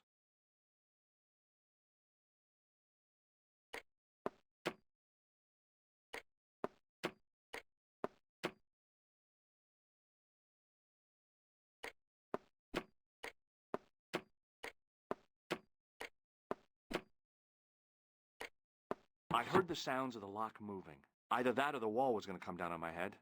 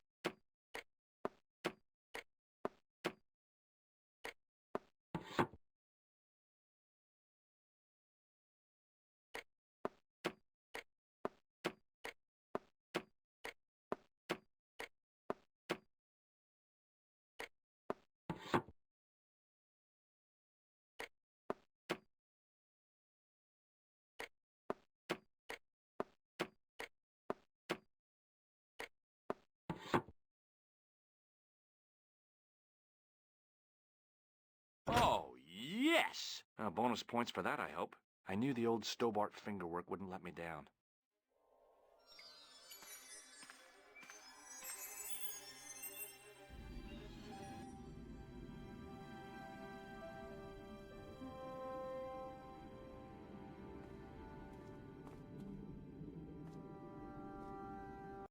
Before I left, though, there was one last thing to do.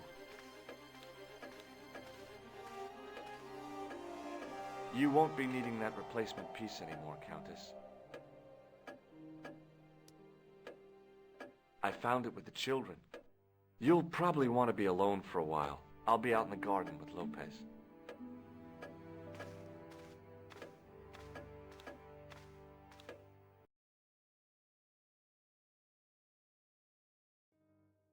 George, welcome back. Come in, George. It's good to see you again. Is it?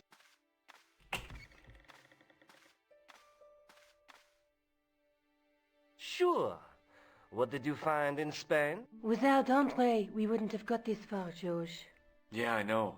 The clues led to an underground chamber at the bottom of a well. The Templars had left a tapestry showing a chessboard. The white pieces were vastly outnumbered. There was a stream running across the board, and a Templar knight on a horse.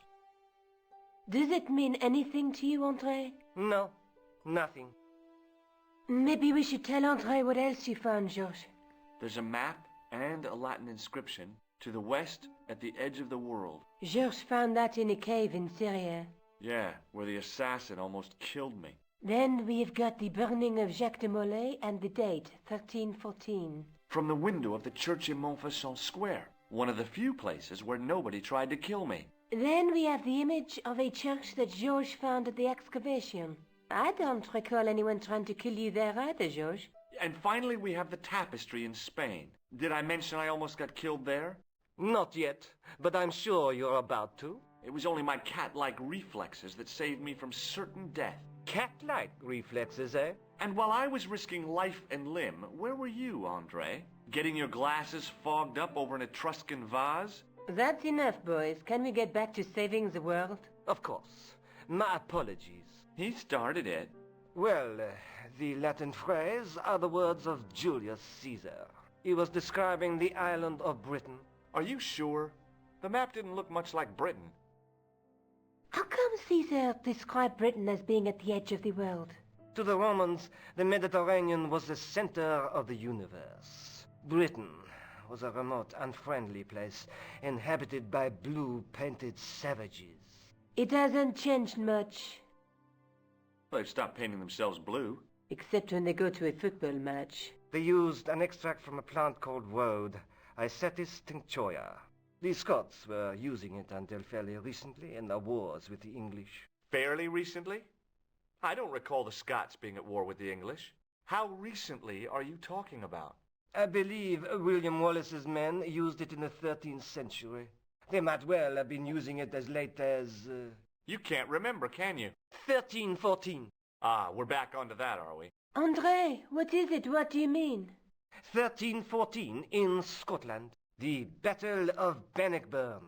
That would explain the stream on the chessboard. That's what a burn is. Right, Andre? As in Bannockburn? Right, George.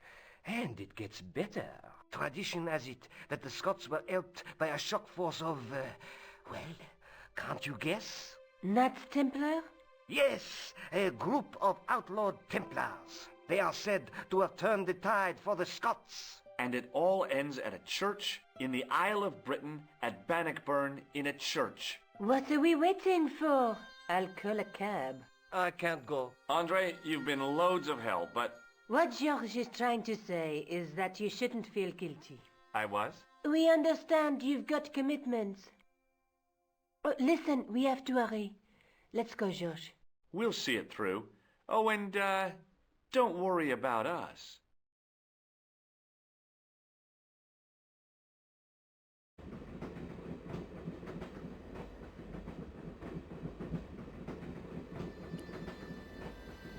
Where are you going, George? Do I need to spell it out? Don't snap at me. If you're going to take a leak, why don't you say so? Okay, I'm going to take a leak.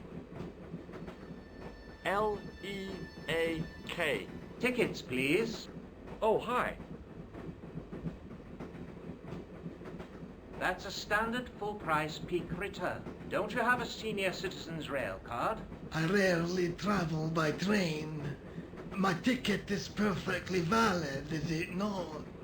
Well, yeah, but you could have saved up to a third of the cost. I do not need to indulge in puffling thriftiness.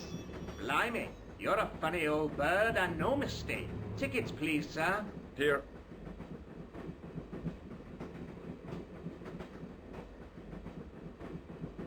Off to Stirling, eh?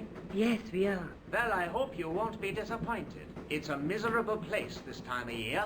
Still, there's plenty of pubs and a lovely view from the castle. Thank you. I don't want to worry you, but there was something familiar about that guy. Are you sure? You're tired. Perhaps you're mistaken. Maybe. But I didn't like the look in his eyes when he spoke to you. Pardon me. She must be deaf. Yes, my dear.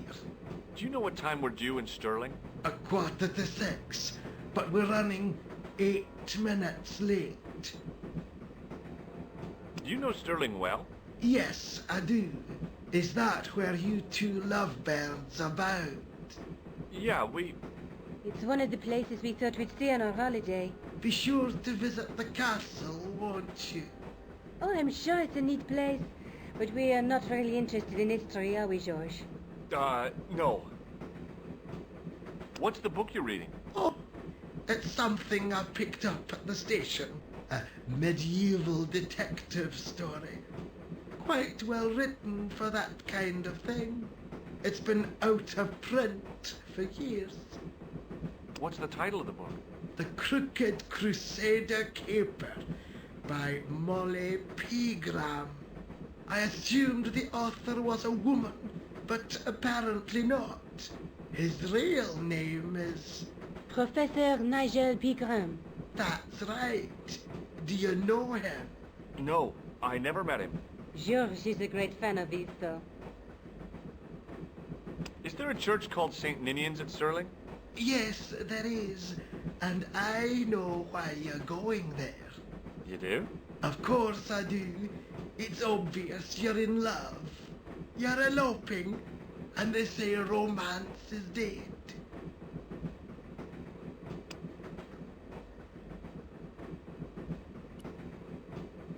Can't you sit still, George?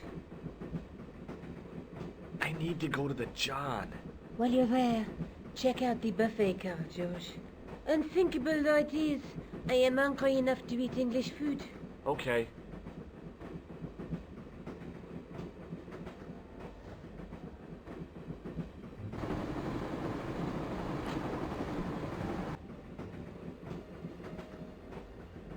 Hi. Having a party? No, this is breakfast. Come on, join us, man. Away, Basha, wake up, man. What's company? His breath was like the outlet from a chemical factory. Excuse me, mate, he's taking a nap. Sleeping like a bobby. I'll wake him up when we get to Newcastle. We passed through Newcastle half an hour ago. And I never noticed. See you later. Didn't open that window, pal. Why not? It's freezing out there.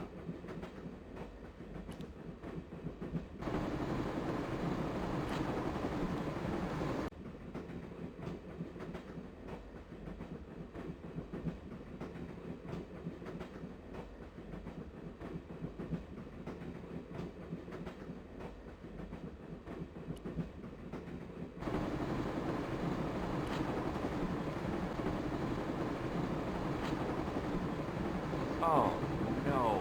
That gangster creep from the hotel. Guido. Well, he didn't scare me. Hey, Buster. This is a no-smoking car. Okay, maybe he did scare me. It got worse. I suddenly realized who the conductor had reminded me of. Eklund, Marquet's murderer.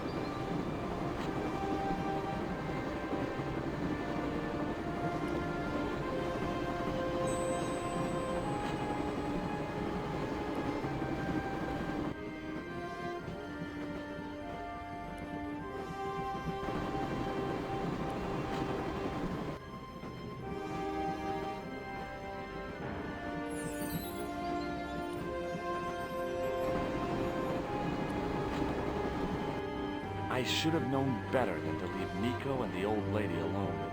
Suddenly, the Sword of Baphomet took second place to finding the girl I loved.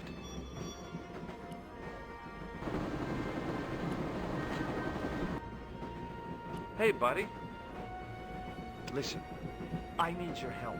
What's the matter? There's a guy on this train who's trying to kill me. Relax, man. You wouldn't try nothing with us in Basharia. We are veterans like, slow action at Breitling Sea. I don't recall the British Army being involved in a conflict in anywhere called Breitling Sea. Well, you just take it from me, pal. You're in safe hands. What is that stuff you're drinking? It smells like gasoline. Right, now put tears in your chest, like. And your eyeballs, too, by the looks of you. Did you see what happened to the young woman in the next compartment? No, pal, I didn't. Have you lost her, like? She's disappeared. The old lady, too. I think they're in trouble. Oh, yeah, man, an old lady, too? Yeah. You gotta help me. Maybe they went to the toilet, like. I don't think so. You never go on their own. Always in pairs, you know. No, she's been abducted. I'm sure. I've got to go look for her. What's stopping you, pal? The conductor. He's not what he seems. You want to avoid him, like? That's about it, yeah. No problem. See you later. Don't do it, pal. Don't jump. I don't intend to jump. I'm going to climb on top of the train. You're kidding, aren't you? Just watch me.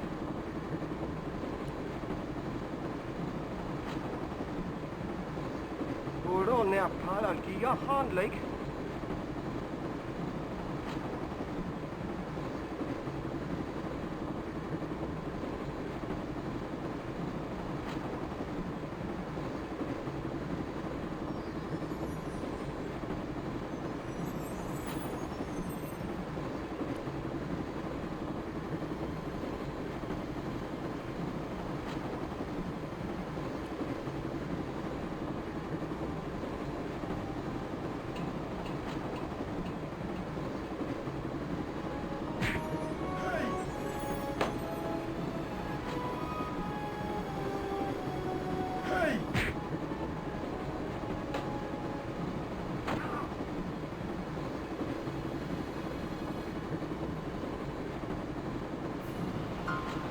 Wanted to stop the train, and now was my chance.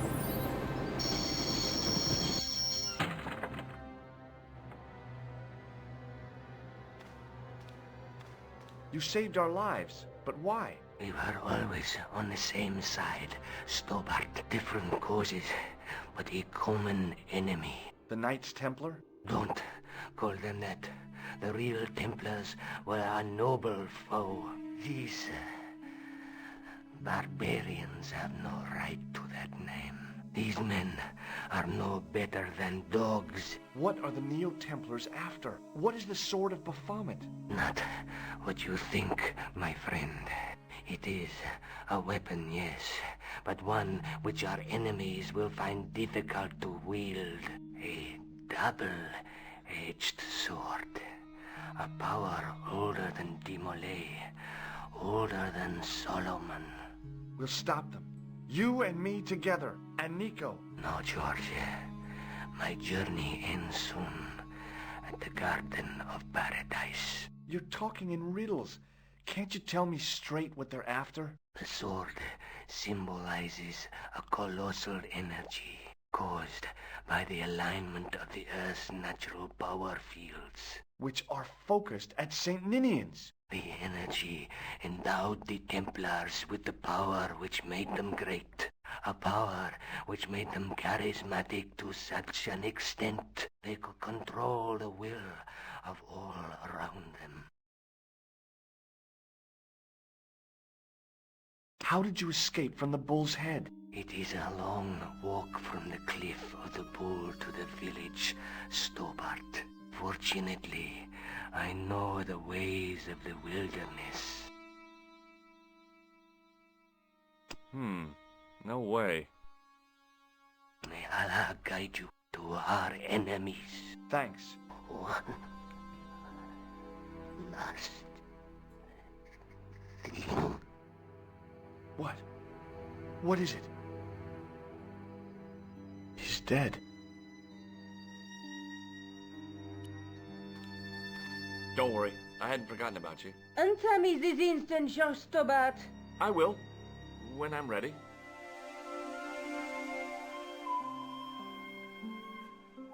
That's not fair, George. No.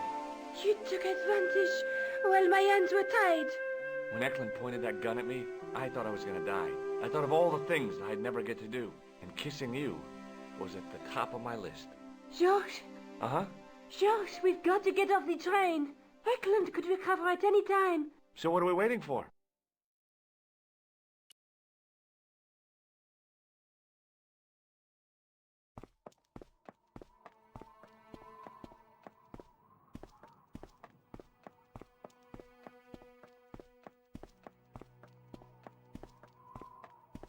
I'd feel happier if we had a gun or something. Khan gave me something. What? His handbag. Oh, great. If we run into any killers, we can give them a good buffeting. Didn't he have any weapons? You don't know half of it. This bag's full of C4. Wow. Why didn't you say so? Boy, we'll show them now. What's C4? Plastic, George. We're going to shop our way to victory? 2 kilos of plastic explosive. The detonator's broken now. No problem. We'll buy a box of matches somewhere. It doesn't work that way. It takes a small explosion to start the big explosion. Well, that's not much use then. What does that sign say? Apparently during the English Civil War in the mid-17th century, this place was used as an arms dump. Yeah? What happened? Look at the state of this place, George. You work it out. Oh, stray spark? You got it. The tower was the only thing to survive the blast. I hope the explosion didn't destroy the Sword of Baphomet. Do you? I rather hope it did.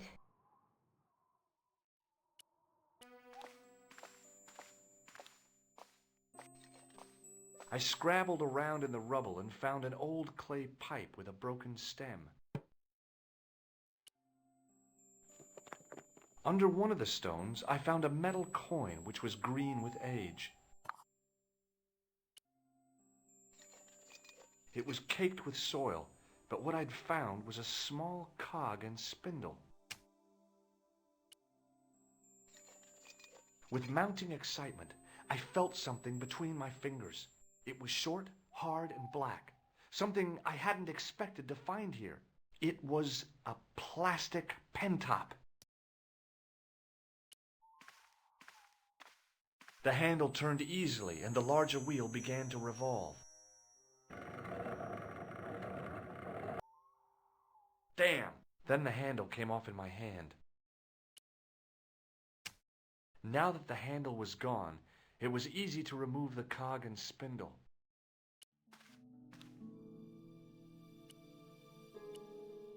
With the clay pipe in his mouth, he looked happy, homely, like somebody's granddaddy. What do you think you're doing, Josh? I wondered if there was a secret mechanism in the demon's mouth. Maybe you should show a little more respect. For a mythical medieval demon? Give me a break. Okay. Go right ahead. Meddle with forces you don't understand. Incur the demon's wrath and burn in hell. Just see if I care.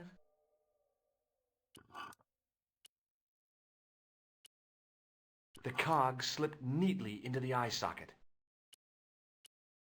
With a rasp of metal on stone, I eased the second eye into place. I pushed the handle into the demon's mouth. The cogs all meshed. I began to turn.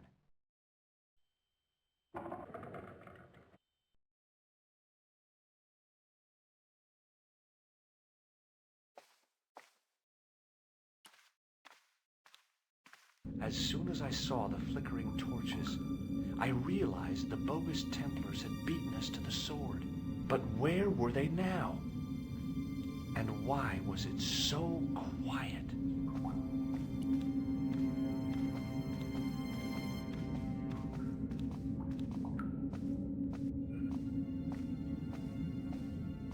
Listen, I can definitely hear chanting. You're right.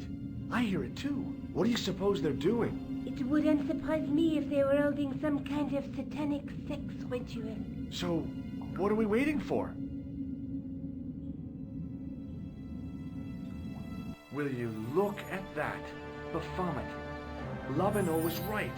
This place was ancient even to the Templars. This whole place? This is Baphomet? Finally, the truth. The Templars had never worshipped this graven image, no more than they'd worship a rainbow. But, like a rainbow, they regarded it as a symbol of a covenant with God, who'd revealed this place to them. Rosso! Why, the double-dealing treacherous? On the contrary, Inspector Rosso has been the model of obedience, an important quality in a true Templar. Now be quiet and watch, if you wish to live much longer.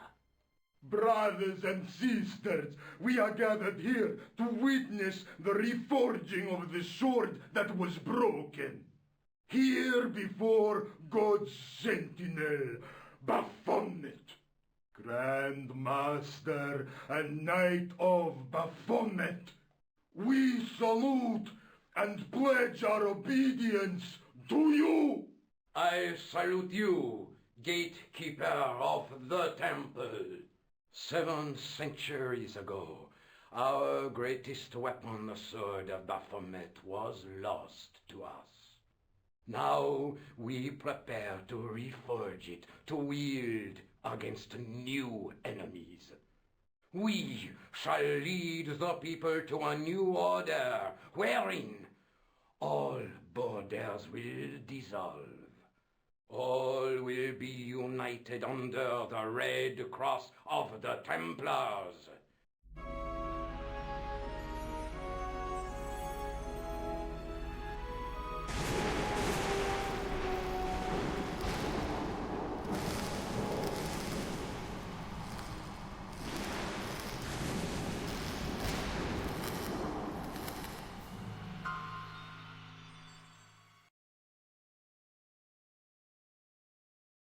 George, we have watched your efforts to stop us with respect. But surely you realize that you have been misled by our enemies. Both of us want a better world. Fortunately, no harm has been done. We need determined, resourceful men like you. Join us, George. Join us in true brotherhood. Yeah. True. Wait. Brothers? What about Marquet? What about Pegram and Klausner? You didn't look on them as brothers, only as failures. 3 men dead, and you don't give a damn. George, you know that sacrifices are necessary. Every great undertaking. Join you. I'll see you in hell first. Ah, George, I had great hopes for you. C'est la guerre. Eklund, kill him.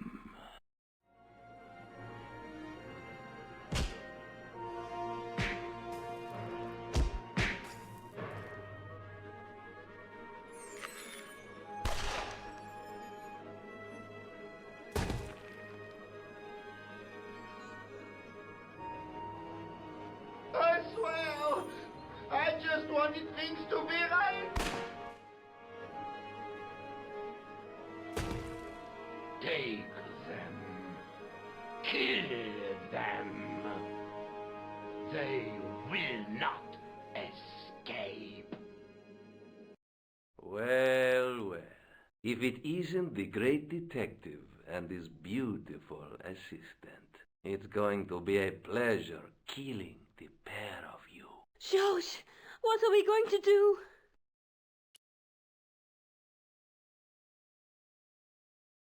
Come on, Nico. We're leaving. You fools!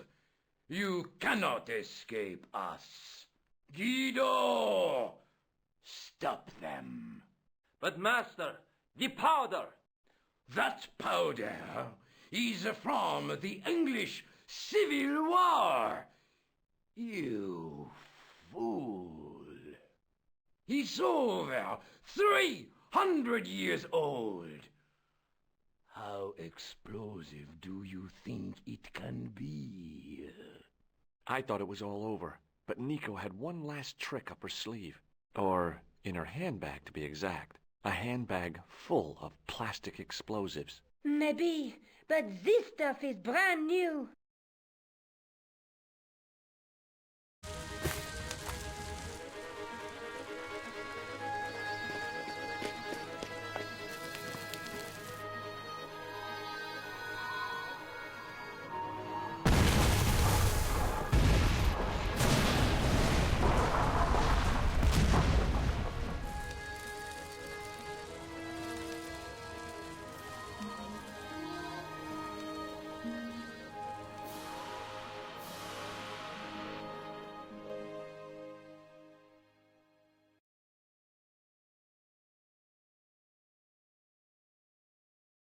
We didn't stay long in Scotland.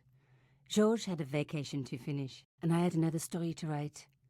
Not the real story, of course, but enough half-truths to fill a page and pay my rent for the month. George and I hung out together in Paris. I showed him my favorite restaurants, and he told me his best jokes. You know, Nico, this city holds so many memories for me now. The cafes, the music. The sewers. Tell me about it. The clowns. The jugglers. And your pal Labano. Oh, yes, dear Andre. When we first met, and I was doing my detective stuff, you kind of disappeared a lot, Nico. Were you and Labano, There was something happening, but nothing to do with Andre. Uh-huh. It was something from the past that I had to deal with, on my own.